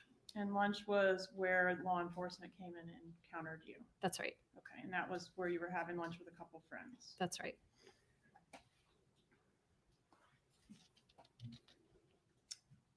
Did you relocate to South Florida after Mr. Markel's death? In terms of relocation, I did leave Tallahassee after the funeral, but I took a weekender for both the boys and me and thought I would be back pretty quickly. Did you come back? I did come back a few times, but just to get things though, right? Not really to get things. I came back a couple of times to give a talk or to do some work, but okay. Or but to what I'm interested in is where were you living after the murder? I wasn't living in Tallahassee. All right. Did you recall on the trip to South Florida, just within 48 hours of the shooting, getting a call from Craig Isom? Yes. Okay. And what happened with that call? I talked to him for a while. He mentioned that he might want to have DNA samples of the kids. We were already halfway down. We'd been in the car for about 4 hours with the boys. Who's and the we in that sentence? I was with my parents. Okay. and the kids. Yep. We talked, the call broke up, and he never followed up. Was it like you're breaking up? I told him I was having a hard time hearing. But were you faking that, or was it really breaking up? I was not faking that. And did you send your lawyer to him after that, shortly after that? I told him he could talk to my lawyer. He never followed up. Were you happy to be out of Tallahassee when you were able to return to South Florida? No, I was not happy. Did you send a text message on January 1st of 2016 that's contrary to that? At that point, it would have been a year and a half after I'd been living somewhere else. So I don't know what text message you're referring to, but at that point, you were happy to be out of Tallahassee? It's not a question of happy to be out of Tallahassee. I was trying to build a new life for myself, and I didn't feel safe here anymore. All right, let's take a look at tab 96, please. 96 in the old one or the new one? The old one, please. Okay.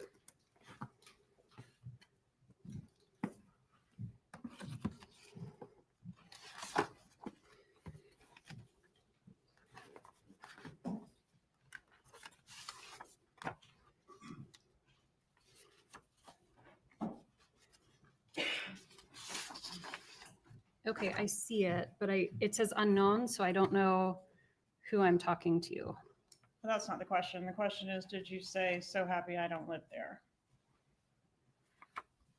And the person says, I bet it's a shithole. Remember that? I don't remember this, no, but I do see that I said it. I don't know who I'm talking to here, and Would it surprise you to learn you were speaking to your brother, Charlie Adelson? I don't know if it would surprise me. So, no. Okay, Judge, may we approach it this time?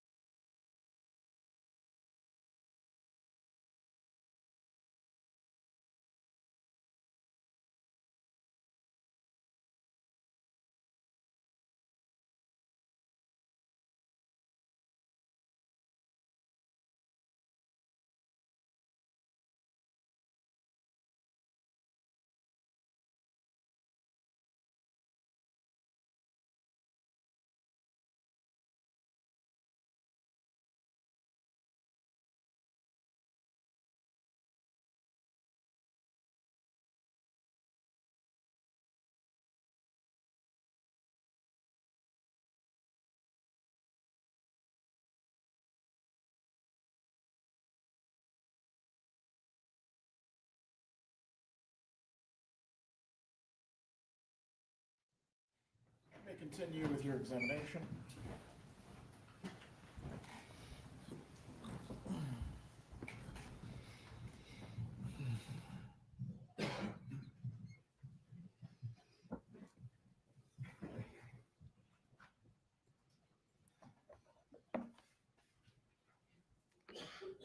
Ma'am, did you change your children's names after Dan Markel was killed? About a year after I did. In what way did you change their names? I changed their last name and I changed my older son's middle name And you changed their last name from Markel to what? to mine. Adelson. Mhm.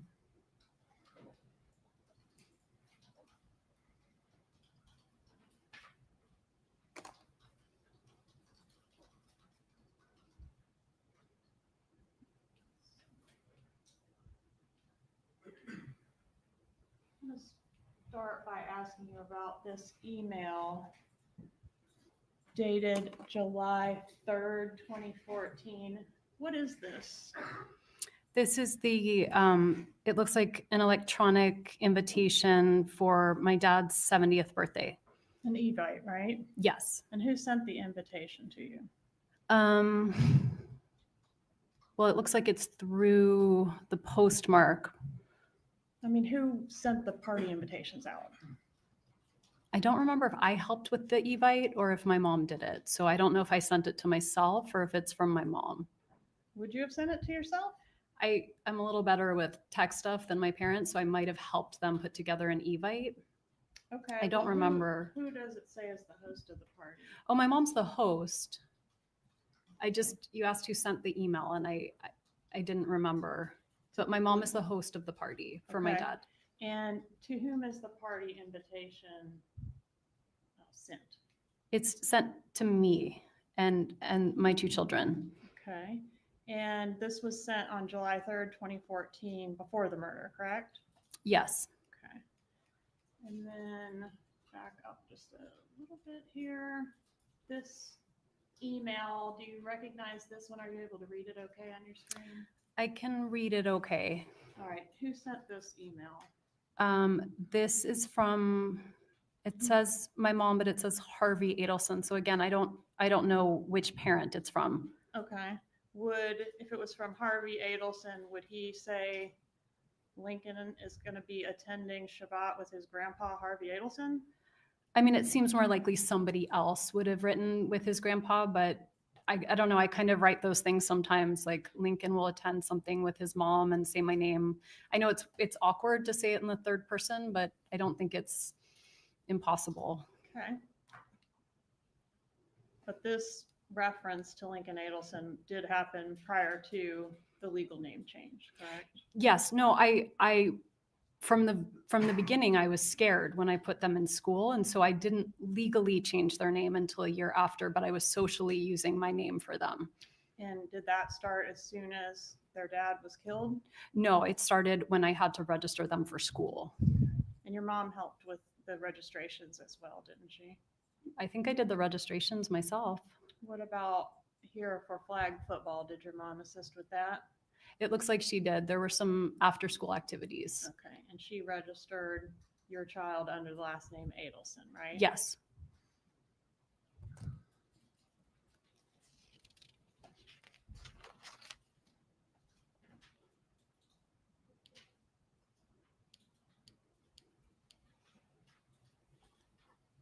Where was Dan Markel buried? In Toronto. Were you or your children in attendance at his funeral? No.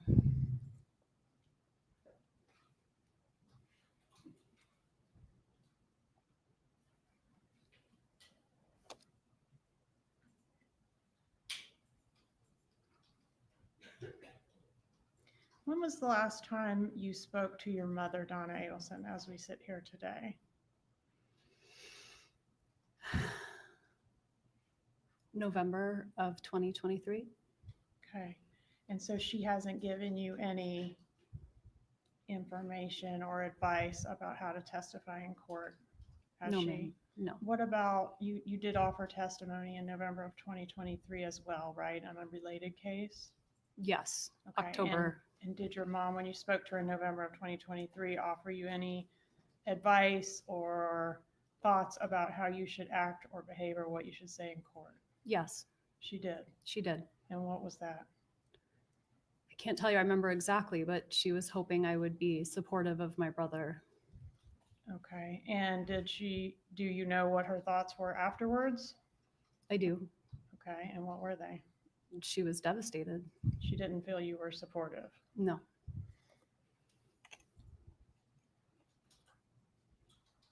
Were you in any way involved in the plot to kill your ex-husband? No.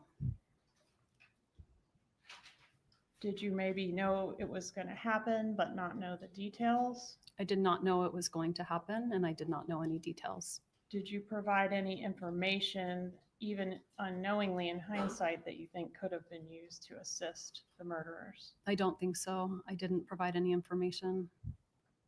What information do you have regarding your mother's involvement in the plot to kill your ex-husband?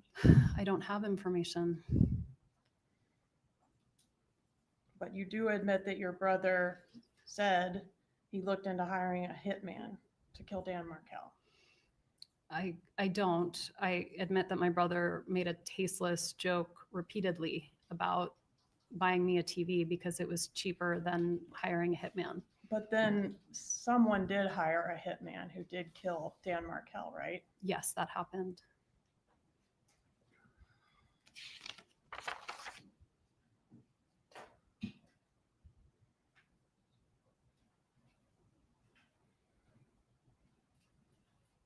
Was part of the plot to kill your ex for you to have plausible deniability or to know very little about it?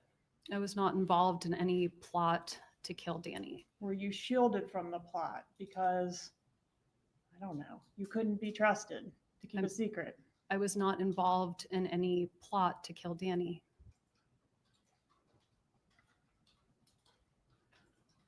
Why did you tell Investigator Isom in your law enforcement interview that you were worried the police, or you were worried, I guess, in the police car on the way to be interviewed, that you might be considered a suspect? Because I couldn't think of anything bad going on in his life other than the divorce. And frequently the ex-wife is a suspect. Were you treated as a suspect? I was not. But you mentioned 9 times in your law enforcement interview being a suspect, didn't you? I did, yes. When you were approached at the restaurant, you weren't yet told that this was a shooting, were you? I was not. You were only told something happened with your ex-husband. I don't even know if I was told that. I was very scared something happened to my kids, and that's why law enforcement was there, and they wouldn't tell me what was going on. But they did reassure you that the kids were fine. They told me that law enforcement officers were with the children, which terrified me because I didn't know why my children would need law enforcement officers. So you didn't know what this was about at all when you were in the police car? In the car, they told me. Okay, in the car, they told you what? They said, your ex-husband has been shot. Okay. So that you learned that information prior to getting into the interview room? Yes.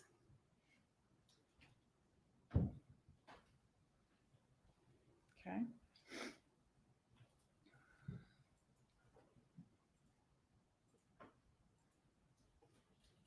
Do you remember allowing law enforcement to take possession of your computer in that interview?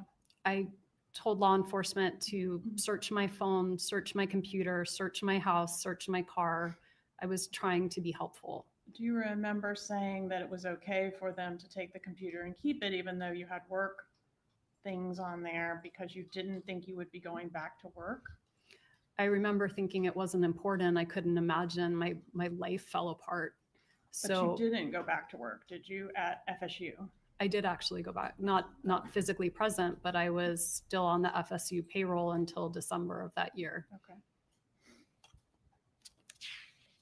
In that interview with law enforcement, did you suggest that your parents are people who may have been angry enough to kill Dan Markel? I suggested a lot of people who could have been angry enough to kill Danny. And were some of the people my parents? Yes.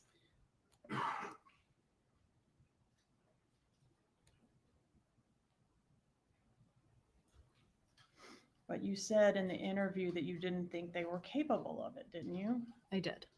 If your mom wasn't capable of it, did she have anyone that she could enlist to assist her? I don't know. What was your first thought when you were asked if anyone might have murdered Dan Markel for your benefit? I thought maybe a crazed friend or a former student. It's not what you said, though, is it? I don't remember exactly what I said first. You said Charlie, right? If that's what I said, then you have it there, but I don't remember who I listed first. Okay, can you at least tell the jury you definitely did say Charlie as one of those people? I did. Do you remember saying, if somebody tried to kill my ex-husband, they should be prosecuted to the full extent of the law? Yes. And Isom says, regardless of who it is, and do you recall your answer? I do recall my answer. What was that? I think I was hoping it wasn't anyone in my family. And so that idea that it was someone in my family gave me pause. All right, but that wasn't your answer, was it? I don't remember word for word what I said, but that was my sentiment at the time. Was your answer for court and counsel, this is law enforcement interview page 122, lines 7 through 12. If somebody tried to kill my ex-husband, they should be prosecuted to the full extent of the law. Question, regardless of who it is. Answer, I mean, it would be different if I thought it were my brother. Did you call your mom from the interview room at Tallahassee Police Department? I did. And did she answer the phone? She did. When she answered, did she advise you that your dad was in the shower? I don't remember whether my dad was in the shower. You asked her to sit down. Do you remember that? I do. And by asking her to sit down, would that signify to her that this was going to be something serious you were going to reveal or say? I was concerned about her age and if she were standing that she could, hurt herself if she fell down. Okay. And do you recall that she at that point asked if she could put you on speakerphone? I don't remember, but that sounds plausible. What was the purpose of putting the phone on speaker, if you know? I would be guessing, but so my dad could hear too. But wasn't dad in the shower, or you don't remember that part? I don't remember if my dad was in the shower. Was anyone else there to your knowledge? I don't think so. Was Charlie there to your knowledge? I don't think so. Did you ask your mom in that telephone conversation to tell Charlie what was going on? I think I did. I didn't want to make any more phone calls. And your mom took the news pretty well, didn't she, this phone call? I wouldn't say she took the news well. I think she was upset. Did you say something different in your law enforcement interview after you got off the phone with her? I don't think I did. I don't think I said something like that. Didn't you say, page 265, line 5 through 6, quote, my mom handled that pretty well? I may have said that. I can check it. Can you tell me the line again? Yes, ma'am. Page 265, line 5 and 6.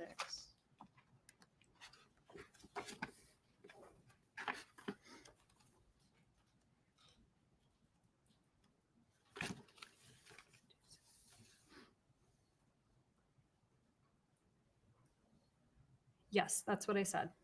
And then page 280, line 22 and 23. Did you also say, well, my parents sounded really surprised, so that's at least a relief? Yes, I see that here. No further questions. Just one moment, Your Honor.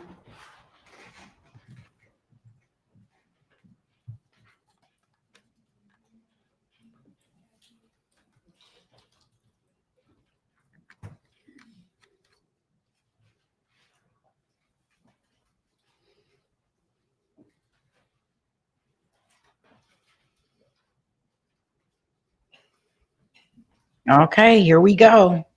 I hope they can act like they organized when they coming up here and questioning her, because they act like they are so confused about everything.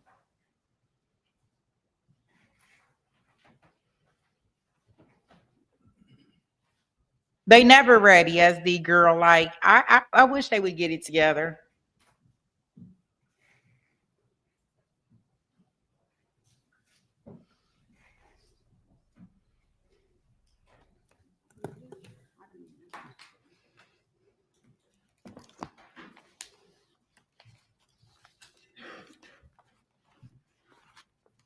You say the defense getting out their blue chart.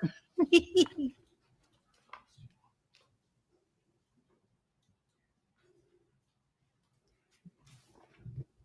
afternoon, ma'am. Good afternoon. I represent your mother in this case. You've never spoken to me about this case, correct? I have not. I guess the best place to start is where you left off with respect to the comments that you made regarding your mother taking it well. When's the last time you listened to that call? I haven't listened to it. You listened to the call I had with my mom. I've never listened to it. Well, from the interview room, you've never listened to your interview? I have read the transcript of my interview, but I never listened to my interview. You don't recall the shock in your mother's voice when you told her what had happened? I do think she was shocked. You could hear that over the phone, correct? Yes.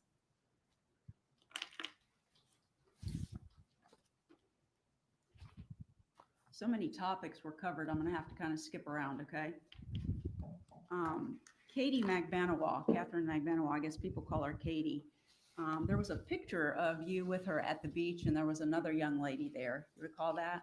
I recall the picture, yes. And that was Father's Day weekend, I guess, of 2014? Yes, ma'am.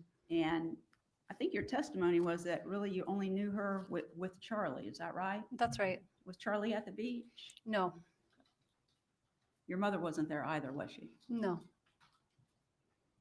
And then I think you mentioned that you had had a dinner with Katie? And my brother. Okay. Was that before you went to the beach? It was a different time. Do you recall if it was before then? It was before, Okay. but several months before. Several months before. Mhm. Okay. So if this was Father's Day, when do you think you actually met her for the first time? I think I met her when I was doing the alternative spring break. So that's usually March or April. Same year? Same year. And the dinner that was mentioned, is that the first place you ever met her? That's the first place I remember meeting her. And who all was there? It was my brother and Katie and Jeff and I. Jeff Mr. Lacasse. I'm sorry, how you pronounce it? Lacasse. Lacasse. Okay, so the four of you were there. Your mother was not there. No.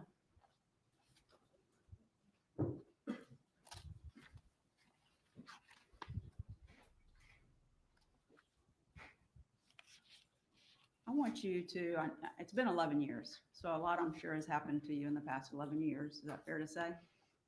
Yes. And your memory may not be as good as it was of things that happened back then, now that 11 years has passed. Is that fair to say? Yes. Okay. As best you can, I want you to take yourself out of the year 2025 and go back to the years somewhere like 2010 through 2014 when Mr. Markel was murdered, okay? Okay. In that time frame are going to be most of the questions that I ask you. Okay. All right.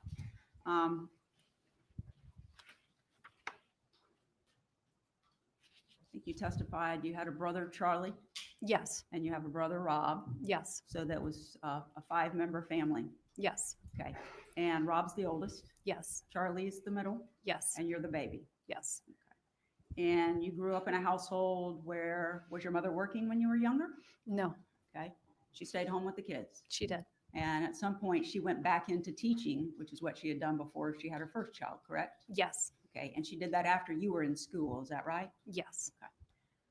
And then you all went to school, grade school, high school. You grew up, right? Yes. Each one of you went off to college. Yes. Each one of you got a postgraduate degree. Yes. So you're an attorney. Yes.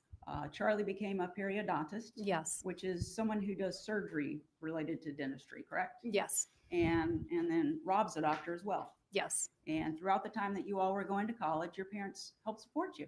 Yes. Every one of you. Yes. And you had a good childhood. I did.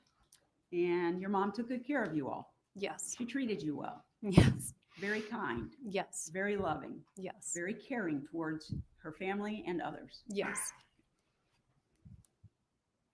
I think you once described her as being kind, empathetic, and very loving and sensitive person. You recall that? I don't recall that, but that sounds right. That she radiates positivity. Yes. She has a very loving and respectful and fun relationship with my dad. They are very much in love. Now it's been 54 years. It has. You said your mom was completely selfless.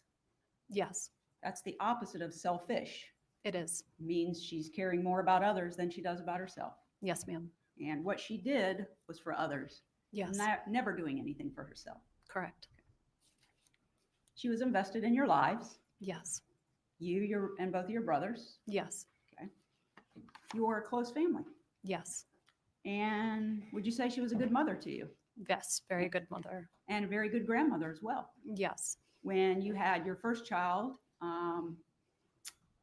and you needed someone to help out, your mother came. She did. And she spent time there. Yes. And when the baby was crying in the middle of the night so that you could get some rest, she took care of the baby. She did. And she did that for both of your children. Yes.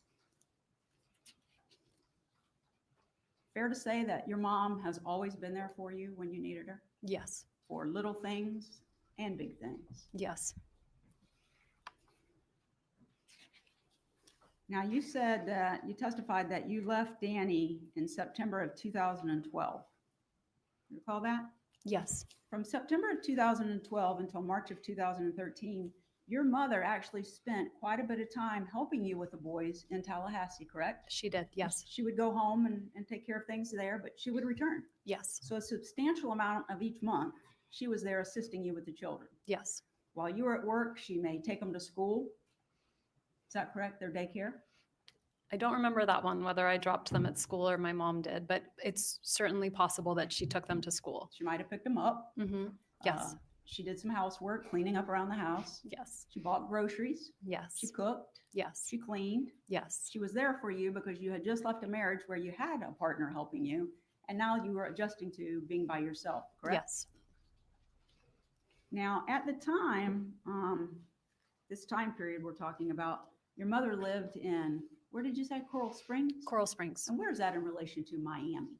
It's Broward County, so it's the county north of Dade County, which is where Miami is. And in Broward County, that's like where Fort Lauderdale is? Yes, ma'am. Okay. And their dentist practice that they had that's been referred to, Adelson Institute. Yes. That was located in Broward County, correct? It was, yes. Not far from where your parents lived. Yes, in Tamarack, so close to Coral Springs. Okay. And at some point, they got the place down in Miami, right? Yes. So what they were doing was they would work Monday through Thursday and stay at their home in Coral Springs, right? Mm-hmm. And Yes. then they would go and spend the weekend at the place in Miami. Is that right? I don't think every weekend, but some weekends. Some of them. Okay. Yeah. And you visited there. I did.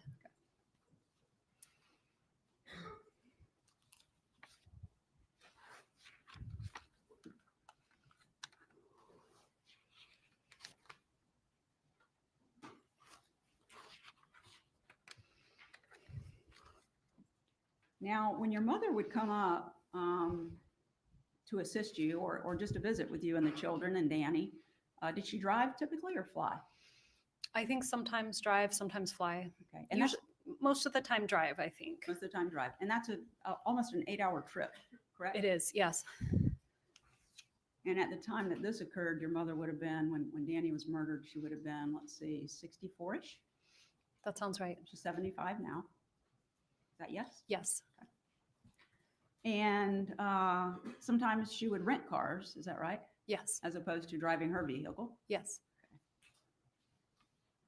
Your father came sometimes as well to help out? Yes.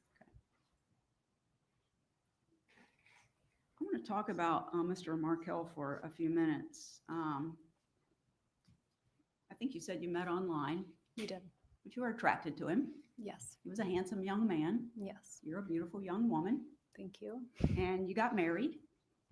We did, yes. And there were times, I mean, we've heard about the divorce, but before the divorce, there were times where you had a happy marriage. Yes. And you all enjoyed spending time together. Yes. The two of you together and with your children. Yes. And even your parents who would come up and spend time with you. Yes. And your parents actually took you and Danny on vacations, right? Yes. There was one trip where they took you out of the country and you went ziplining. Do you remember that? Yes, we went to Costa Rica. And after the ziplining is when you told them that you were pregnant, correct? I went ziplining pregnant, yes. Okay. You would agree with me that Danny, I'm saying Danny because that's what people call him. I'm not trying to be disrespectful of him. No, I called him Danny. Okay. You would agree that he was very intelligent. Yes, very. He had 2 degrees from Harvard, correct? Yes. Undergraduate and law school. Yes, ma'am. He did a lot of writing. Yes.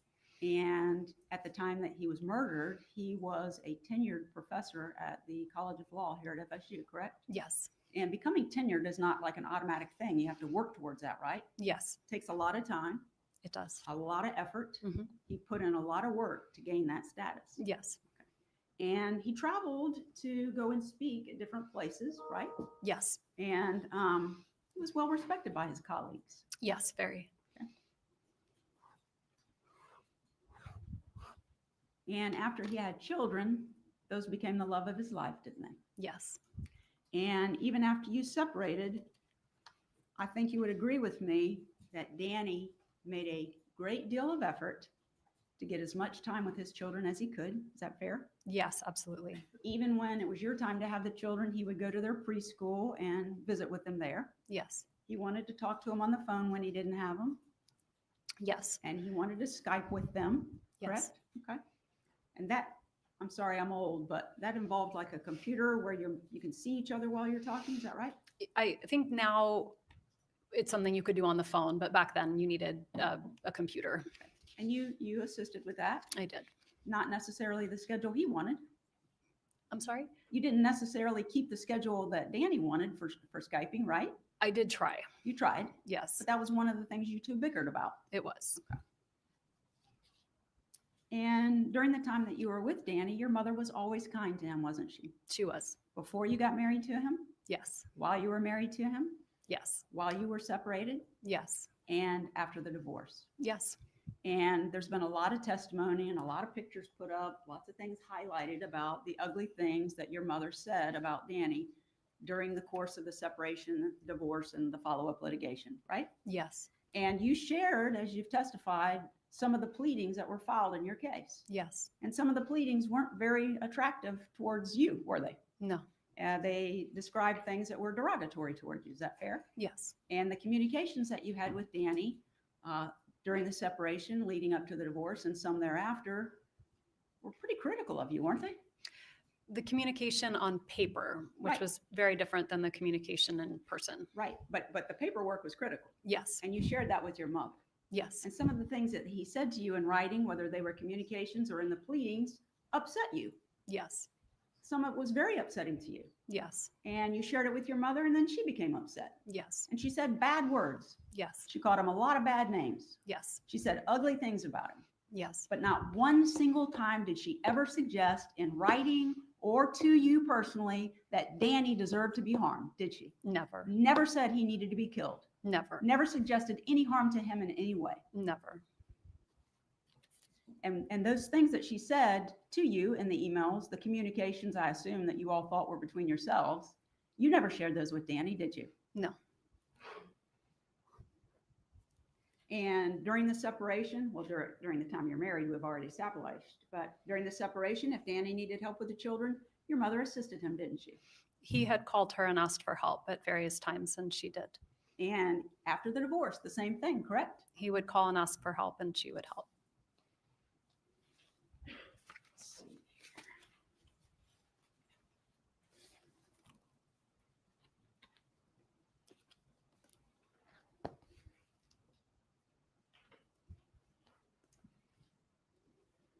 Do you have State's Exhibit 60 up there? I don't see anything that says 60 on it.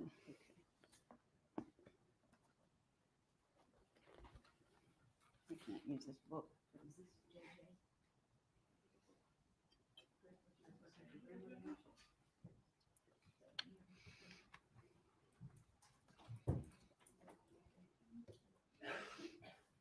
May I approach the witness, Your Honor?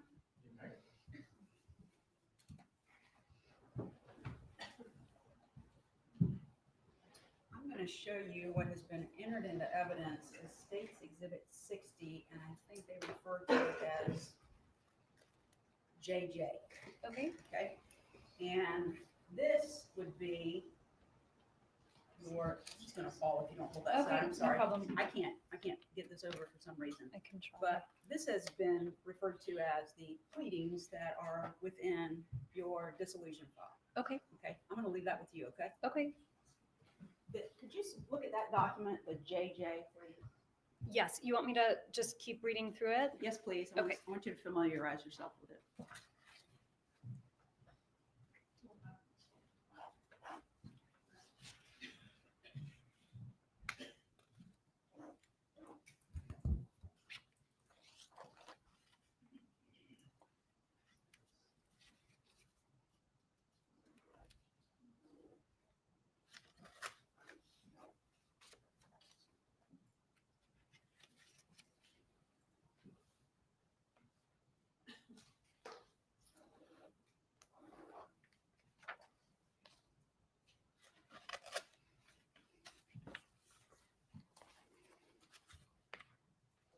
I'm still reading through it. Should I continue to I read just to want, the? you don't need to read every word. If you would just familiarize yourself so that you can recall the substance of that pleading. Okay.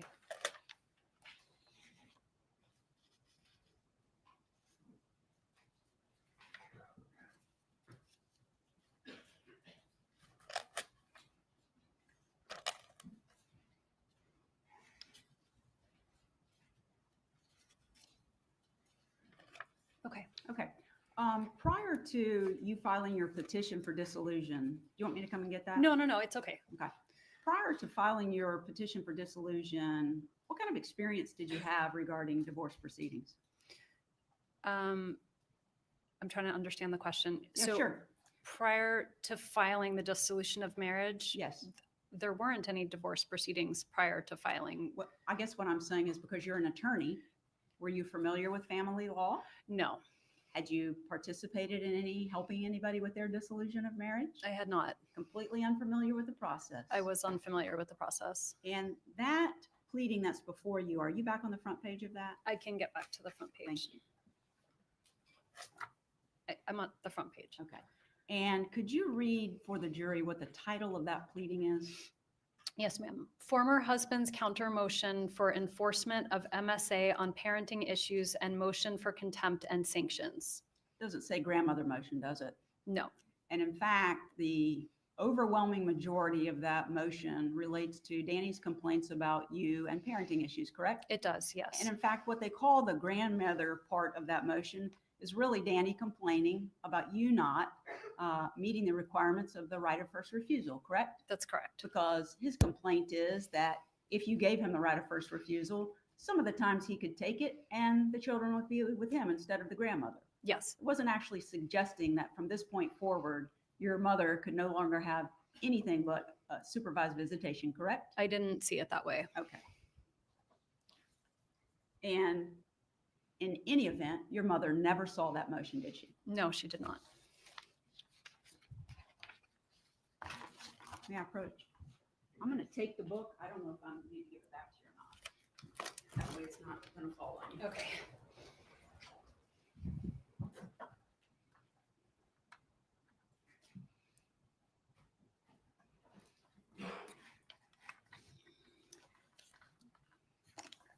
Now, the state has referred to this bribe. You've heard them talk about that, correct? I believe so. They suggested, because I think there are emails that discuss this, about potentially offering Danny $1 million. Yes. And your understanding of what was trying to take place there, because you actually put that in writing, was it wasn't to take the children away from Danny, was it? No. It was in hopes that he would relocate to Miami as well, correct? Yes. And that although you would live separate lives, you could raise your children together, correct? Yes. Because there were more opportunities for him, Danny, to practice his Jewish faith in Miami than there is in Tallahassee, correct? Correct. They have kosher food in Miami. Yes. Lots of it. Yes. They don't have that in Tallahassee. No. And the $1 million offer was not to bribe him in what sounds like an illegal sense. It was an incentive for him to relocate himself to Miami, correct? Yes. That was my understanding. Yes. You lived there with him before. Yes. And he liked living there. Yes, he In liked fact- it very much. Okay, I'm sorry, I didn't mean to talk over you. No, that's okay. I was just saying he liked it very much. In fact, he tried to get a professorship at the University of Miami School of Law. He did. And if he had gotten that, the plan between you and he was to stay in Miami, correct? We would have, yes. But he didn't get it. And so he had already been employed by FSU College of Law, right? Yes. And so you moved up here and finished law school and you all remained in this area. Yes. So the $1 million would offset, as the state has mentioned, travel expenses if he moved there, correct? Right. He only taught 2 days a week, right? Yes. And so that would have given him the opportunity to live in Miami, but for the 2 days a week he needed to be in Tallahassee, he could take plane trips, right? Yes. And be here. Yes. And if you all had done that, he still could have enjoyed 50% parenting time with his children, right? That would have been the same. Yes. It wasn't to take him away from the kids. No.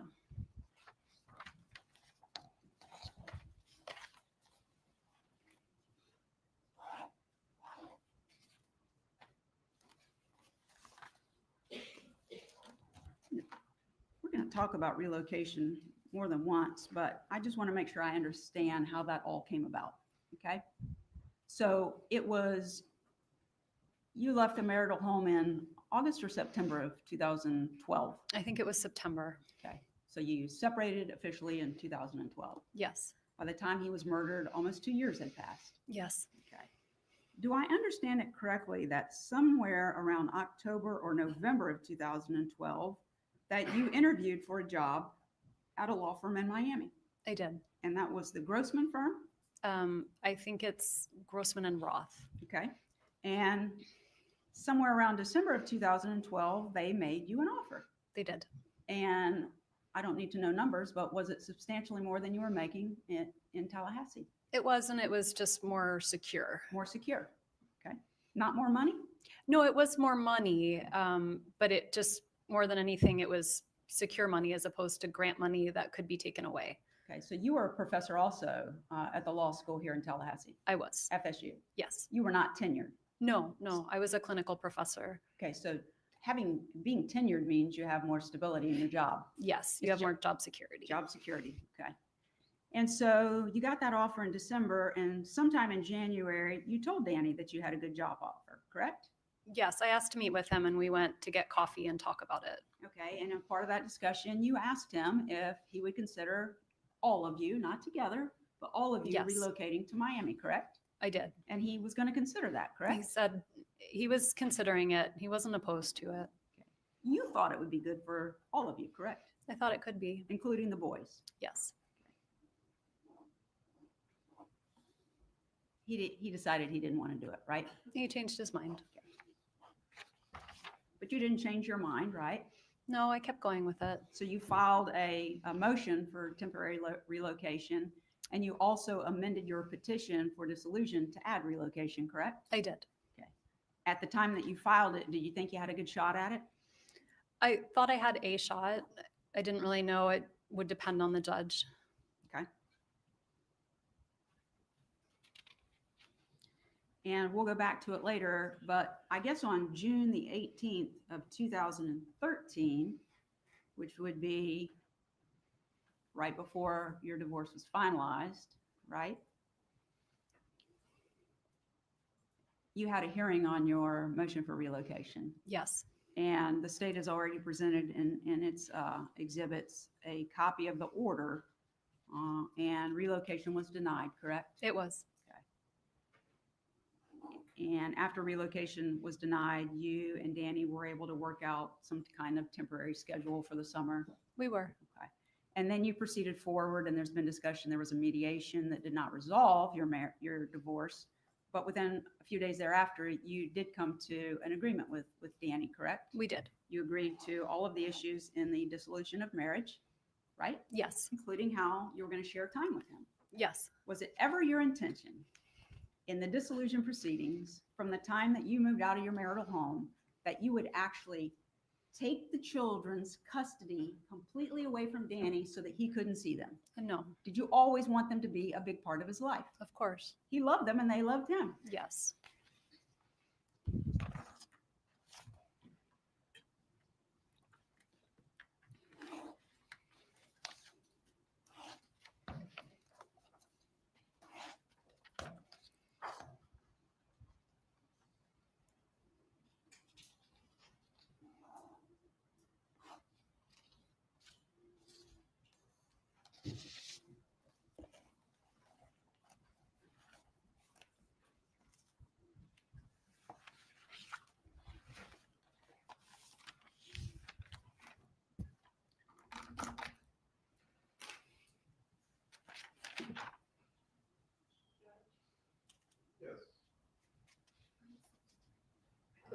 fine. The bailiff will take you all to the jury room.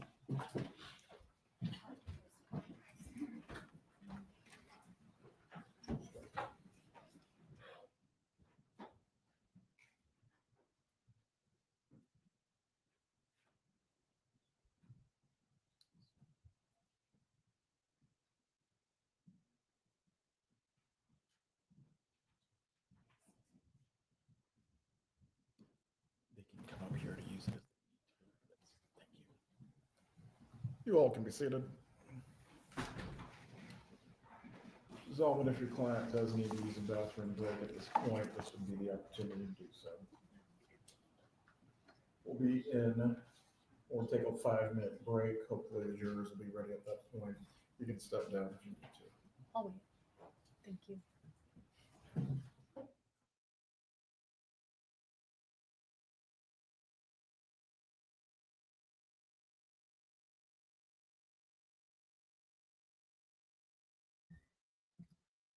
Well, guys, okay, so they on break. Y'all know we don't have no TiVo time because y'all made me jump back in the courtroom immediately. So we don't have no TiVo time. Oh, shoot. I got my thing going too. Let's see here. No TiVo time. I just wanted to make sure.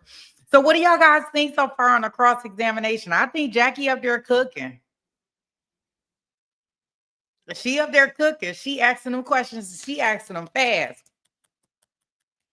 At least to me, it's coming across like it's real fast to me. Like yes, no, yes, no, yes, no, yes, no. Like none of her questions are really where Wendy is having to like provide more information. They kind of like yes, no, yes, no, yes, no, yes, no, yes, no. You say she was staring at the bailiffs? I mean the juror. Oh gosh, wow. Wow, I don't know. She making it like Donna a sweetie pie. So let me ask you. So this is my thought, and you know I'm always thinking outside of the box, and y'all know I always got some weird stuff going on in my head. I probably need somebody to come help me to examine myself, right? So I thought it was very interesting that when the defense Jackie brought up that photo, she pulled out of Wendy. Donna wasn't there.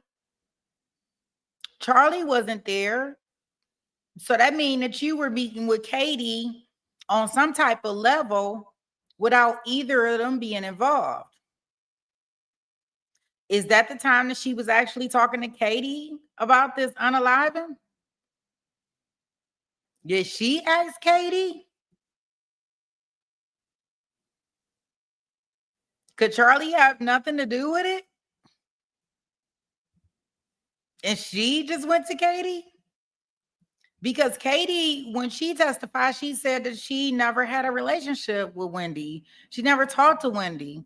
She never talked to Donna, but they had to have some form of communication for both of them to be in that photo at the beach, and Donna and Charlie wasn't there. So that part doesn't make sense to me. You said, no. Charlie is full of it and 100% guilty. Okay. Well, I would like to see what other things that the defense could bring up, because I think that if you poke enough holes, depending on where those holes are, well, somebody lying. I mean, okay, well, okay.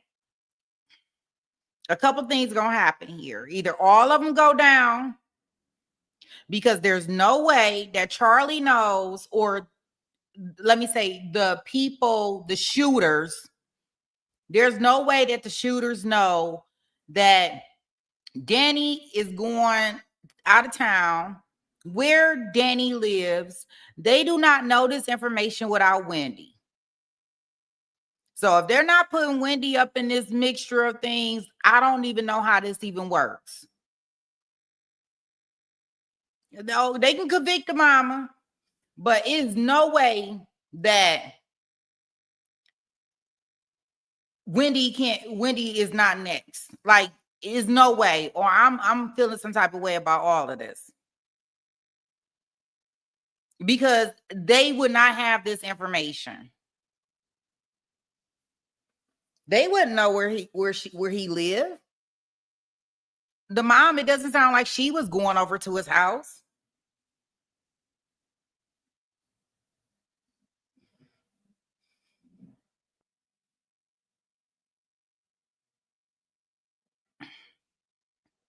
OnlyFans says it's not about the speculation. It's about what's on the table as evidence, I feel. Yeah, I mean, at the end of the day, it is about that, about the evidence, but it's nothing wrong with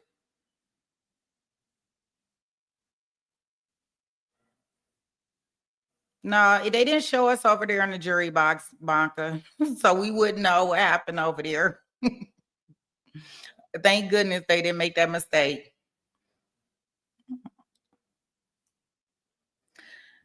Yeah, I'm just thinking outside the box, just thinking of different ways of if they did not commit this heinous thing or who's involved and who's not involved. I just like to pick.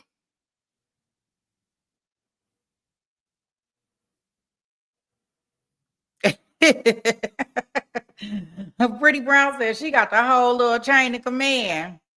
Wendy talked to the mama talked to Charlie talked to Katie, and Katie talked to them unalivers. 13 juror says Charlie gave the info to Katie, who gave the info to the thugs. Right? And I guess Charlie could have the information, right? Based off of his sister was married to Dan, right? And I'm pretty sure at some point in time in their relationship, he had the address to where they resided. I do remember in some testimony that prior that I think he had came up to Tallahassee maybe a couple times when the boys were born. So I'm assuming he probably has the address.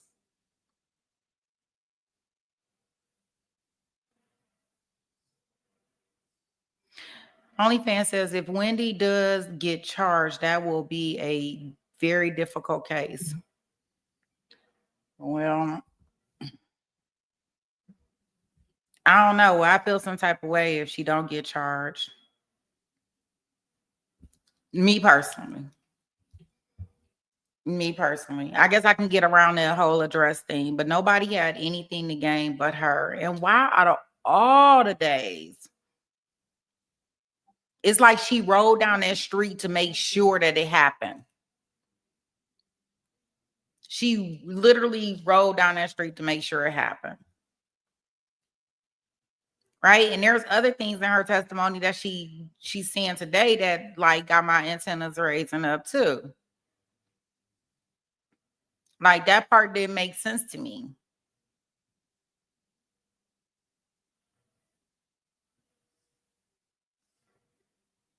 I'll go back, Baka, but I don't think we can see anything just because we see them running over there. I don't think there's anything. The bailiff will take you all to the jury room.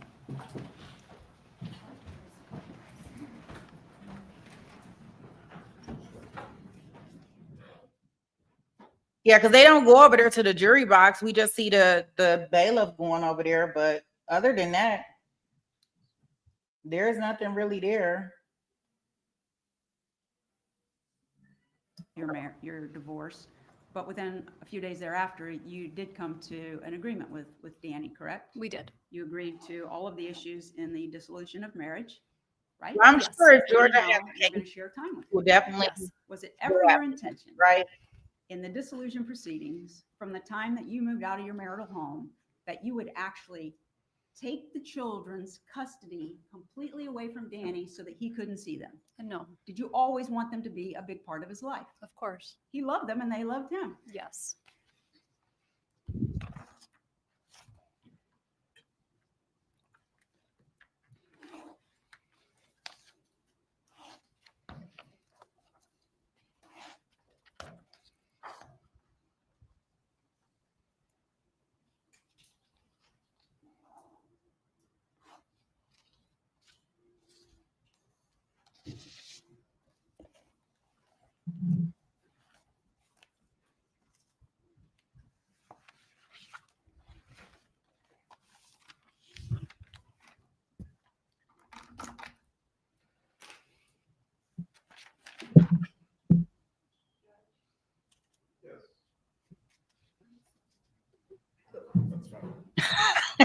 Free Donna.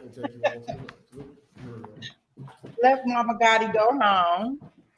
Oh, wait a minute. You can't even see the screen. Look, I'm replaying it, but you can't even see it because I got my face on here. My bad, Baka.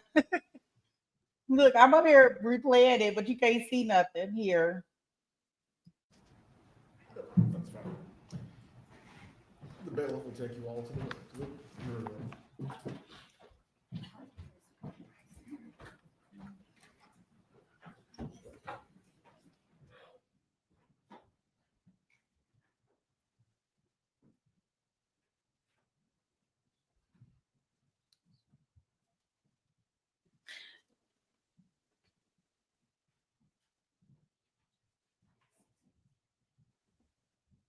Yeah, I don't think it's anything that we're getting from that part of it. I'm gonna go ahead and take us in real time because we don't have any TiVo time. But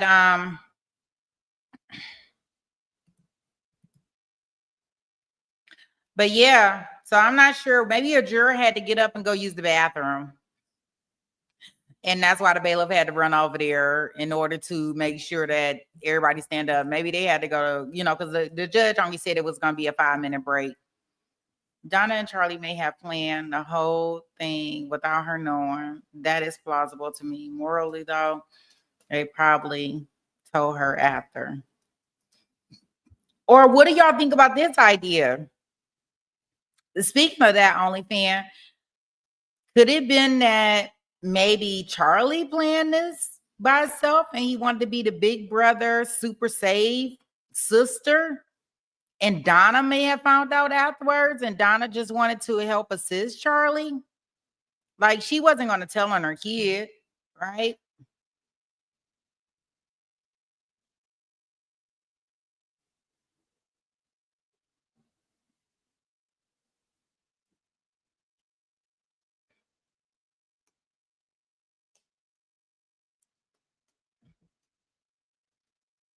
So I think that could be part of the thing.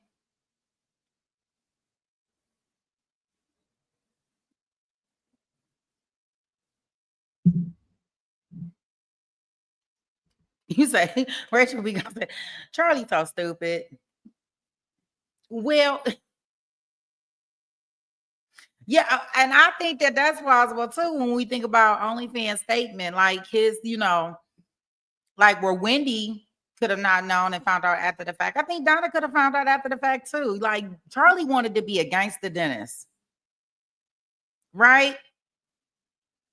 You don't think Charlie would have really? I think that Charlie could have heard the frustration in his mom's voice. He could have knew what his sister was going through. And I think that he could have been like he wanted to be the super save brother, right? In order to assist his sister, like he just went out here and found these people that were able to do it.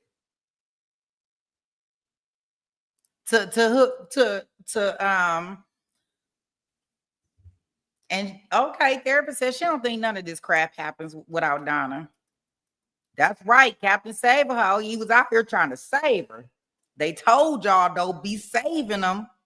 You gotta let them fall.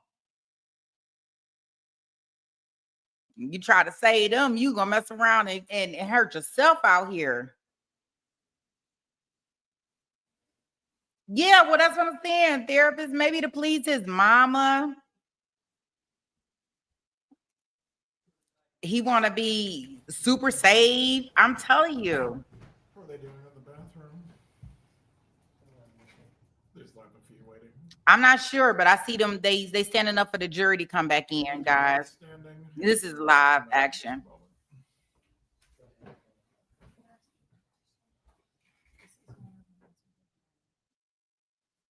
Wow, you think the mama would have asked him to do that?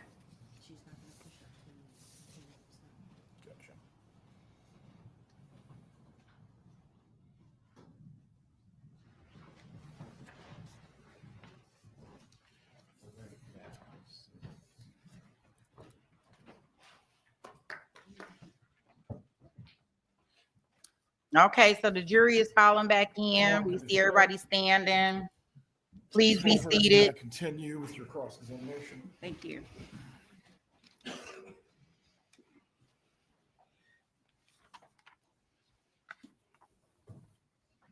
have just a bunch of oddball questions at this point. You recall getting emails from your mother Yes. and your father? Well, yes, from both, And, from the and- same email.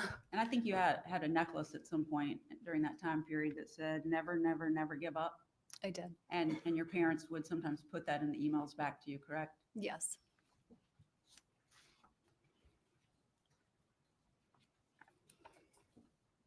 I need to know if you recall this. Your parents, you had mentioned when they went out of the country, you used the WhatsApp to communicate with them because it was free of charge. Yes. And you could call them free of Yeah. charge? Yes. And you could message with them free of charge? Both. Yes. Okay. And when your parents would go out of town, do you recall that they had a routine where your mother would take her phone, but your father would not get the plan to travel with? Do you recall that? That sounds right. Okay. And wasn't that because if you called the Adelson Institute and you got the answering machine, it was an old-fashioned answering machine, right? Yes. And what it gave out if you reached the answering machine was your father's cell phone number. Yes. So he didn't want to Yes. be contacted when he was out of town, and that's what people would get, right? Yes. The birthday party that's been mentioned for your dad, it was his 70th birthday. It was. And although I don't think it ended up being a surprise, your mom was trying to plan a party for him where he knew his children and grandchildren would be there, but she was trying to surprise him with the friends. That's right. Okay. And you might have helped her with some of those preparations. I think so. And she planned it for several months, right? Yes. And I think one of the things that you got involved with was a caterer that was going to be used to cook paella. I'm not sure if that's how you pronounce it at the party. It's pronounced paella. I think I remember on the night of, I speak Spanish, so I spoke with him in Spanish because I don't think he spoke much English. And mommy, your mother didn't speak Spanish, right? No. Okay. You weren't actually making the order and buying it, correct? No, I didn't pay for anything.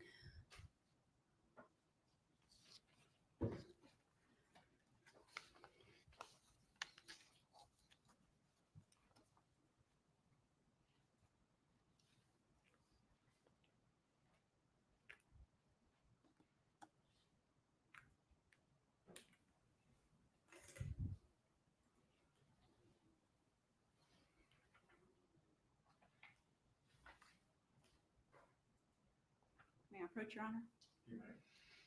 I'm sorry. It's still Adelson, correct? Yes. Okay.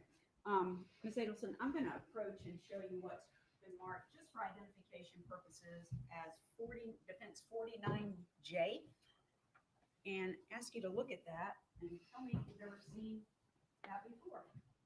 I have seen this before. Okay, and that's an email that your father sent to you regarding the appointment that he had made for the TV to be repaired, correct? Correct. Okay.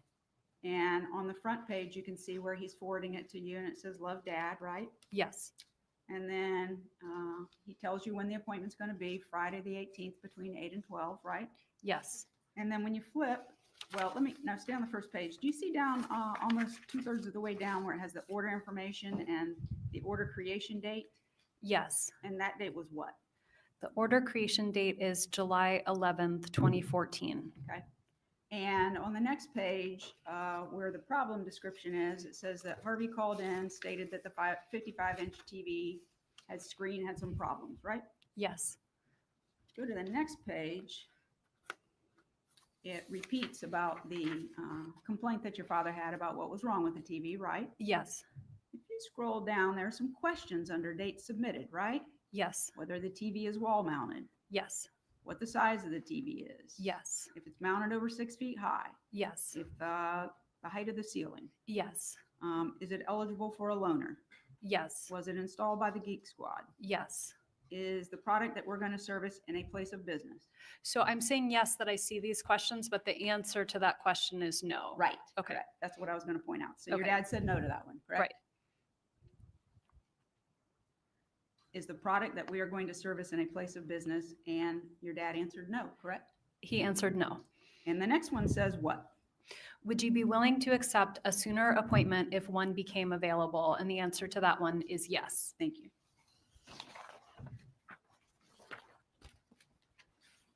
May I approach?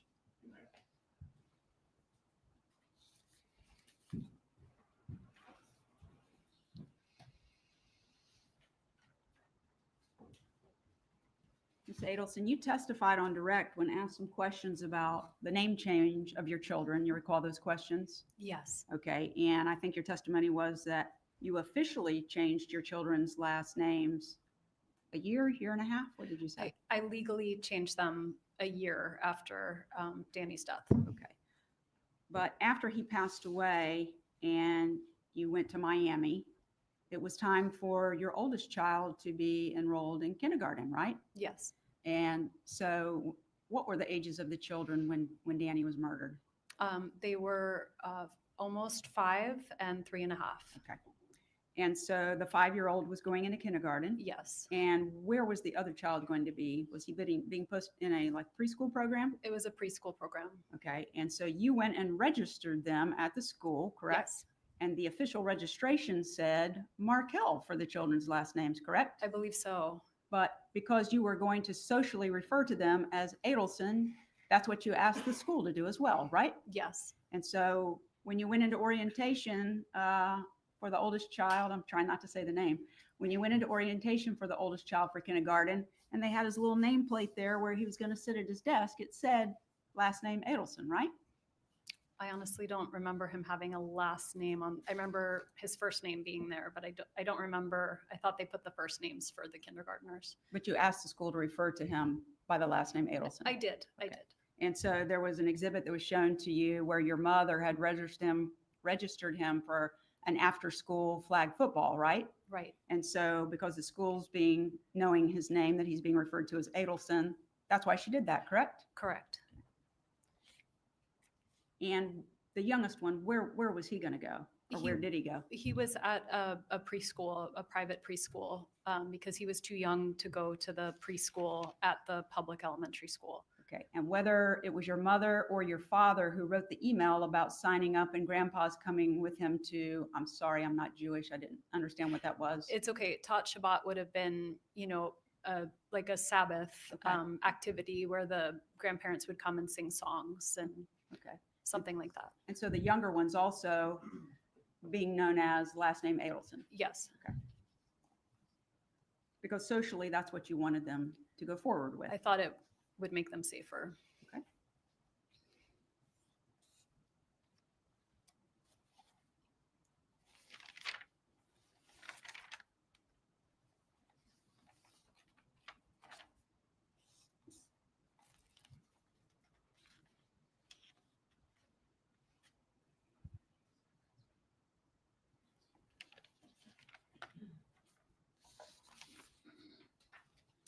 There was some questions of you on direct about potentially purchasing a home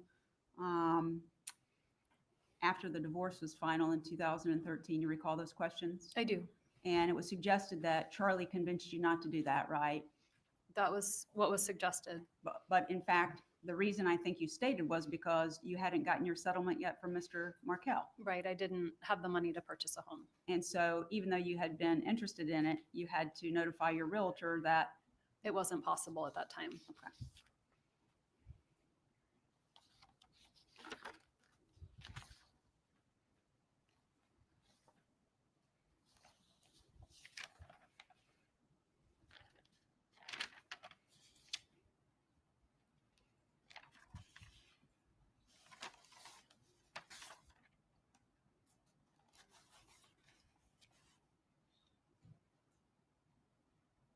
And in the emails that the state introduced and discussed with you, where your mother is making lots of suggestions, mostly after relocation was denied, of things that you could do, like tell Danny you're going to raise them as Catholics, you're going to have them baptized as Catholics, all of those suggestions she was making, correct?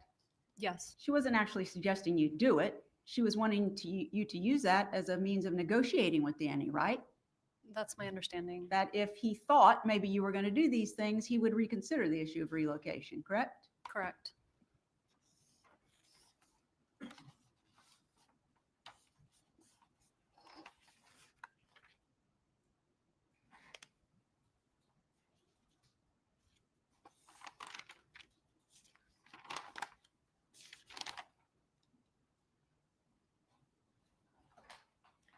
Testified that your mother hated Danny at the time that he was killed. Do you remember saying that? I believe I said that. But the week before he died, your mother was babysitting for Danny, wasn't she? Yes, And nothing but pleasantries between the two of them. that's right. And I in mean, fact, she actually made him banana bread specifically the way he liked it, right? it was his favorite. Without nuts, but with chocolate chips. That's right. But you think she hated him? I think she was mad at him. Mad at him. There's a difference between being mad at someone and hating them, isn't there? There is.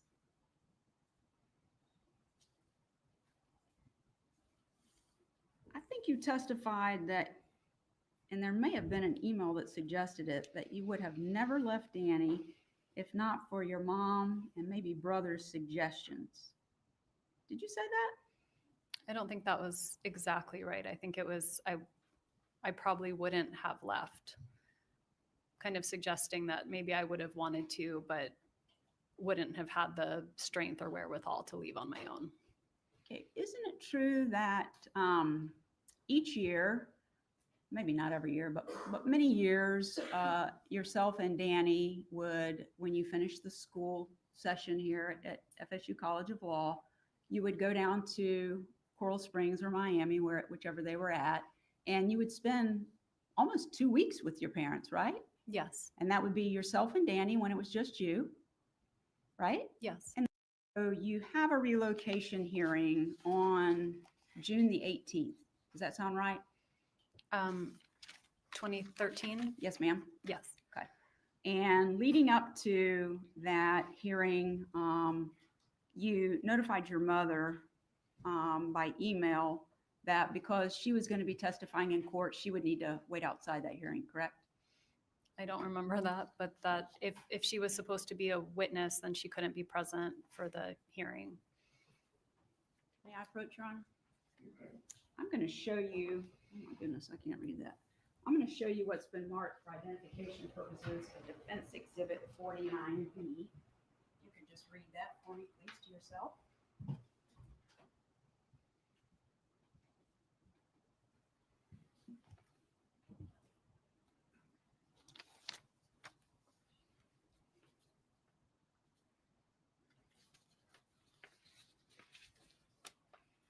Do you want me to read to the end? No, ma'am, I'm just Oh. looking for where you told your mother, get you to agree that you said to her, because you are testifying in court, Mom, you won't be able to sit in on the hearing with me. Is that what Yes. you said? Yes, but I can have Dad there. Yeah.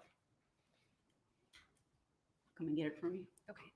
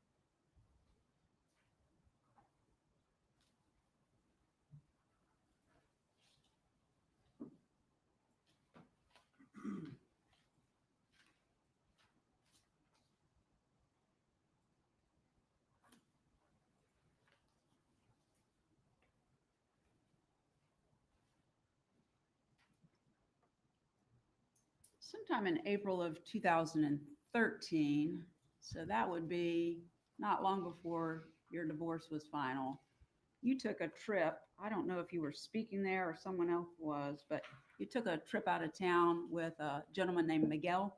you recall that? I don't recall the trip, but I was seeing Miguel at the time.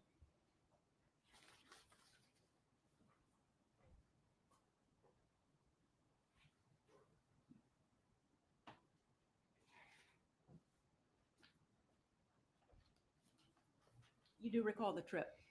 Well, I was seeing Miguel at the time, but I don't know what the trip was in April of 2013. I don't remember that.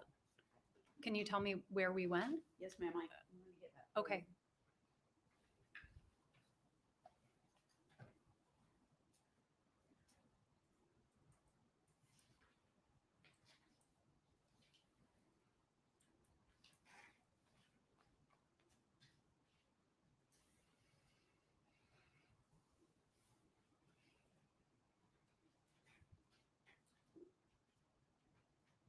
Puerto Rico, does that sound familiar? It was a clinical law professor conference. There's one every year, and that year it was in Puerto Rico. Okay, and did you speak at that, or you were there to get credit hours or something of that No, nature? I spoke.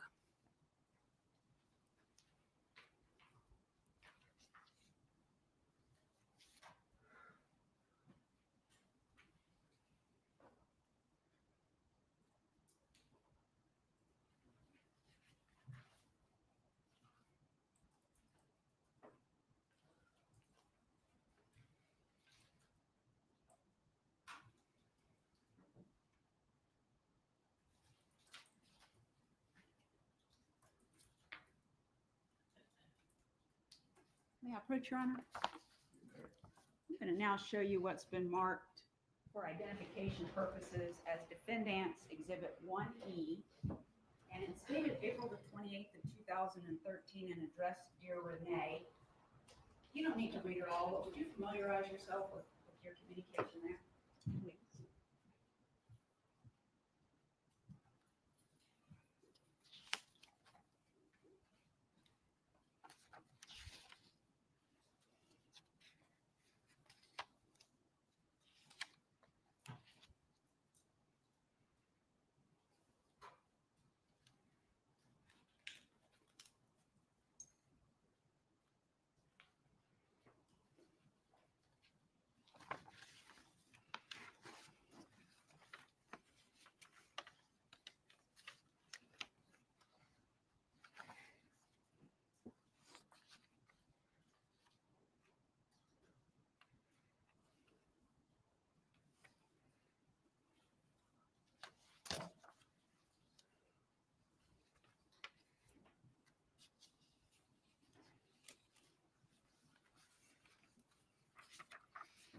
Okay, I've read a little bit. Do you want me to? No, that's okay. Okay. I'll point out any sections that I wanted to discuss with you. Would you agree that you wrote this on April the 28th of 2013? Yes, it looks like I dated it. Okay, and that's to Renee. Yes. And you're coming back from your trip to Puerto Rico.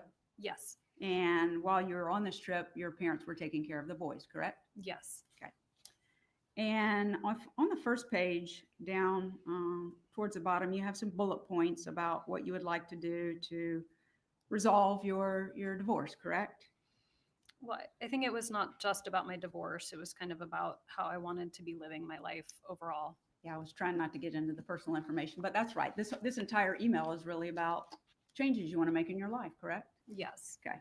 And the last bullet point down at the bottom, it says, I've been coming to a place in the last few months where I have realized that I want to keep my job.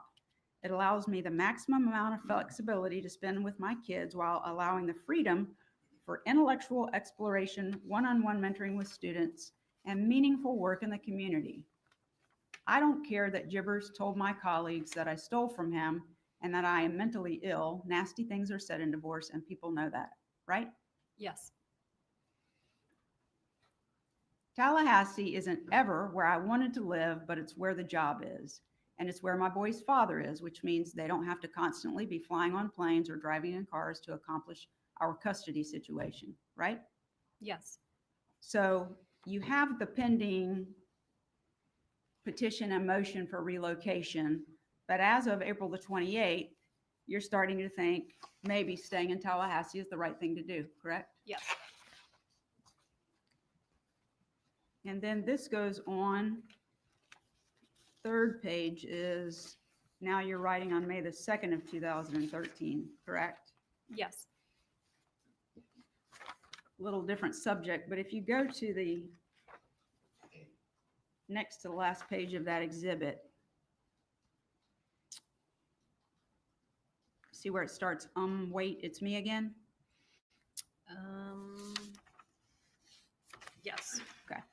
The paragraph after that, I wanted to ask you about this. It says, on Sunday morning, we're supposed to sit on the same stage. You're referring to Mr. Markel, correct? Yes. In full regalia and clap for the graduating law students. I love graduation, and the Gibbs has never attended because it's normally on a Saturday morning and he is at synagogue. Correct? Yes. And then you say it's on Sunday this year and I have the boys and the dean wants all faculty to attend. So I need to, it's only 2 hours and my mom can watch the boys during that time. Correct? Yes. So it was fairly routine then for you to get your mother or both parents' assistance when you had somewhere that you needed to be and someone needed to take care of the children, correct? Yes.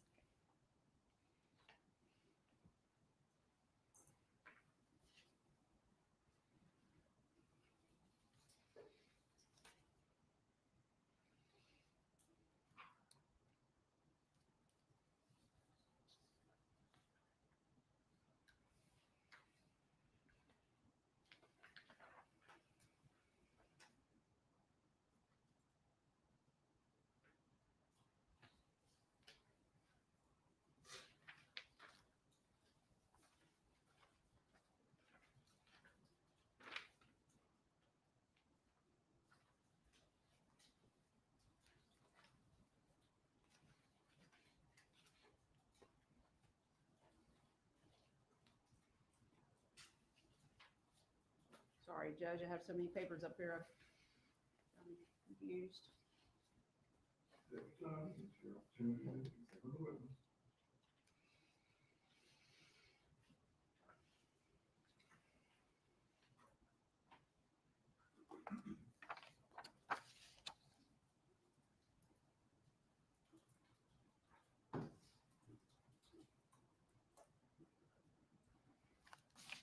May I approach? I'm gonna exchange with you, Ms. Adelson. I'll take that one back and then show you what's been marked as Defense Exhibit 1G for identification purposes. Could you review that to yourself, please?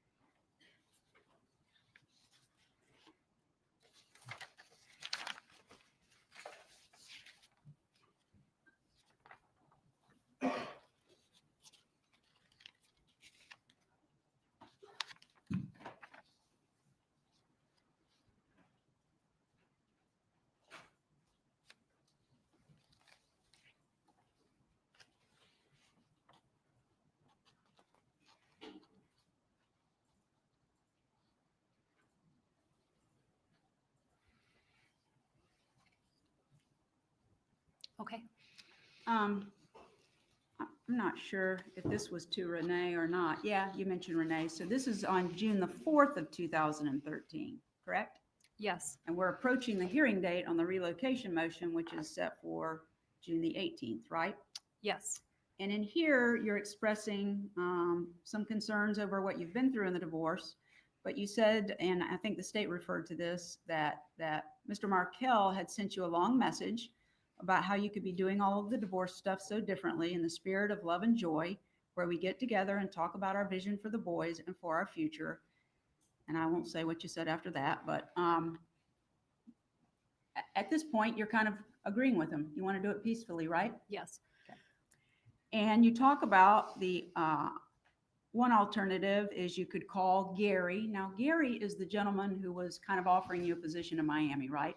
Gary was a partner at the law firm where a position was offered to me. Okay, and your plan was to have him come and testify at the relocation hearing about the job that he would be giving you if you relocated there, correct? Yes. And you had other people who were going to testify there as well on your behalf, right? Yes. Okay. And so you say one alternative is you call Gary and say, I've changed my mind. I don't think it's best for my kids to move them to South Florida.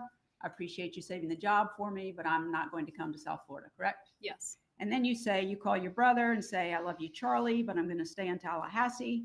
I know you don't agree with my decision, but that's what's best for me and the kids right now. I hope one day you'll understand. That was something else you're considering, correct? Right. And then call your parents and say basically the same thing. And if they wanted to come up anytime and visit you and the boys in Tallahassee, they were free to do so, right? Yes. But that's like they've always been doing, correct? Yes. Okay. So you think if you take relocation off the table, that it will give you an opportunity to discuss things with Mr. Markel and hopefully work them out, right? Yes. On the next page, you talk about what the alternative vision is, and that's what you currently have planned, which is to have Gary fly up to testify at the hearing, right? Yes. Your mom would testify, right? Yes. They would fly up and spend days with you, correct? Yes. You expected at that time the hearing would last 1 to 2 days, right? Yes. And you were concerned that you would go through all of that, spending more money, being more stressed. And then you say, for the chance to save face with my family and to be given an opportunity I don't actually want, to live with them in South Florida. That's what you said, right? Well, I say an opportunity I don't actually want with all of my heart, but maybe part of it, Okay. to live with them in South Florida. All right. And then you say, so I am willing to put myself through all of this just to keep up appearances with my parents and brother that I want to be living down in South Florida or down south with them, even though I don't want to. That's what you said, right? I say, even though I don't want to give up my current flexible job where I get to spend maximum time with my kids so I can be with them. Okay. And that was June the 4th of 2013, right? Yes.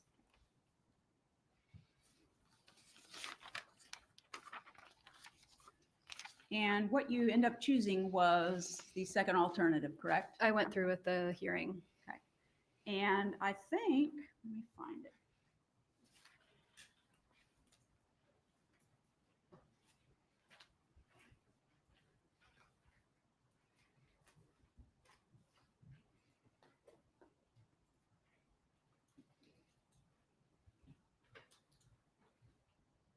May I approach, Your Honor?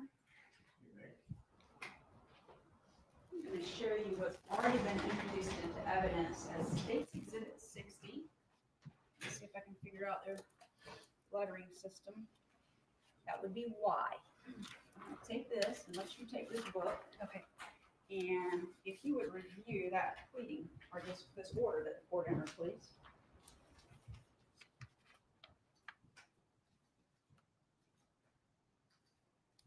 Okay. Have you had an opportunity to review that? Yes. So you went into this hearing and Gary ended up coming, correct? He did. And he testified, right? Yes. And you gave some testimony, correct? Yes. And what happened was the judge kind of called a timeout, right? I don't remember a timeout. At some point, she wanted to speak to counsel. Is that right?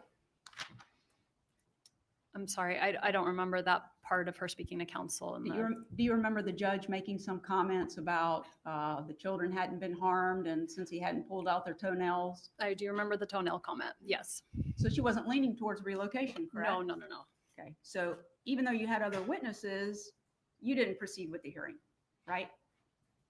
Well, I think we had the hearing and the judge decided. You didn't call all your witnesses, did you? I don't remember. If you look at the order, it says order on wife's petition to relocate with the minor children. And then it says what the court orders and adjudges. The court does not find that the wife has met her burden of proof that a relocation is in the best interest of the minor children. You see that? Yes, number one. Yes, and your mother actually stayed outside for the testimony of that hearing with your dad, correct? I don't remember, but I remember asking her to stay outside if she was going to testify. Okay.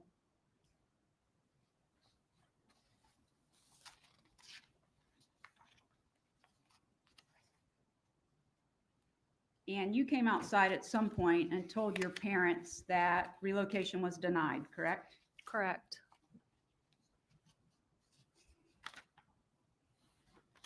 And it's after this hearing, when relocation is denied, that those truly ugly emails that your mother wrote were written by her, correct? Yes. May I approach? Actually, if you keep that for a second. Okay.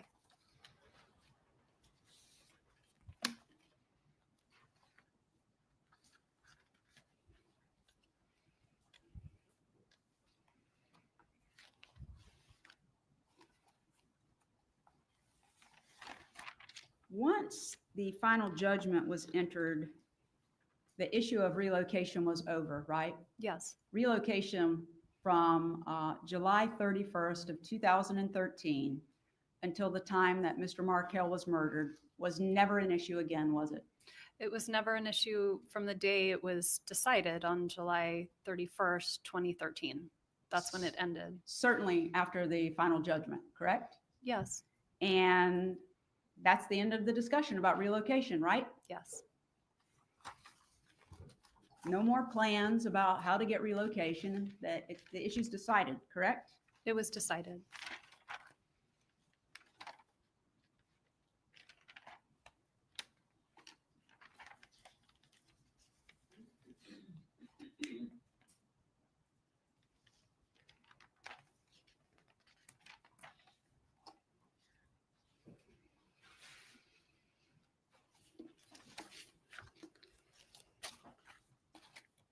Ms. Adelson, if you look at that order that's entered by the court, besides saying it's denied, it says something pretty important, and I think the state pointed this out in its opening.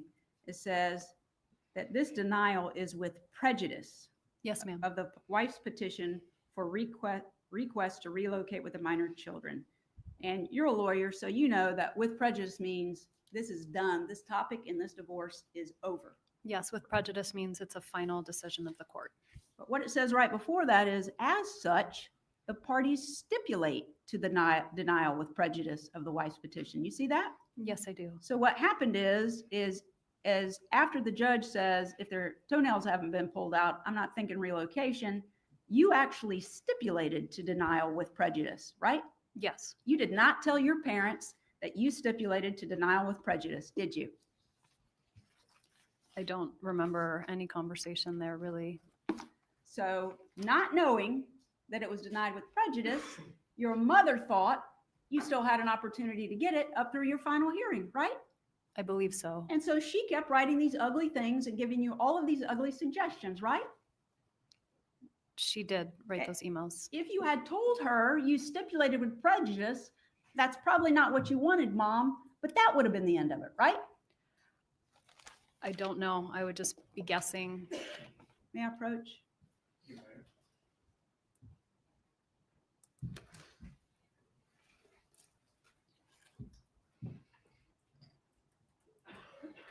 Well, if you just be guessing, after she thought it was finally over on July the 31st, there were no more emails suggesting you do things like she suggested between the hearing date on June the 20th and the final hearing on July the 31st, did she?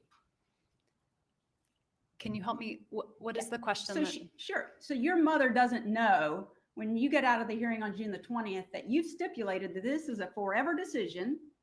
So she writes these ugly emails, right? She may not have understood that it was a final decision of the court. It was a decision of the court because you stipulated to it, Ms. Adelson, didn't you? I did stipulate to it. And she didn't know it. She thought you had up until the final hearing. So she's marching along, trying to come up with more suggestions of how you can pressure Danny and get him to agree for you to relocate, even though you know it's dead, right? I knew that it was a final decision. And after July the 31st, when she thought it was a final decision, she wrote no more emails suggesting you do these crazy things to still try and get relocation, did she? I don't remember the dates of the email, but.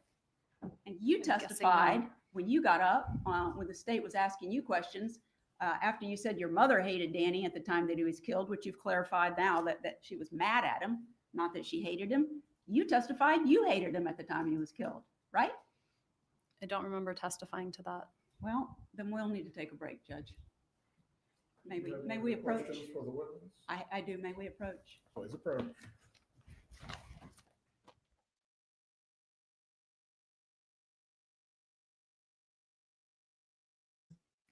And Jackie said, let's approach because I'm about to get in here. She's about to get in Wendy's butt. Yeah, because if you would have told your mom that you and Danny stipulated to this and y'all agreed with the court, your mom wouldn't have been writing all these nasty emails trying to assist you. Oh, Jackie ain't playing. She ain't playing.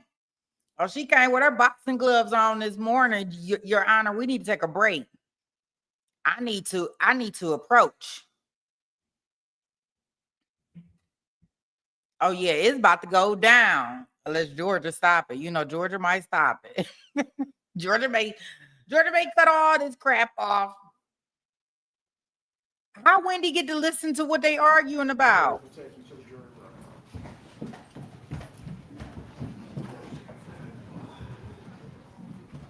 Oh, they must be getting hot up in there. She's like, I need to go talk to my attorney. Oh, yeah, she told the bailiff behind her, look, I need to go talk to my attorney. Look, you see that? They're going to talk. Yeah, Wendy need to talk to you. Get us a room. Absolutely. Oh, Jackie, like, oh, this is what's about to go down, Donna.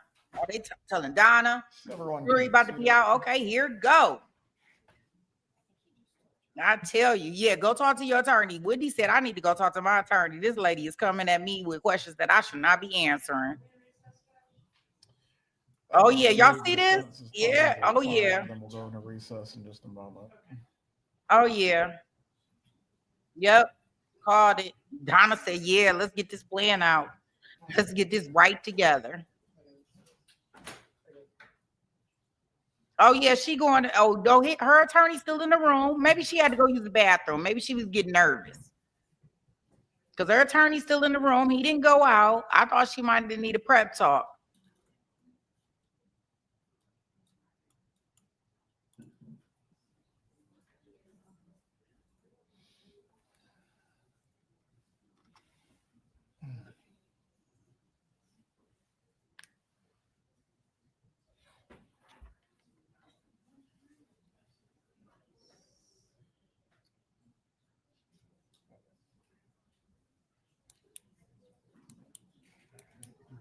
Oh, look at her. They game planning over there. They huddling up like they on the football team. Yeah. I guess y'all look at me for a minute. Ms. Sullivan, Ms. Fulford. Wait a minute. As to this issue, are you seeking for the court reporter to review something, or do you wish for me to instruct the jurors to rely on their memories? We have an alternative resolution. If we may just have 1 more minute, please. Go ahead.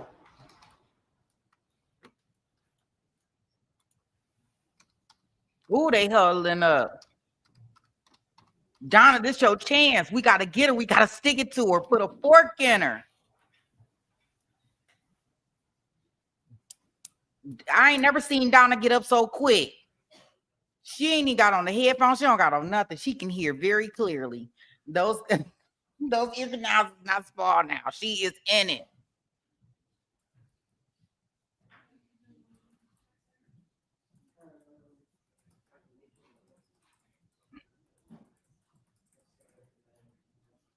That's right.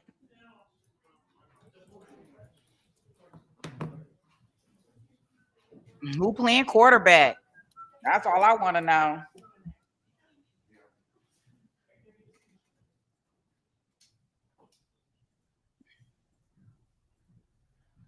Donna said, take her out.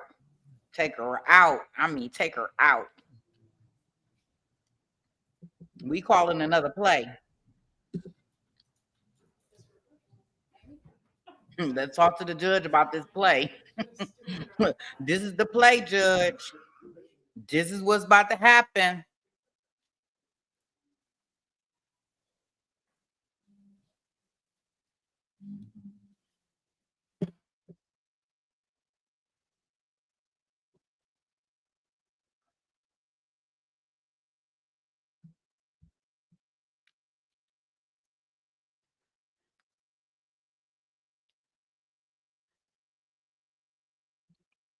Oh yeah, they about to take her out. They about to try to.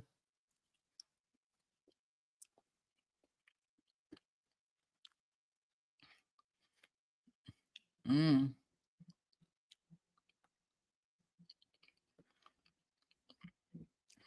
Not from this puppet. His ears, boy, them ears, boy, they going.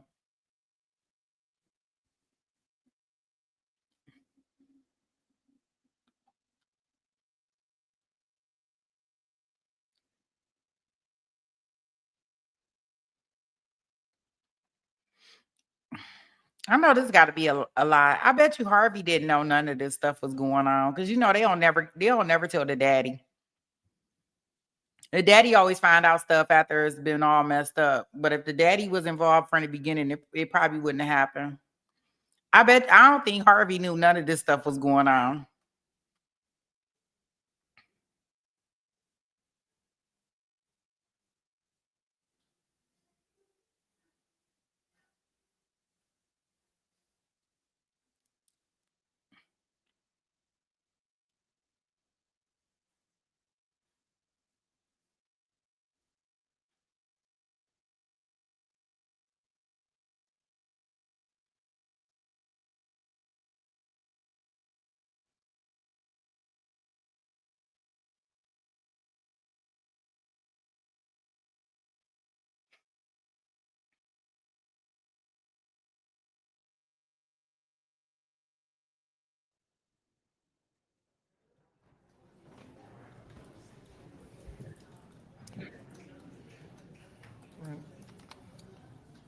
We're going to take a 10-minute break at 3:40. We will resume after the jurors have used the restroom and everyone is ready. Mrs. Adelson, if you need to use the restroom, this is your opportunity as well.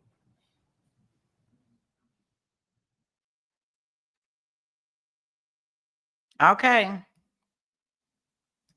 I'm done eating my banana. They going on a potty break. We are good. Oh, it's getting hot in here. I like how Donna was up.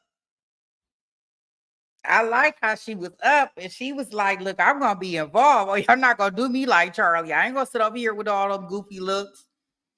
I'm about to be up in here. Y'all about to tell me what's going on. We about to talk about some things. Right? Oh, wait. Oh, yeah.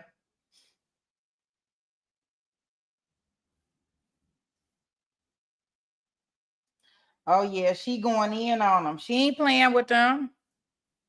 Jackie said, what? What y'all thought? You know, I was starting to think to myself, I said, well, maybe they didn't got broke and Donna couldn't afford a real good attorney. Right? Because y'all know she paying out of pocket. Harvey got her. Harvey said, mortgage, all this stuff. I don't care nothing about none of this stuff, baby. I got to get you out. I don't even know what to do out here in these streets without you. Hmm.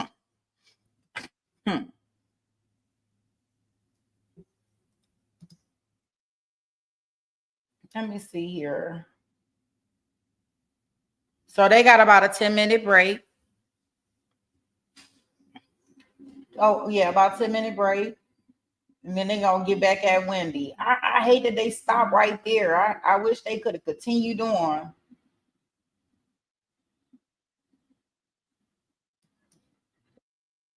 While the kitchen is real hot, let's keep it hot up in here. So I guess we can all kind of agree that we think that the defense is doing good in some ways, right? They asking her questions that I didn't think that they could even get out. Like they turning these things in. And I mean, to be honest, guys, like when we're thinking about all of this, when we're reading emails and we're reading text message,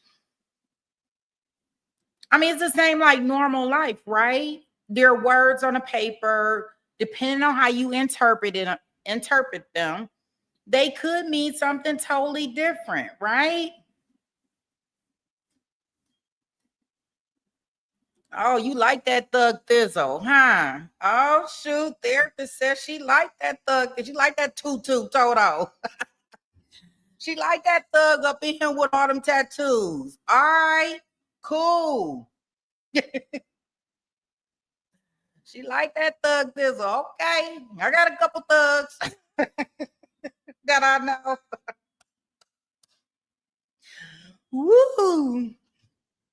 Ooh, wee! Oh goodness! Uh, ain't nothing wrong with a little thug thizzle in your life. I ain't mad at it. Them be the ones. The good girls always fall for the bad guys.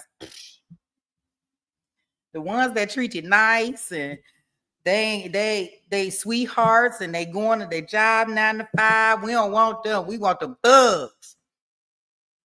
Got to be a little rough around the edges. Shoot, have a couple tattoos, a piercing somewhere. What you talking about? Oh, ain't nothing wrong with that.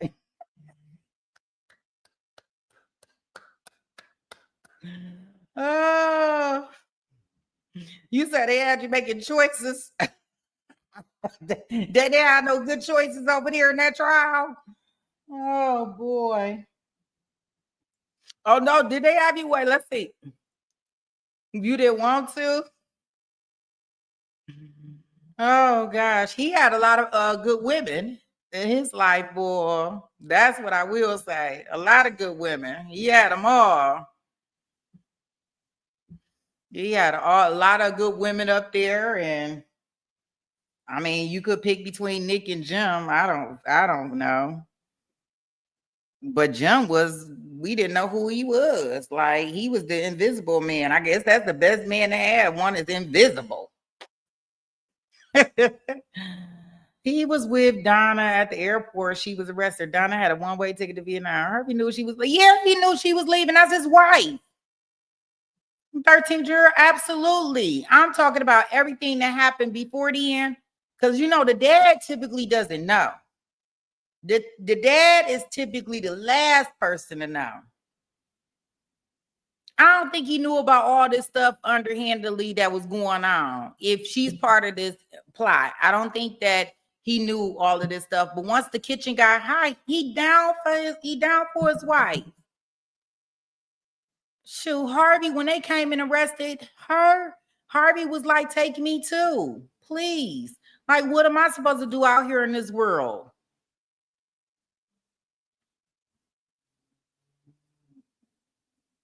You say he look like he's scared.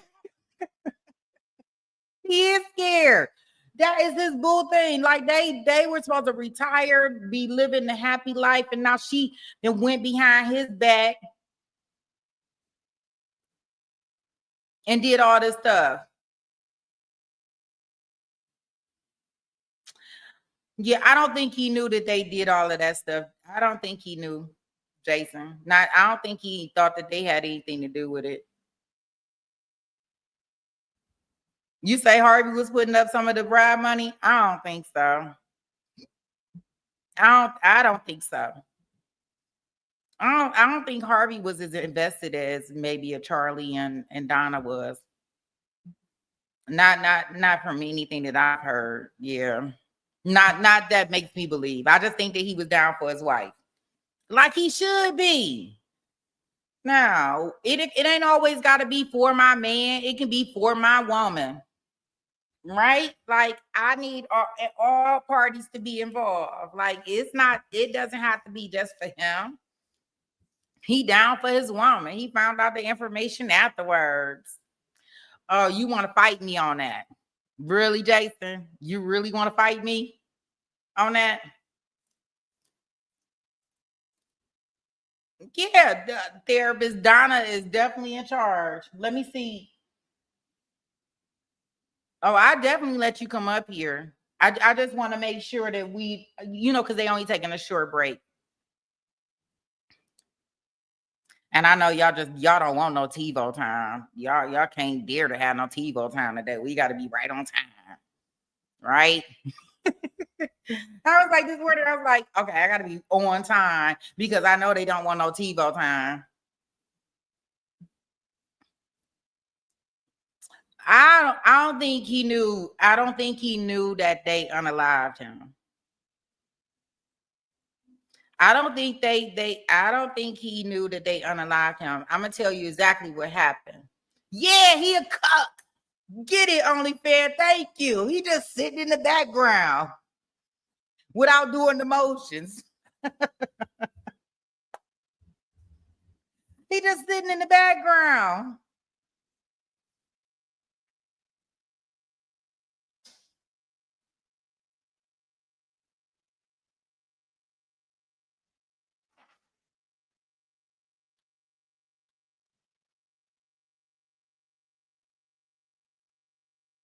Yeah, so I think that in regards to it, Harvey. And then Jason, you can get your notes and all your stuff together. So once we get done, this is what happened. That Mama and Charlie then devised this plan, right? To unalive Dan. And what's then happened is when the stuff started hitting the fan and she got the bump, you know, because remember, for 2 years, they wasn't talking about this. Everybody, they, you know, Tutu and Toto and so Fredo, they out there buying cars, motorcycles. They out here kicking it. Ain't nobody talking about it. They didn't sweep this all the way up under the rug. So now she gets this bump where she got to go back and talk to Charlie, right? I think that after this all happened and they figured out that they probably did not get away with it, I think that's when Harvey started getting information. But far as the planning and all of this stuff behind it, no, Harvey would have been like, no, this is not what we're doing. I just don't think he would have did that. Oh gosh, he doing bumps. Oh, I'm just looking at your messages. Last one, therapist. Okay.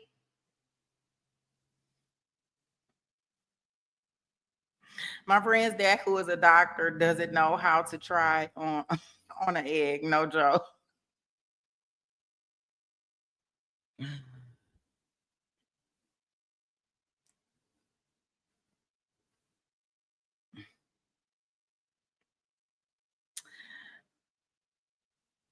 Fry on an egg. Okay.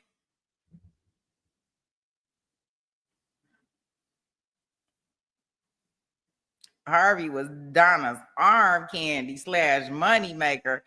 I don't know. She built that company with him, I guess, in some ways, even though she wasn't a dentist. She was his secretary. I was your lover and your secretary. That's Mary J. Blige, right? Yeah, he wasn't going nowhere. Yeah, I don't know. I just don't think, I know they can't do nothing with Donna. I mean, with Harvey. My apology.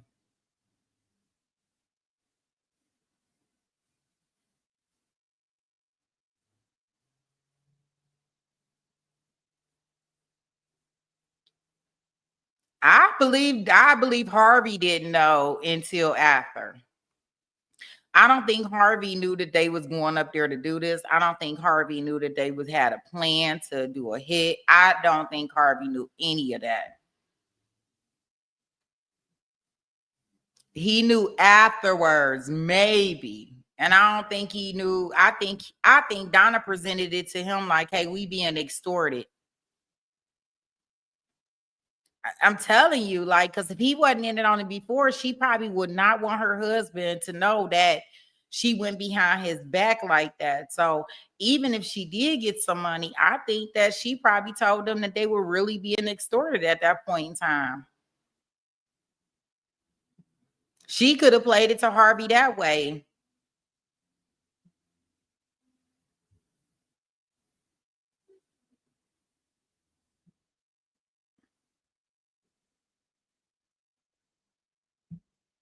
You say if they knew afterwards, well, they may be guilty of that part, OnlyFans. I will say that, but they gotta support, even on the phone, in the phone calls. Like Harvey was at Charlie's trial, right?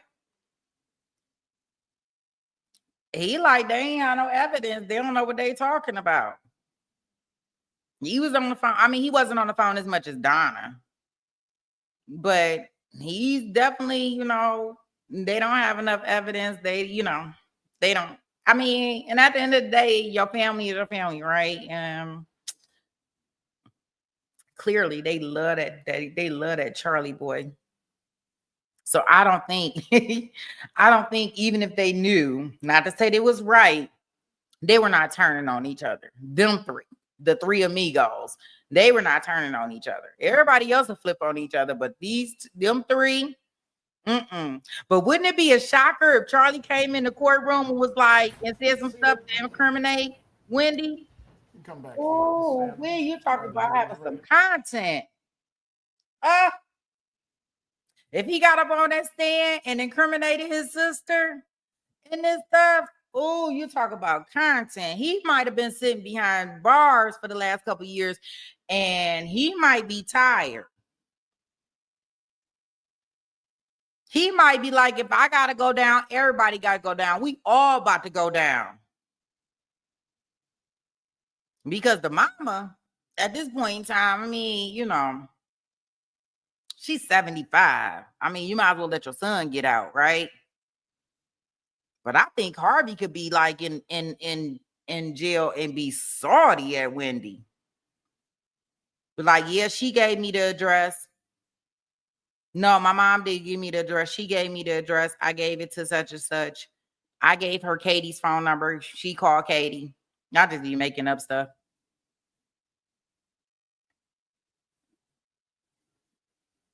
Yeah, that's what I'm saying. Like, I think that what if he got on the stand and flip? Oh, you talk about some content. Oh,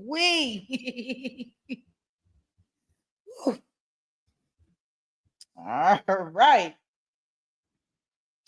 Well, they are back in the courtroom, so I'll yield my thoughts there. I will stop my thoughts there, and don't take anything that I'm probably saying real personally. I just like to I like to play devil's advocate. I like people to think outside of the box. I love for y'all to tell me exactly what your position is. Just like Jason is in there fighting for his position on how Harvey knew. And I want to fight with him and pick with him on the ways he didn't, even if it don't make sense.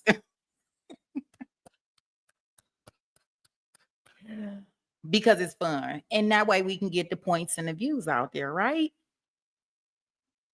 So it's all in fun. Here we go, guys.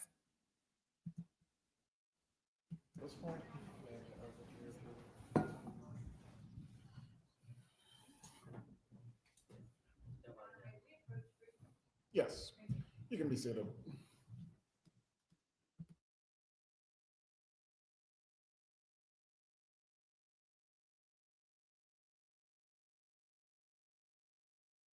Oh gosh, they're approaching again, y'all. I know it got good conversation going up in that chat room. Thanks, Jason. Look, everybody got an opinion. No, you're wrong. You're right. You're wrong. This is why he's a cup. Whoa. Like it went off the Richter scale, right? I don't know, OnlyFans. Anything is possible. Jim was possible. After seeing that trial, anything's possible. He could have got away with, they could have did everything he could have not known. Anything is possible. Jim is possible. Oh, look, she fixing her hair. Oh no. Sometimes I look at her and I feel so sad for her. She got some pretty large ears too. Oh, okay. That's just my opinion, y'all. I'm not shaming. I am not going to keep saying that word because they will, it's so funny because they will demonetize me. I got demonetized the other day, y'all. I had to tell y'all about that. I was like, what? I'm like, we the best behaving channel on YouTube. How dare them?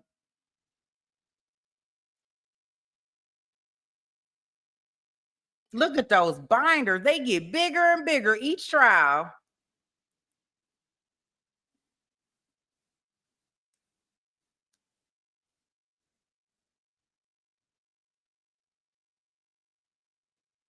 He just sitting back and watching fire.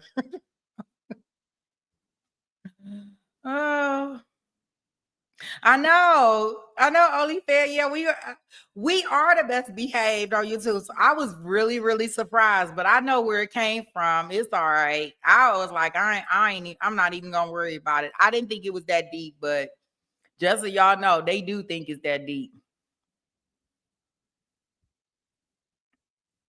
I'll tell you guys about it when we get finished with the trial. It's not that serious. Not to me.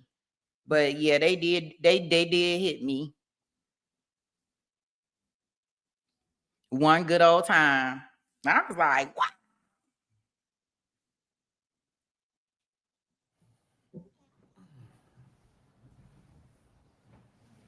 You know it was one of y'all. They're still over there, but Jason? No.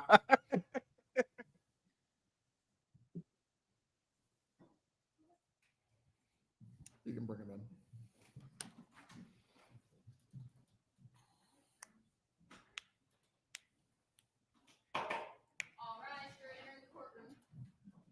I know I should have. That's what I should write them and say it wasn't Zach. Guess who's back? No.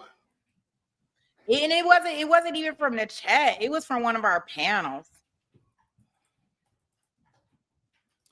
You may be seated. You may continue with All your right, guys. cross-examination, Ms. Fulford. Thank you, Judge.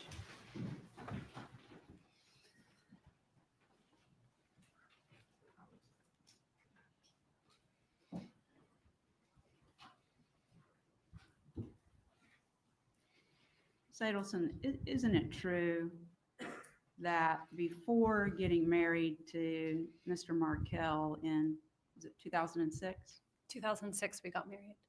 Isn't it true that you've stated that you knew on your fancy wedding day, when you were all dolled up and feeling like you were an actor in someone else's show, you knew it on your honeymoon when you were enjoying the vacation but not thrilled to be there with him, you said, I'm not sure I liked him, let alone loved him, but I was eager to start a life with someone and he wanted to do it with me. You recall saying that? I don't recall saying that, no. I have placed in front of you what's been previously marked as Defendant's Exhibit 1B for identification purposes. It's towards the bottom of page 3.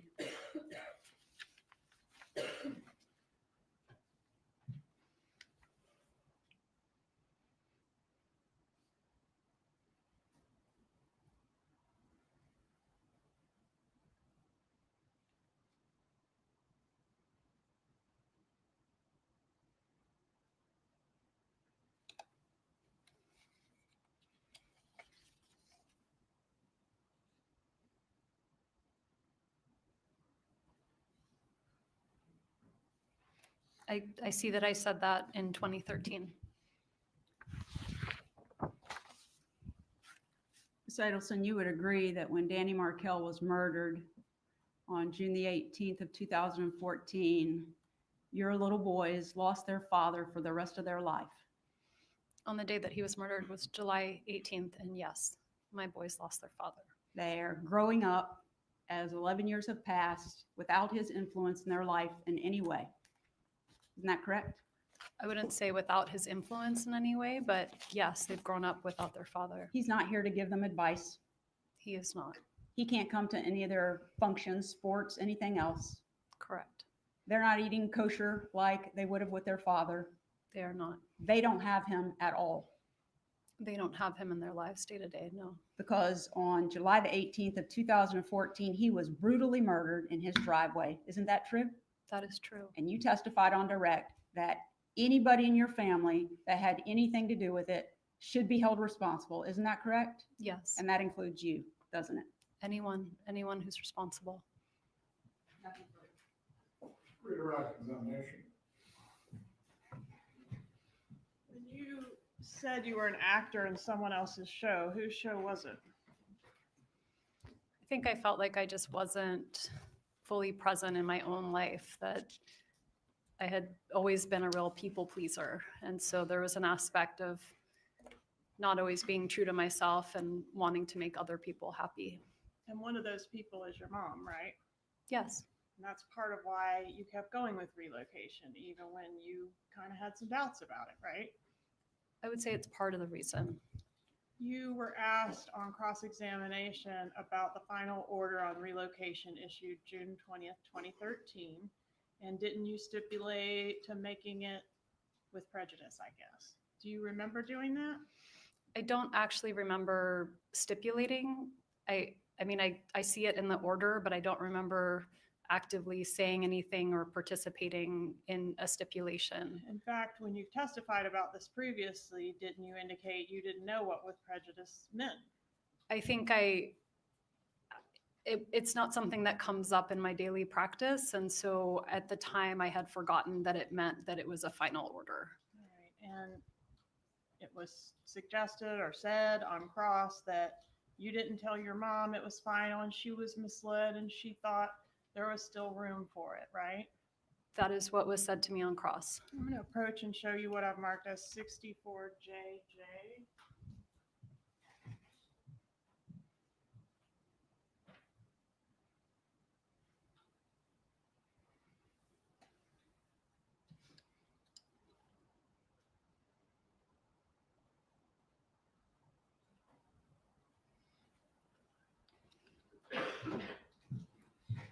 Just take a moment to review this exhibit and let me know what you're doing.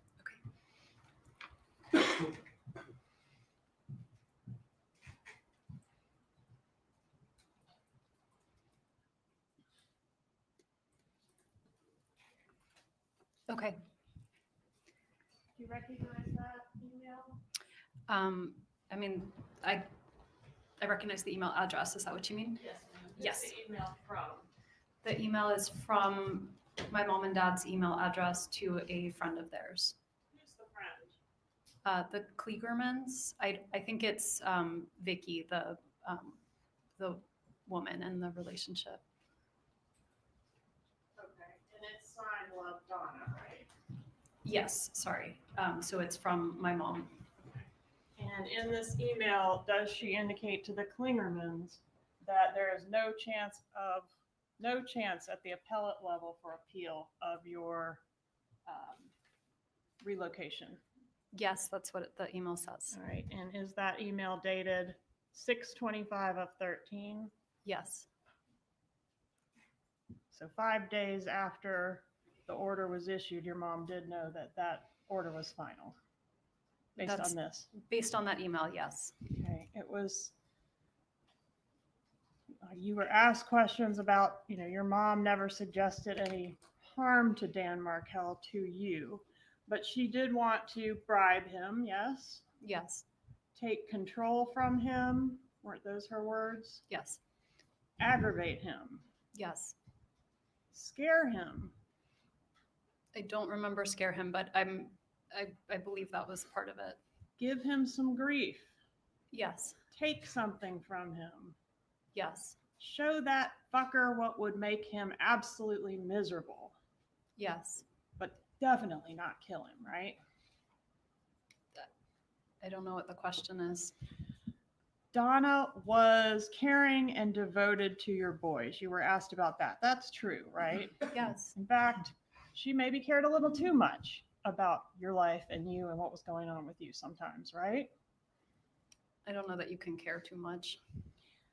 Even the Nazi uniform craziness came from her version of some kind of place of love. Would you agree with that? Yes. Because although her lawyers tried to downplay this, she was suggesting a baptism for these kids, right? Yes. She said she looked into it and could get it done in 2 weeks, right? I believe that's what it said. And didn't she justify the means or claim that this would be harmless to your children because it was just like playing dress up to them, right? Yes. Just like Jake the Pirates. Yes. She thought the ends, relocation, would justify the means, didn't she? Yes. And she thought a move to South Florida was what was best for you Yes. and what was best for your children, Yes. who she cared about more than anyone in the world. I mean, I don't know who she cared about most in the world, but she loves there- me. Is there anyone that she cares about more than those two boys? My dad. Okay. She thought relocation was best for those boys.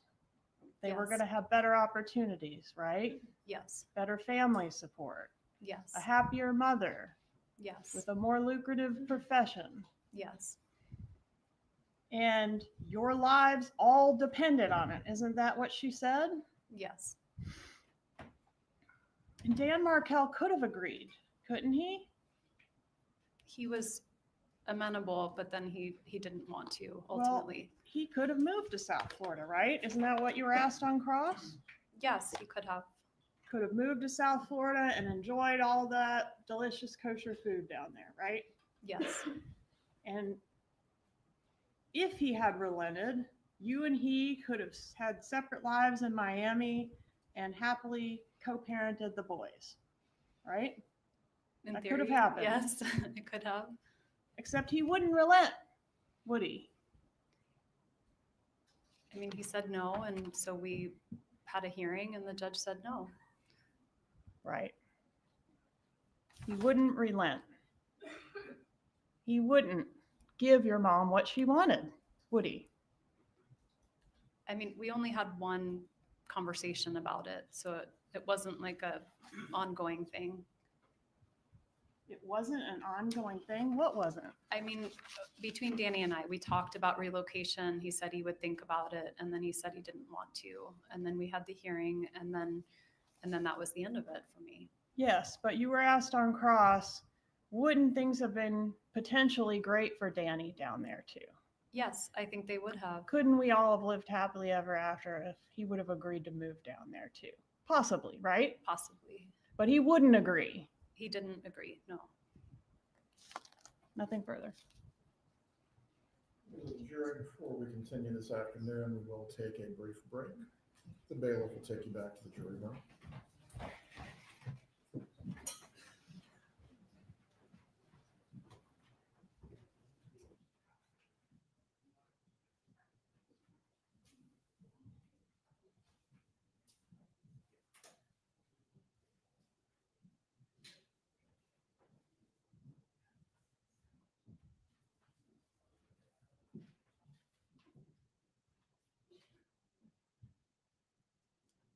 Seated.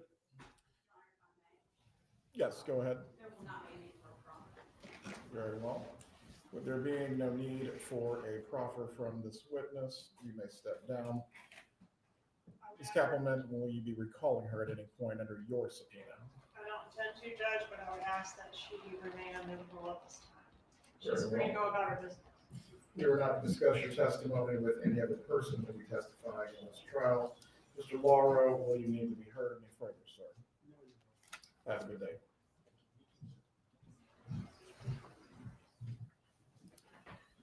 The state's next witness will be whom this afternoon? All right, you can bring the jurors back in. Judge, I think, did you want to instruct him? Oh, yes.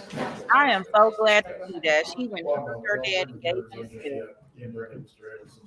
Everyone can be seated. Aw.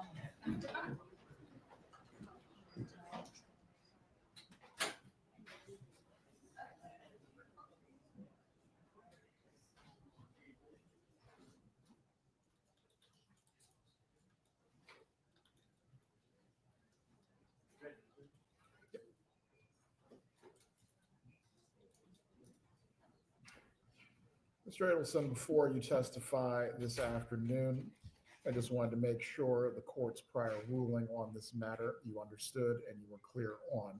When you're testifying, you are not to testify about any opinions that you have concerning whether your family members or your mother may have committed a crime. Do you understand this? Yes. Does the defense or state wish for there to be any further instruction from the court that does not otherwise cover the substance of the ruling? No, sir. No, sir. Please bring the jurors. Yep.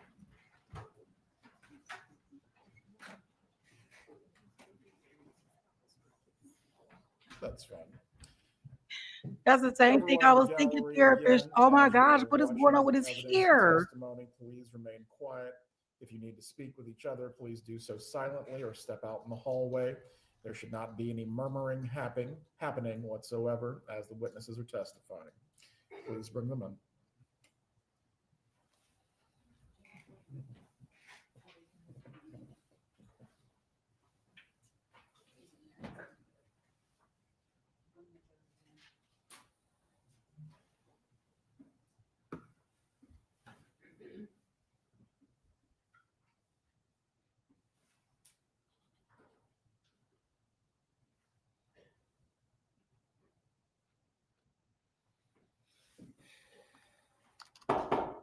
Jury entering courtroom.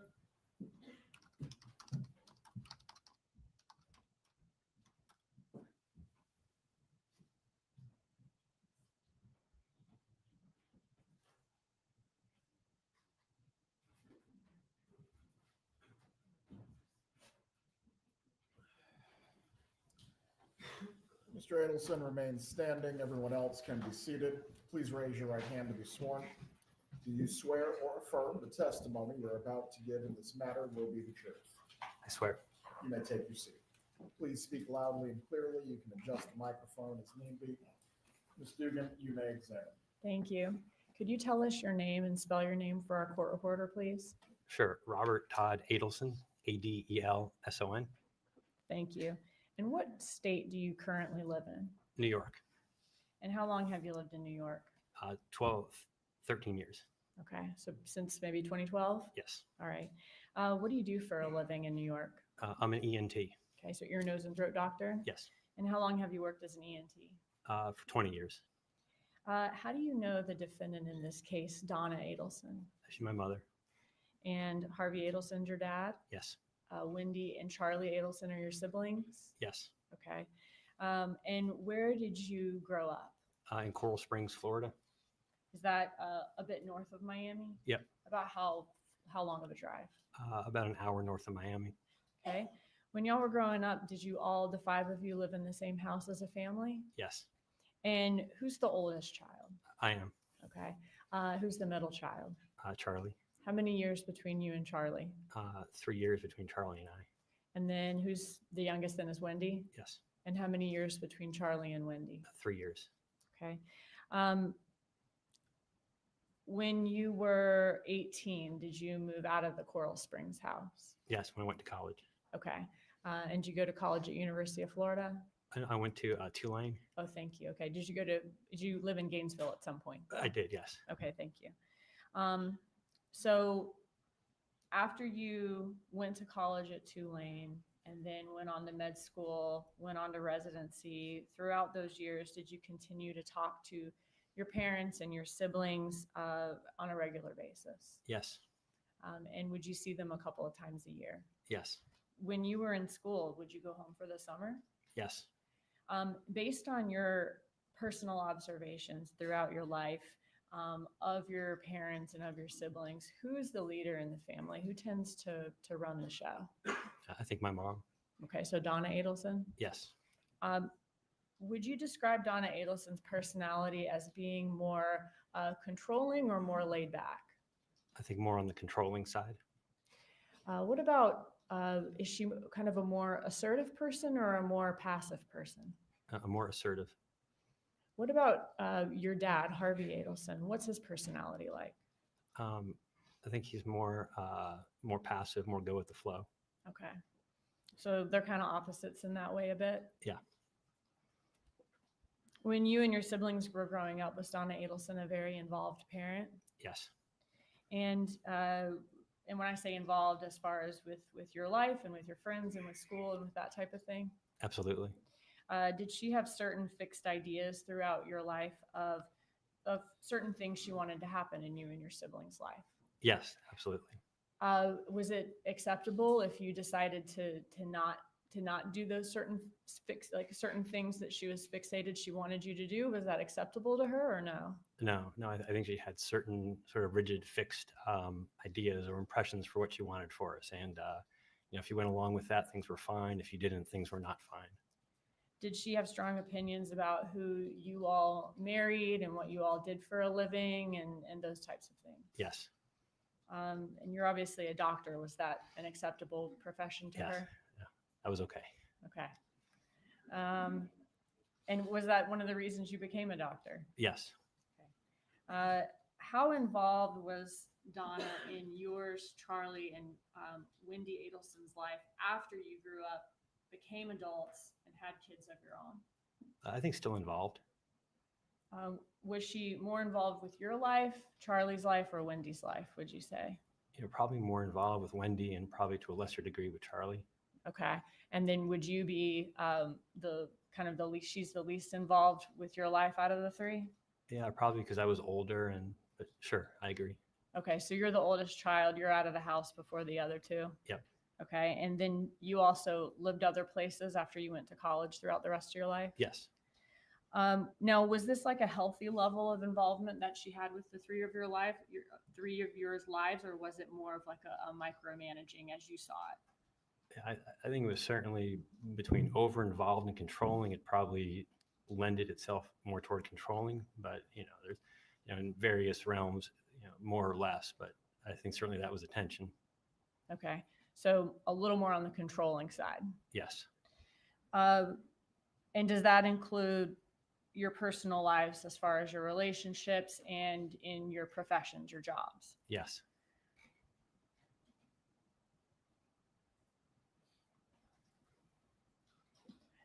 Was it Charlie who always needed more attention than the other two children? I think so, yes.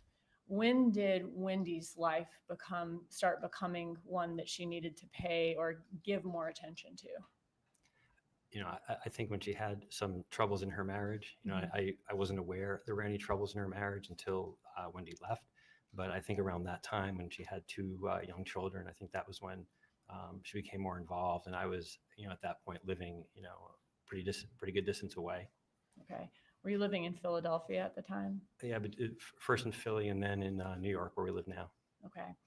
And so Charlie always got a lot of attention, and then Donna also started giving her attention also to Wendy's life once Wendy starts going through the separation or divorce. Yeah, I agree. Okay. From your interactions with Donna Adelson through your whole life growing up and even as an adult, would you describe her as someone who's mentally sharp, thinking about things from all angles, or is she someone who's a little more gullible? Yes, sir.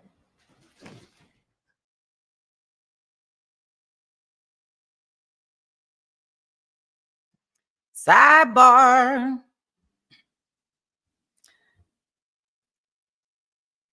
Look up and look at your mama.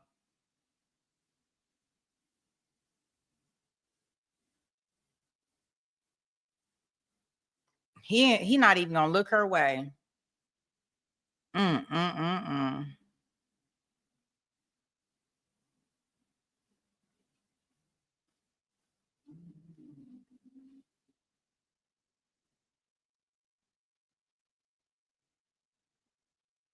Gosh, that gotta be hard to do.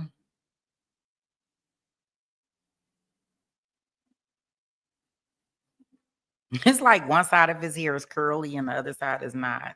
Just my opinion. I don't know. It look like he got the curls like Charlie has in his hair on the one side, and then the other side is just,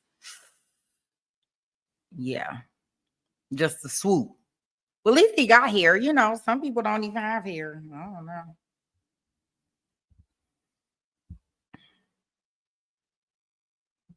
Yeah, he won't even look at his mom, Baca. She not looking at him either, I don't think.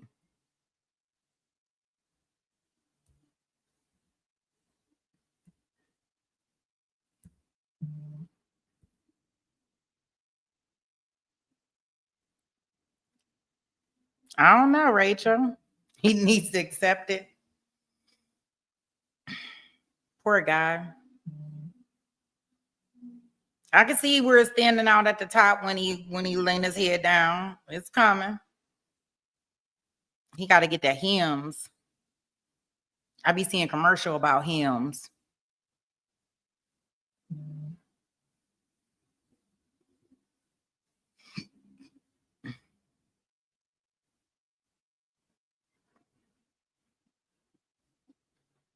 This is the first trial that he had to testify in, guys.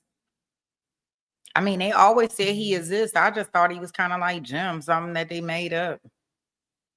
Because this is the first one he has actually had to testify. And I guess it's to the character of Donna being so controlling in their lives. He's probably going to get into why he moved away and why he separated from them. All right. And it's to my understanding because he was marrying somebody that Donna didn't approve of. But that's just something that I read. I'm not sure if that's going to be something that he testifies to today or not. But we shall see. Hey, Lynn. How are you?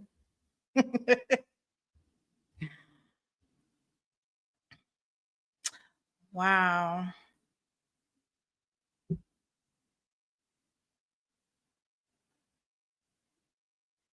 Yeah, I guess she can be able to hear what they talking about in objections when they're behind there, right?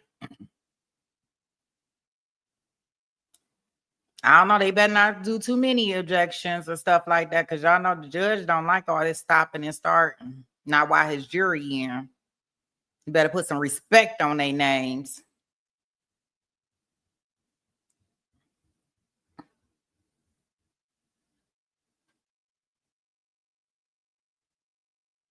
That's what she said. That's what she said, Matthew. She said people looking at her like she cray in the grocery store. Like, what is she laughing at? What's so funny?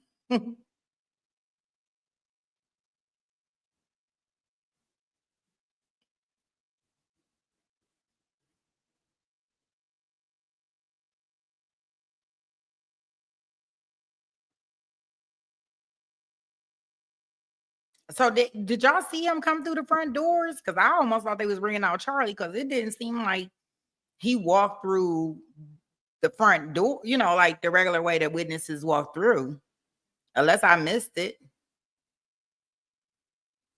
I thought they was bringing up Charlie, to be honest. I'm like, well, maybe they get Charlie, you know, seated and stuff. I didn't see him come through the doors. I wonder, will he stop and say something to his dad? Objection is sustained. You may continue with your examination.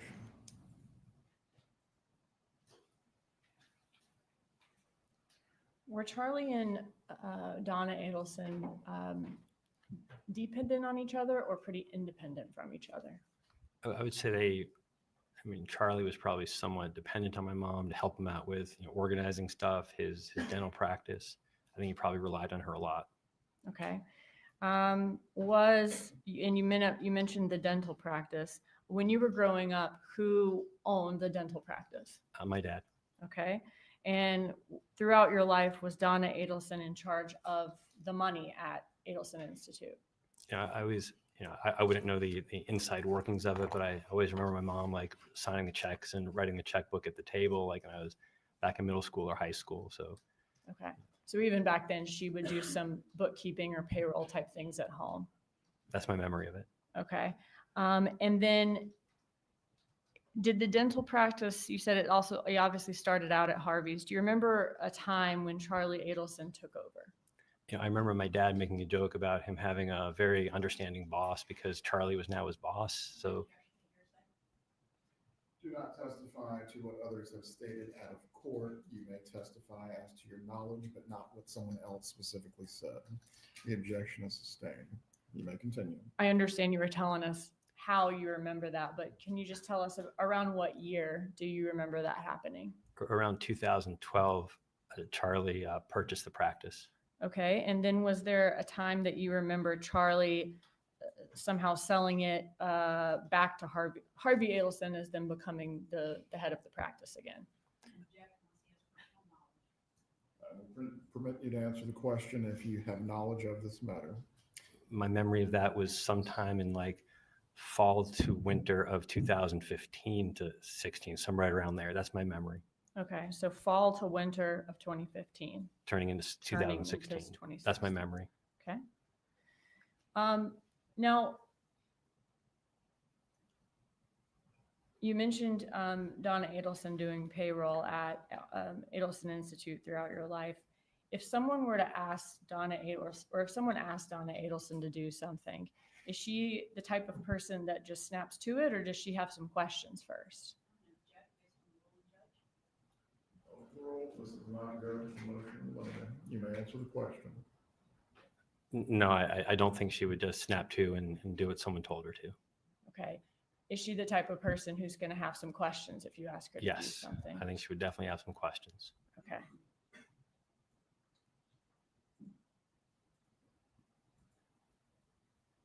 How did Donna Adelson feel about Dan Markel when he and Wendy first got together and were headed towards marriage?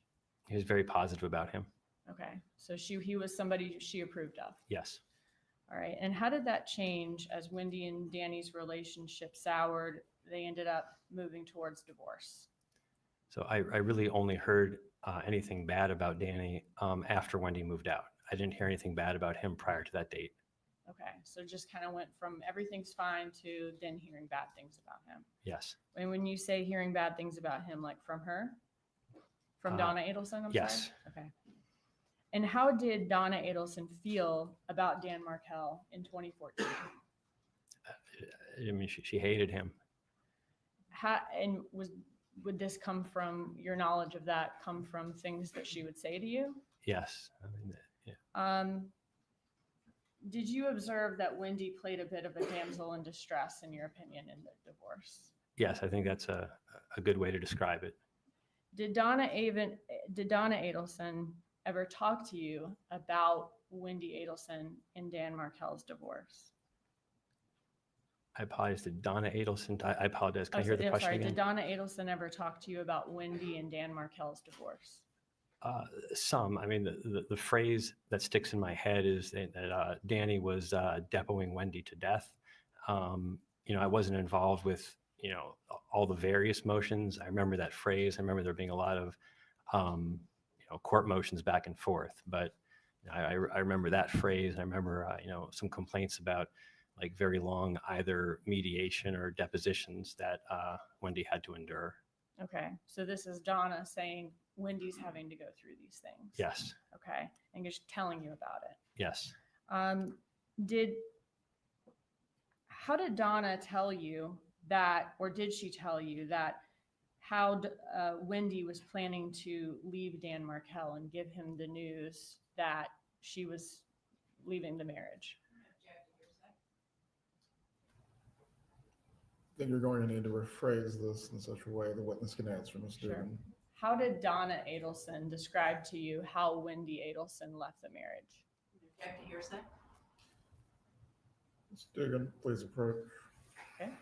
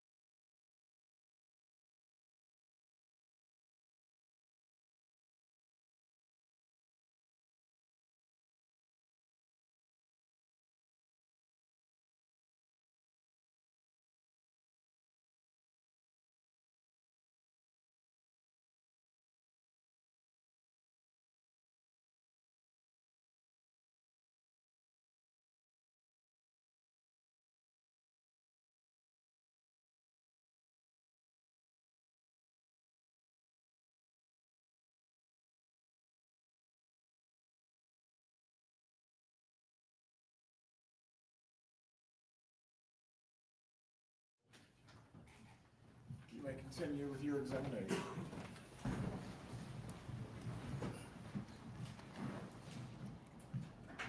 What did Donna Adelson tell you about the plan for Wendy Adelson to leave the marriage?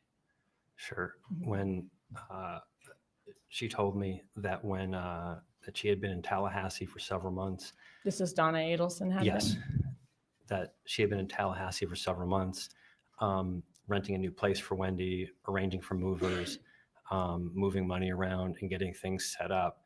I only knew this after Wendy had moved out, but she was relating to me what had occurred over the summer. And so I heard this all at once, but probably 5-6 days after Wendy had moved out, and then told me that somewhat gleefully or pleased that they timed the phone call to Danny right before he was supposed to give a speech at the meeting he was at. Okay. So a couple questions about that. You said Donna said that she had been up here in Tallahassee moving money around and getting things ready for Wendy. Do you mean for when Wendy moved out and needed a place of her own? Yes. Okay. And what did Donna tell you that she did to try to, I guess, hide the fact that they were renting a place for Wendy? I remember her saying she had used her maiden name so there wouldn't be an Adelson up here renting, or hiring movers or such. Just so like word of mouth wouldn't get around that Wendy Adelson was renting an apartment, something like that. Sure. Okay. So they used Donna's maiden name. Yes. Donna did. And then you said that their plan was for Wendy to call Dan Markel as he was getting on stage or right before he got on stage to give a speech at a conference. That's what I was told. Okay. And what was Donna's demeanor when she was describing this plan to you about how she was able to set up this place for Wendy to live in, everything was ready for her, and then this is how she gave Dan the news? I think she sounded. Donna's the one that gave the news? If not, then we I believe the question was, what was her demeanor? You may Yes, sir. answer the question. She sounded pleased to me. Did you ever see Donna Adelson doing anything to help Wendy Adelson with the divorce? I think she was, answering a lot of emails and looking over, emails that went back and forth, looking over motions and such. Did you personally see that when she was visiting you? Did you see Donna Adelson doing those things? Yes. Okay. Was there an occasion when you all were in the hospital and Donna came to visit and was doing those things in the hospital? I think it was at our home at the time, right before he went to the hospital. But yes, that's where we, saw the email. Okay. And while she was at your house during that time, was that when you were living in Philadelphia? That was in Albany. Albany. Okay. Did she want the Wi-Fi at that time so that she could get on the internet and work on these filings? Yeah, she said she had things to do to help out with the divorce. What date would that have been? Do you remember? October of 12.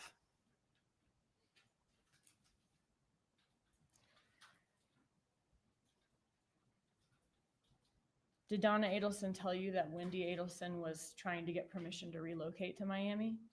Yes. And did Donna Adelson tell you about the $1 million bribe she wanted to offer Dan Markel? Yes. During the year or two after Wendy Adelson left Dan Markel, how much time was Donna Adelson spending in Tallahassee? From He had personal knowledge of her being here. You may answer as to your personal knowledge on the subject matter. I can rephrase, Judge. Did Donna Adelson tell you information about how much time she was having to spend in Tallahassee? She said that Wendy needed a lot of help because now she has 2 boys on her own, and so she was up there a lot. And I think yes. Okay. Who cared more about Wendy Adelson's divorce from your conversations? Was it Donna or Charlie? Donna. What types of things does Charlie care about? What are kinds of things is he really into? I mean, like go-karts, jet skis, going out, boats, not Wendy's divorce. Okay. And is Donna Adelson very into her kids and grandkids and Yes. their success? Yes. Do you think Wendy's divorce or her moving, I guess, do you think Wendy and her boys moving to Miami was particularly important to Charlie Adelson from your observations? I don't think so. During the divorce, from your conversations with Donna, was she fixated on Wendy taking this job with a guy named Gary Cohen in Miami? Yes, that was a common discussion point. Okay. Did she seem like it was just something that she kind of thought would be a good idea, or something that she seemed to have a real obsession with? It came up a lot in my discussions with her about this job with Gary, where she'd be making $1 million a year and she'd be a partner. And it was something that was brought up a lot, that she'd be able to take care of her kids in a way that she couldn't up in Tallahassee. And then it was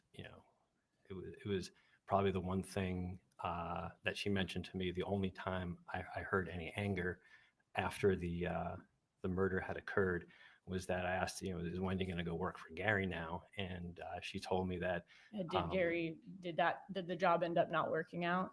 As far as I know, it didn't. Okay. And that you heard some anger from Donna when that happened? She said that his partners wouldn't let them hire her until they. Okay. Sorry. But there was some anger there because the job didn't end up working out. Yes. They couldn't hire Wendy, or didn't want to hire Wendy after all. That's what I was told. Okay, thank you.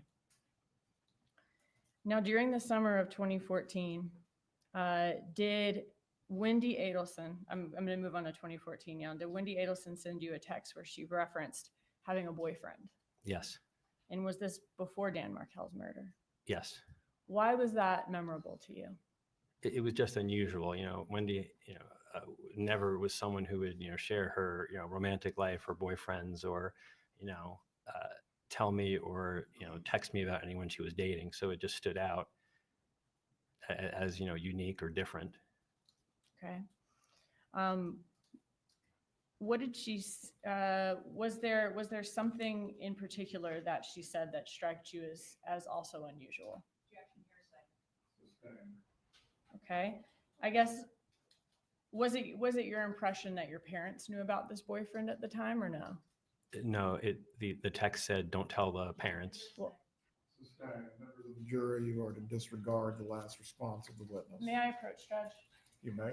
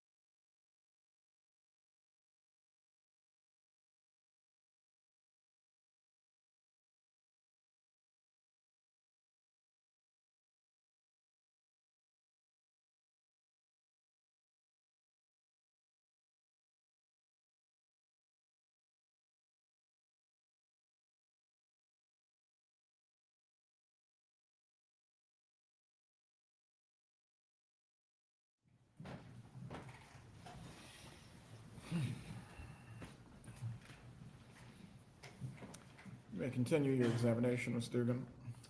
Okay, so I was asking you about this text that you received from Wendy Adelson. Can you tell me about this text? Sure. She texted me that she was going to Gainesville for the weekend, and this was 2014. So I last lived in Gainesville about 3 years prior to that. Mentioned that she wanted that I mentioned the name of Jeff. I asked who was Jeff. The response was my boyfriend. I responded I didn't know, and she said you wouldn't. I didn't hear it from the parents. She says they don't know. And so it just struck me as, and then she sent me some pictures of Jeff with her and the boys. It struck me as unique because she'd never shared the name or photograph of a boyfriend before.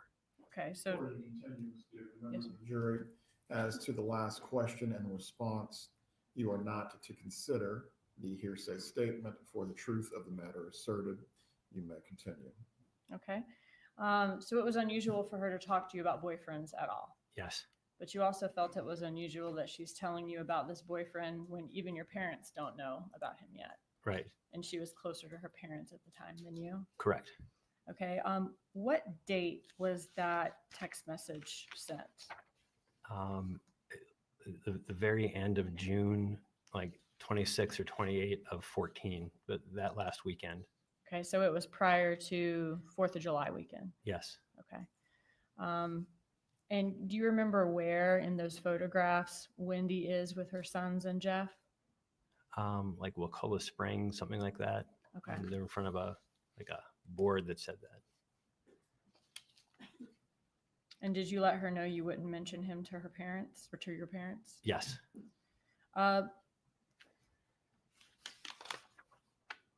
Did that strike you as so unusual that after Dan Markel was murdered, you felt, I guess, compelled to tell police, like, hey, I heard she has this boyfriend she hasn't told anybody about named Jeff?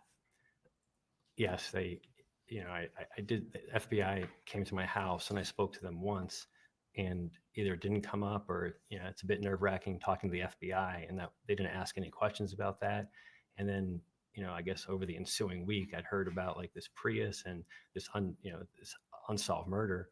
And I remembered, it struck me as odd that I was sent these photographs of a boyfriend and not to tell the parents about him. And so that's when I wanted to have a clean conscience. So I reached out to the FBI and I said, I don't know if this matters, but I figured I would, tell you about this. And they came back for a second interview and looked at the pictures. Okay. When is your father, Harvey Adelson's birthday? July 5. Okay, so on July 5th of 2014, how old would he have turned that year? 70. Okay, and this is about 2 to 3 weeks before Dan Markel was killed? Yes. Did your family do anything to celebrate his birthday that year? Yes, we had a party at their condo. Okay, was there a gift from the family or from any of you to him? No. I remember an email, and my dad is not someone who wants gifts or a big deal made about him. And so, the email was something like, your dad doesn't want gifts. He just wants all of his kids to be with him on his birthday.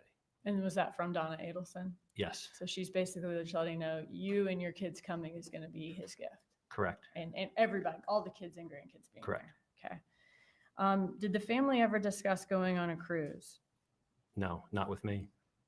When a birthday gift is given for somebody in the family, does Donna Adelson typically say, we're going to get him this, everybody owes this much, everybody's going to pay a third, or whatever it is? Yeah, if there was like a big gift we're getting, or they said, we're getting this for someone, and you can be part of it, that was not uncommon. Okay. So tell us at the party, or about the party, you said it was at the Continuum? Yes, at their apartment. Okay. So is that like a condo building in Miami? Yeah, on Miami Beach.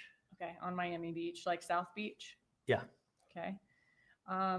And is it a secure building? It is very secure. It was, we were staying at a hotel down the street, and there was armed guards, and, apparently there's a lot of celebrities that live there. It was a very high, very secure building. Okay. And these celebrities that live there, were they people that you knew of? I mean, you knew who they were? Sure. Yeah. A-Rod. Did these people have kind of guards of their own too in the building? I don't know. Oh, okay. So the guards that you saw were the guards in the front? Yes. All right. Had your parents, how recently had they moved to the Continuum? I got the idea. It was certainly less than a year. Like, I don't remember exactly, but seemed like they said they were going to try living down in South Beach to see if they liked it for their retirement. And so it had to be sometime, before, because they were pretty well moved in there. But I don't remember the exact time, but if I'm guessing, like maybe 6 months before or something like that. Okay, so by the weekend of the party, July 5th, are they like fully moved into their Yeah. condo there? Yes. Okay, and are they living there full time? From what you know? It seemed like that, but I couldn't. I know they still own the house in Coral Springs, so I don't know if they're just there on the weekends, but I couldn't say definitively. But it looked like they were living there fully. Okay. Was his party on his actual birthday or another day of the week? No, on his actual birthday. All right. Was your brother Charlie there that weekend? Yes. Wendy and her sons, were they there? Yes. Was the party catered? Yeah, there was. Yes. What type of food did you have? There were like past hors d'oeuvres, and then there was a paella chef on the balcony. Okay. Was the party a surprise for Harvey? No. So you were never told, don't tell him about it, it's a surprise, No. anything like that? Don't tell him. Were you not supposed to tell him anything about the party that was a surprise? No, there was nothing about a surprise birthday. Was there ever a time in the weeks leading up to the party that you heard that the party may be canceled for any reason? No, never. All right. So how did you first hear about Dan Markel's murder? I heard the day after the shooting occurred. So that would be Saturday, July 19. I was at a meeting in Chicago, and I think I got a phone call first, and that I was in a meeting, and so I just said I can call you later, and then I got a text message shortly thereafter, like right before 10 in the morning. It said like, tragedy here, please call. And are these from Donna Adelson? Yes. Okay. So were you able to call her that morning from the conference in Chicago? Yeah. So I walked out and went to the hotel lobby and just hit call. Okay. And tell us about that conversation with her. So it's one of those moments that you'll just remember forever. So I remember being in the lobby of the Westin, and I assumed something terrible had happened, and but I wasn't ready for it. She said, so we just want to let you know that Danny's been shot, and they took him to the hospital, but he didn't make it.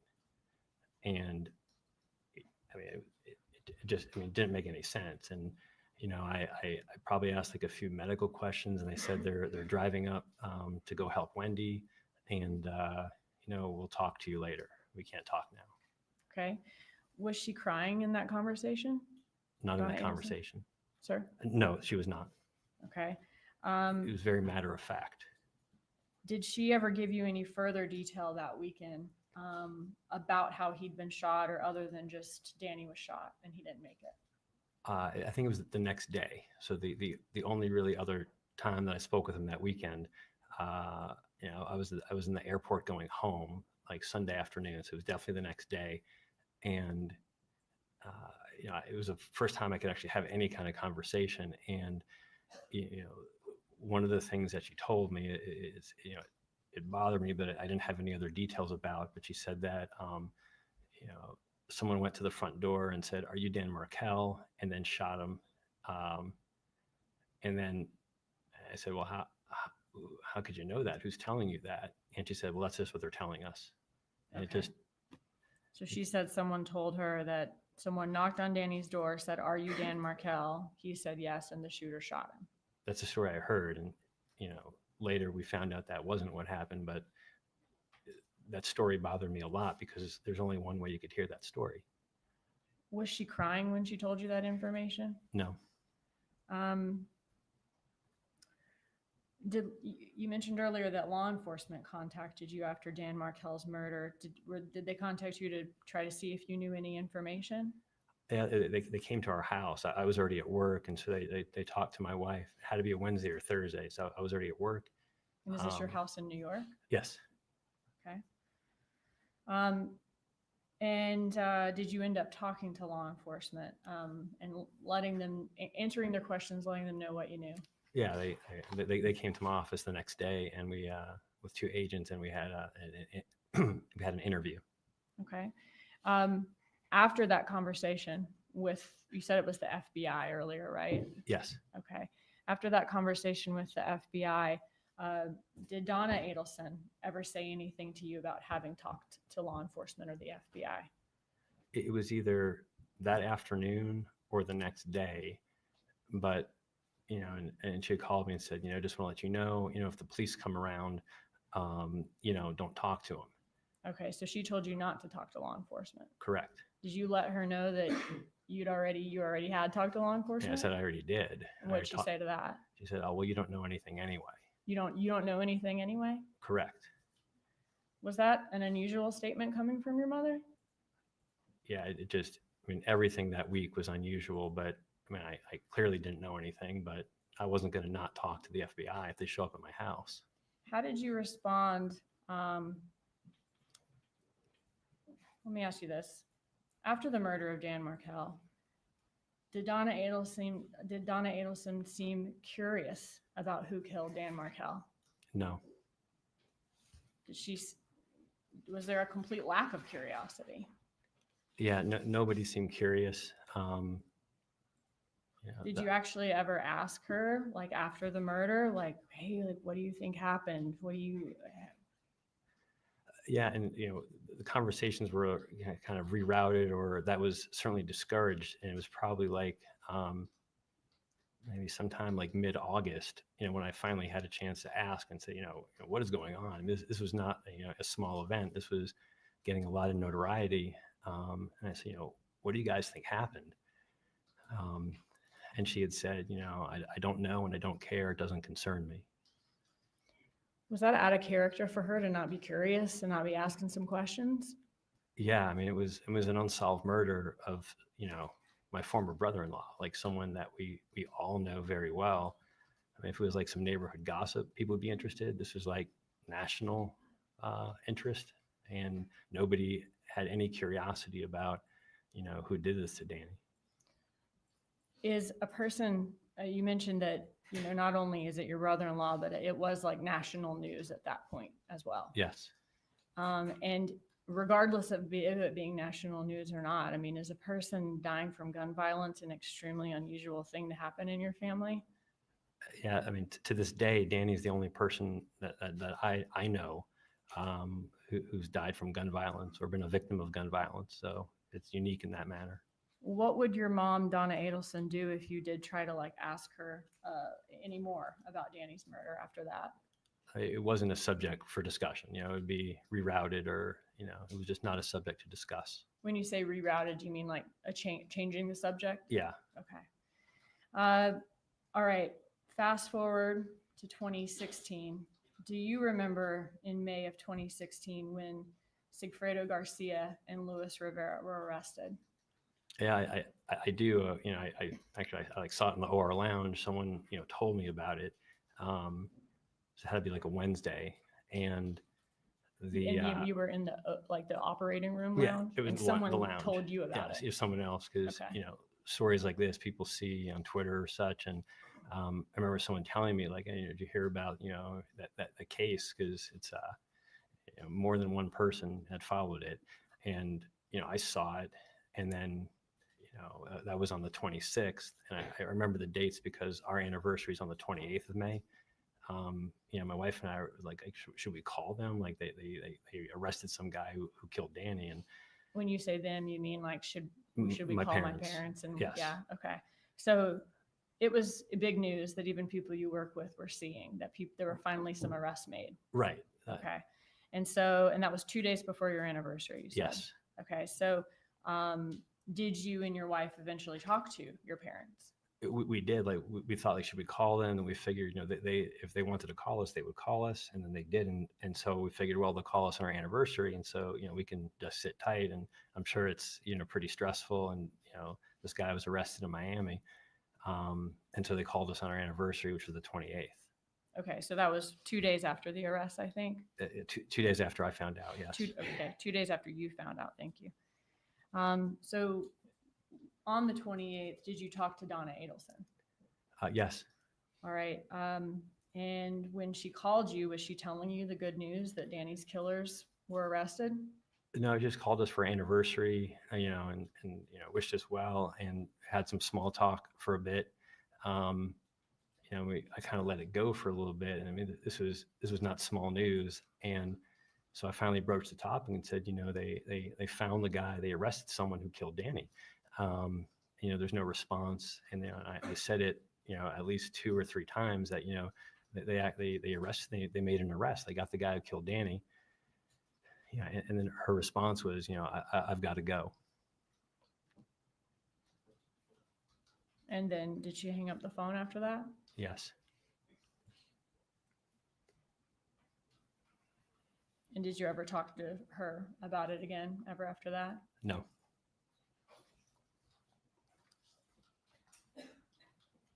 Just a second.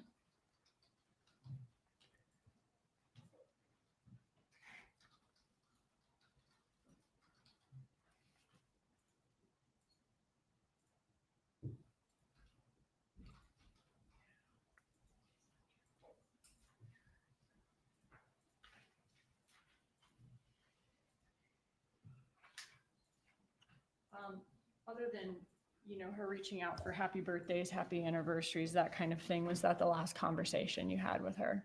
That was the last time I spoke to her. Okay, that's all. Thank you. Cross-examination.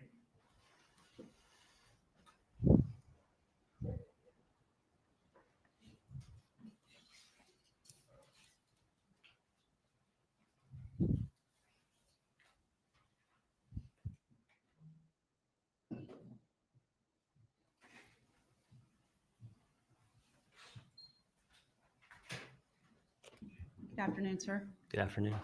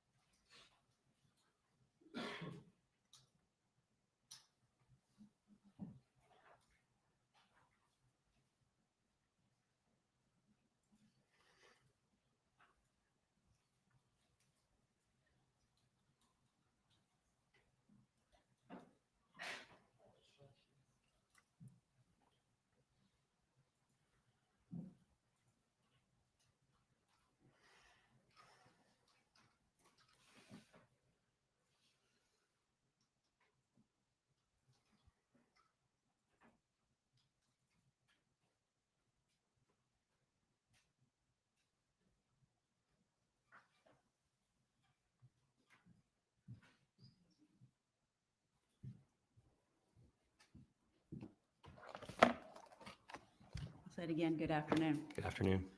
In between 2012 and 2014, how many times did you come to visit your family in South Florida? 2012 and 2014.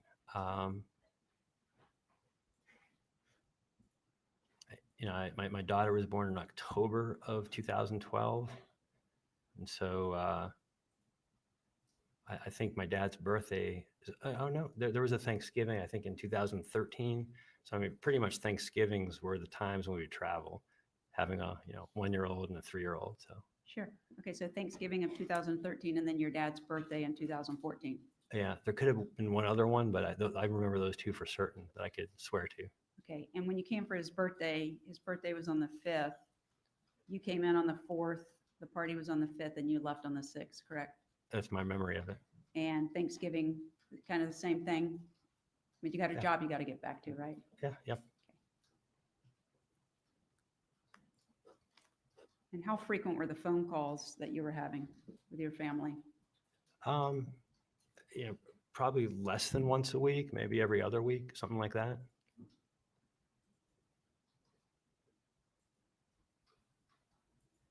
And when I say family, I think I'm referring to Donna. Sure. Okay. Now, you were here on the 5th for your dad's birthday. You said you went home on the 6th. Yep. And Danny Markel was brutally murdered on July the 18th of 2014. That was in the summer. Correct. Recall that? Yes. And when did you arrive in Florida to be with your family? I didn't. Thank you. You had mentioned in your direct testimony that your mom called and said you shouldn't talk to the police. You recall that? Yeah, I do. Yes, What actually happened was a family friend, Michael Weinstein, you know him, correct? I do. Yeah. Your mom indicated that he had called and advised that as a family friend and an attorney, that you all should not talk to the police. That's what she told you, isn't it? Yeah. Yeah. Thank you. I don't have anything further. Redirect examination.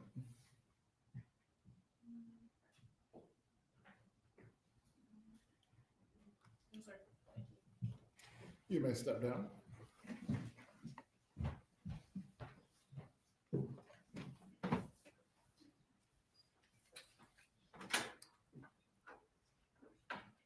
Does the state have a witness that will go about a half hour exactly? One very brief witness we can do and be done for the day. Please call your witness. They call Bill Brandon.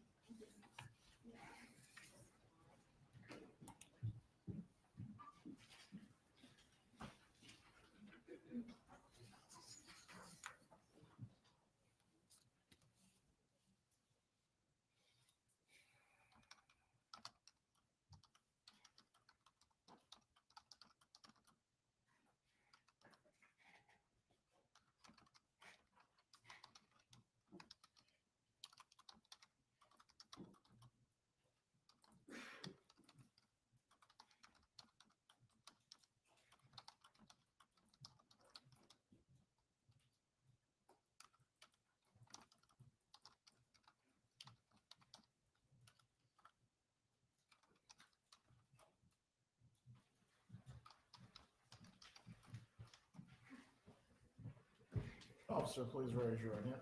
Do you swear or affirm the testimony you're about to give will be the truth? I do. You may take your seat. Please speak loudly and clearly. Thank you. Will you introduce yourself to the jury and spell your name for our court reporter, please? I'm Officer Brannon, number 510 with the Tallahassee Police Department, Brannon. And where do you, you said you work at TPD. And how long have you been with TPD?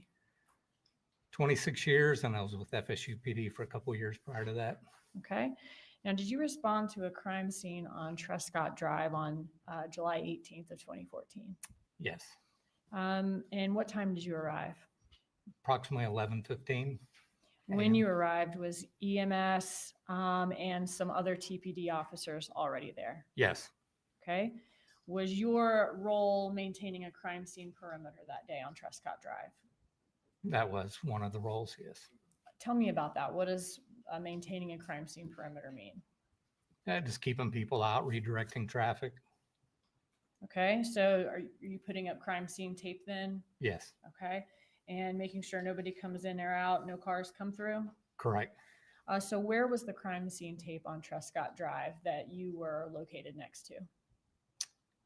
I was a little ways north of the incident location on Trescott. Okay.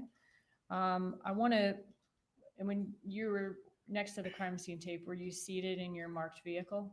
Yes, And at that time, looking south down towards the incident location, was there EMS and marked police cars there in front of the Markel residence at the time? EMS had already left the scene by the time I was in that position, but there was investigators, other officers, and crime scene units. Okay. And when I say marked, as in your car's marked and their cars are marked, like TPD insignia, what we would typically see as a police car. Yes, Okay. Did I show you before court today a map that is marked as States Exhibit 87? yes, And was that map a true and accurate depiction of where you were stationed that day and of Trescott Drive and of the Markel residence on that road? I believe so. Judge, at this time, I'd move into evidence States Exhibit 87. No objection. States 87 is admitted. Permission to publish? You may. I have this for you. Point up there if you want to listen after this.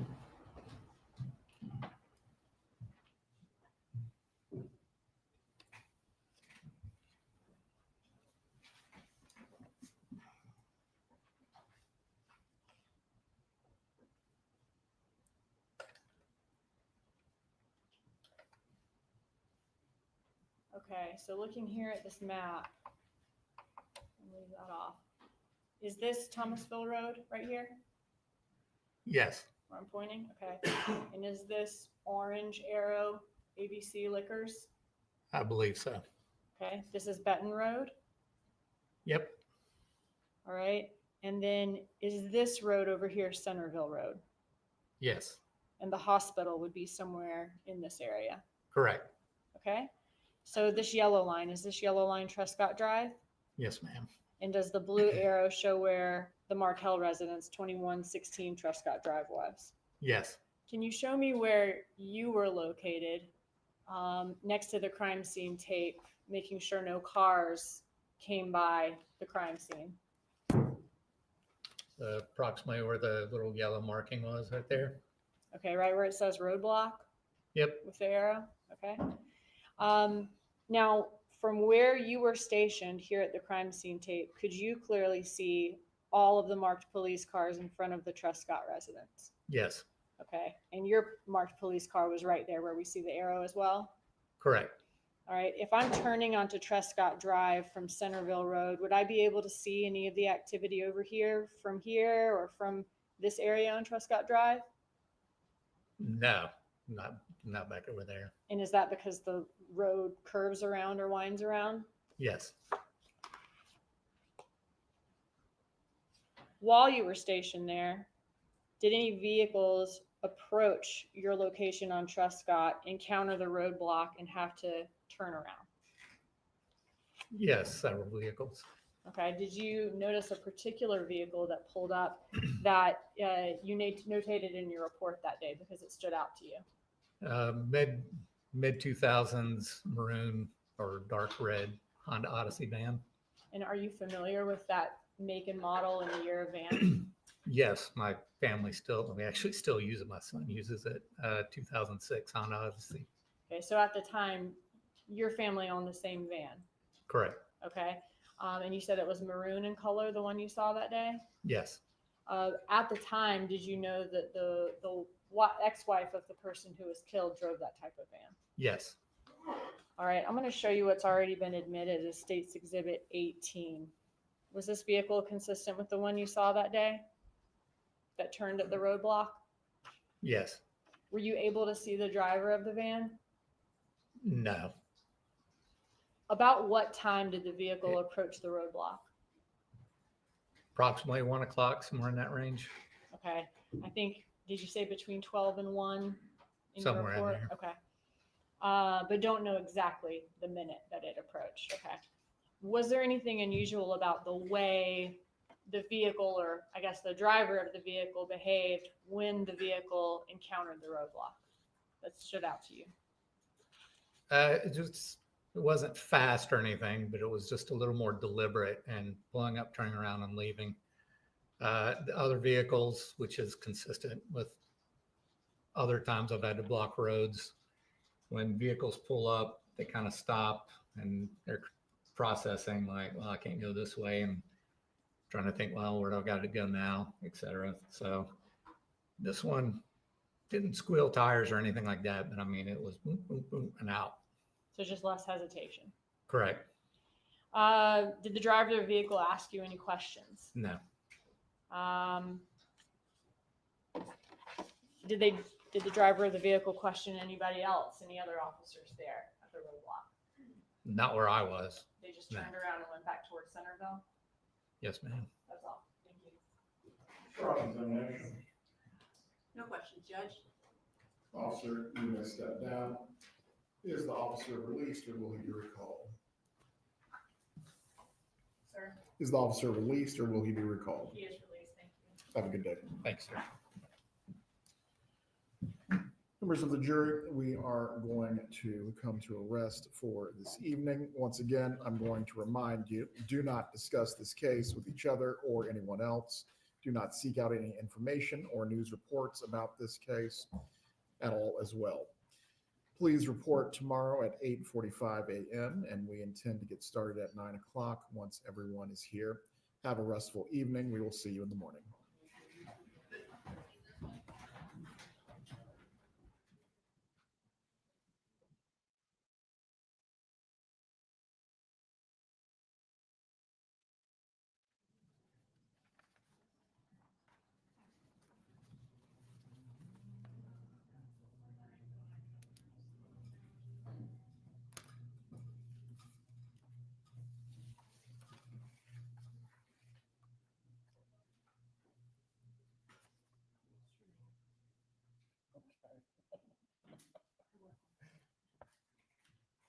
brief discussion of tomorrow. The witnesses that were supposed to be the PM, are they now going to be our AM witnesses state for tomorrow morning?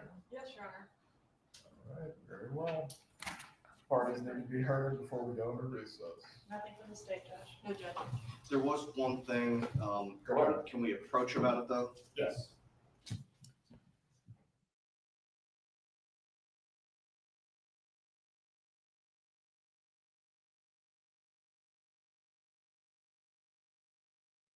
So I'm letting them approach.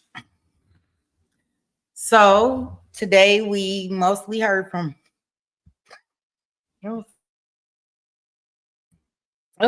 we mostly heard from Wendy. I'm getting choked up. I can't tell, like, is Donna sometimes putting her hair in a ponytail and then letting the ponytail out? Cause like, I feel like her hair is changing. Like, I thought it was pulled back into a ponytail, and now it looks like she has taken that ponytail out. Can any of you confirm that? Or is it just me? Maybe she's tucking it behind her ears, because I know it was at different points where I could really see her ears real good. Like right now, I can't really see them. Oh, okay. Okay. Because I'm like, I can't tell if she's taking a ponytail out or what she's doing. So we heard from some very important people today. I would say we got those emails and things in. I also think that, you know, the testimony from Wendy, of course, that was important. A lot of people say Mr. Ramirez was the star witness, you know, the shooter. But, you know, I kind of felt like Wendy would always be the star witness in my eyes, at least. And then we had Rob that came up there and you know, showed how his mother was just controlled every aspect of their lives, from who they married to who they was with, and et cetera, et cetera. This witness that just testified, of course, he has testified in all 4 trials. And he just testified to what he testified to before. Right? So there was nothing really different in regards to his testimony, at least in my opinion. It's just that he got the same soccer mom van as Wendy has. He noticed her car make a 3-point turn and turn around, and showing the route that Wendy possibly could have went down. I mean, the route that Wendy went down, and also to affirm that Wendy would have been able to see all the police activity directly in front of the home, is what he testified to, in my opinion. Yeah. A lot of these people, I mean, it's their 4th time, Matthew, right? So yeah, they got it down pat, word for word. And that definitely makes it easier. And then the defense doesn't have to really cross-examine them, because they're not trying to deny that Wendy came down the street or any of those things, right? So they're not, they want to throw up on the bus for reasonable doubt, but they're not trying to throw up on the bus where she is getting convicted, is my opinion, in my opinion. So just enough to raise reasonable doubt, not to pin it on her. Because I think if they were really trying to pin it on her, then, you know, they would have tried to ask more questions than what they could have asked. Let's see if they're going to do anything.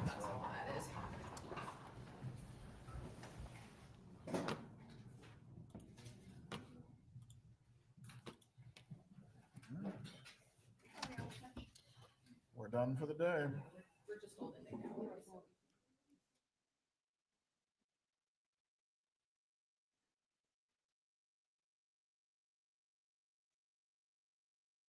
Okay, so it does appear that they are going to be closing down court for the day. We are out of witnesses, so we'll be on day 3 tomorrow. I think maybe y'all think we're going to get a little Charlie action tomorrow? Do we get a little Charlie? Do we get Katie? Does her cellmate, does her Celly get to come out and play? Does Katie come? Because all they doing is the only difference so far in this trial is Rob so far. Everybody else has already testified once before, or multiple times before, I should say. Oh, yeah, and we got the jail daughter, right?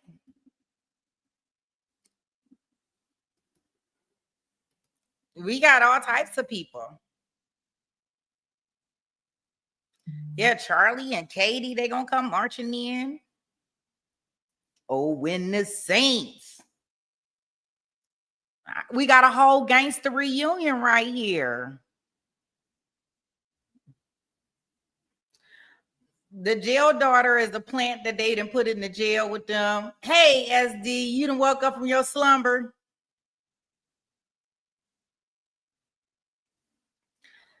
Matthew is an informant that they placed in the jail with her. She went and did all her bunk bed confessions too.